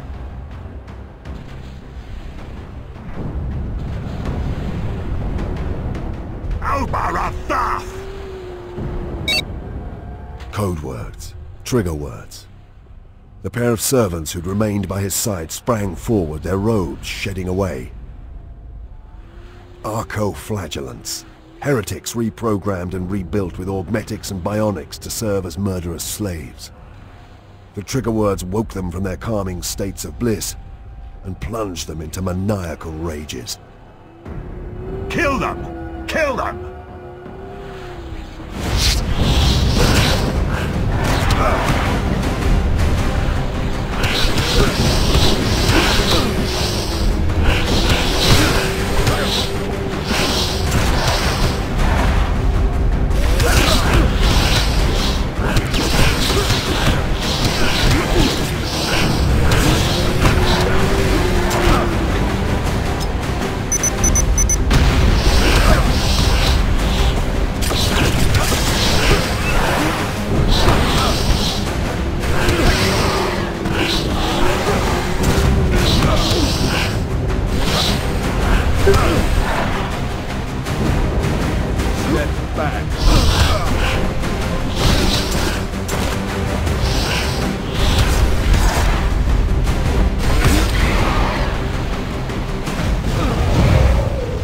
Eisenhorn!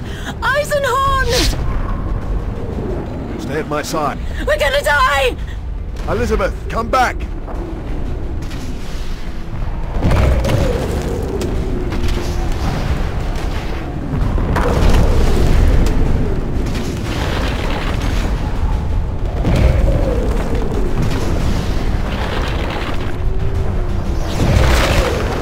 Oh my god, my god! We've got to escape! Stay close to me! Watch out!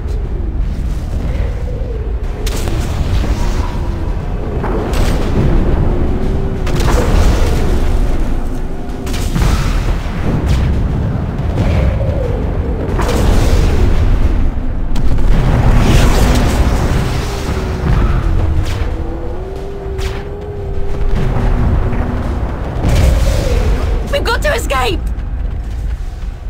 The primer, you whoreson bastard! Give me the primer! I gave him a full clip of both rounds instead.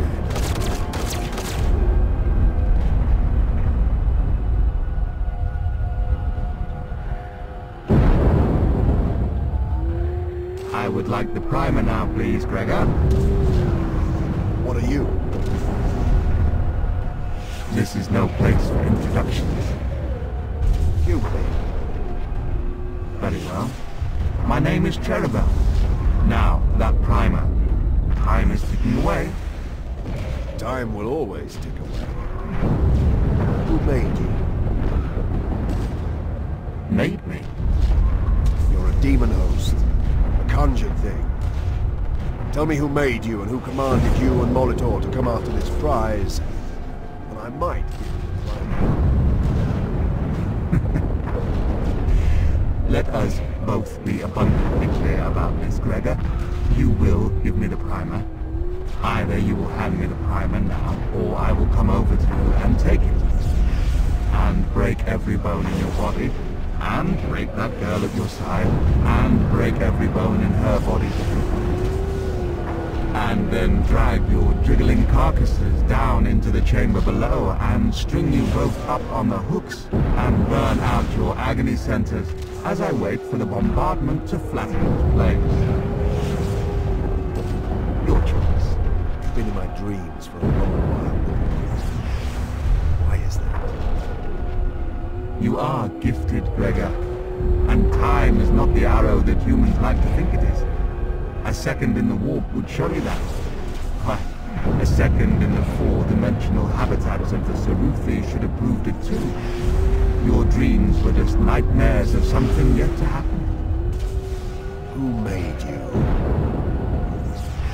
The Holy Inquisition made me, Gregor. A brother of yours made me. For the last time, give me that. Clever of you to find an untouchable to cancel me out. How did you manage that? Fate, like time, is not linear, Cherubel. Surely you know that. I found Beckwin in the same way that the dreams of you found me. I like you, Gregor Eisenhorn. So very challenging and stimulating for a human. I wish we had leisure to discourse and break bread. Give me the primer.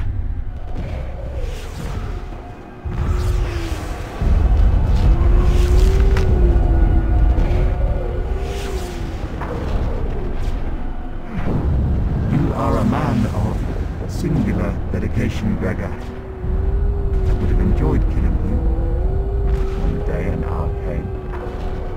You're dead already.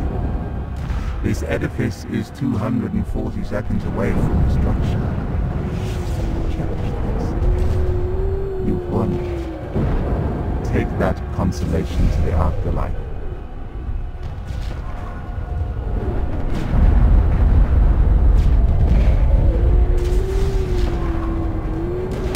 Roast Thorn from Aegis. Above and... well, above, for Emperor's sake. Damn this glossier crap! Move! 40 weeks of voyage through the Imperium had dulled our sense of victory. The fleet dispersed at Thracian Primaris, and the last I saw of Sergeant Jerus was a waving hand across a smoky, beery bar. Lord Rorken had called for a tribunal of inquiry, and the High Lords of Terra were awaiting a full account of the matter. The identity of the force behind Molitor and his demon host remained a mystery. And though Lord Rorken was as anxious as myself to find an answer, I doubted any would readily emerge. The question might fester and stagnate unanswered in the slow, unwieldy bureaucracy of the Inquisition for years. I would not allow that. As soon as I was free to engage upon another case, I would dedicate myself to finding Cherubel's master. The beloved rule of man had come close to great calamity thanks to his scheming. I would not forget the Saruthi.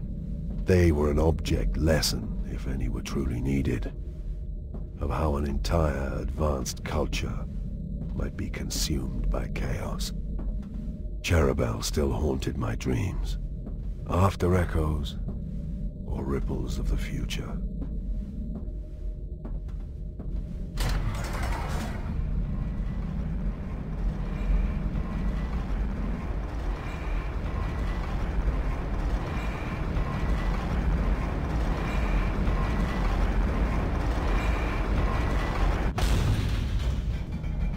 I came to understand that time changes everything, and the line between light and dark is dimmer to old eyes.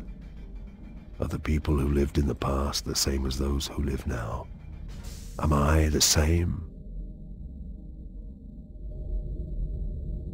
Come, Cherubel.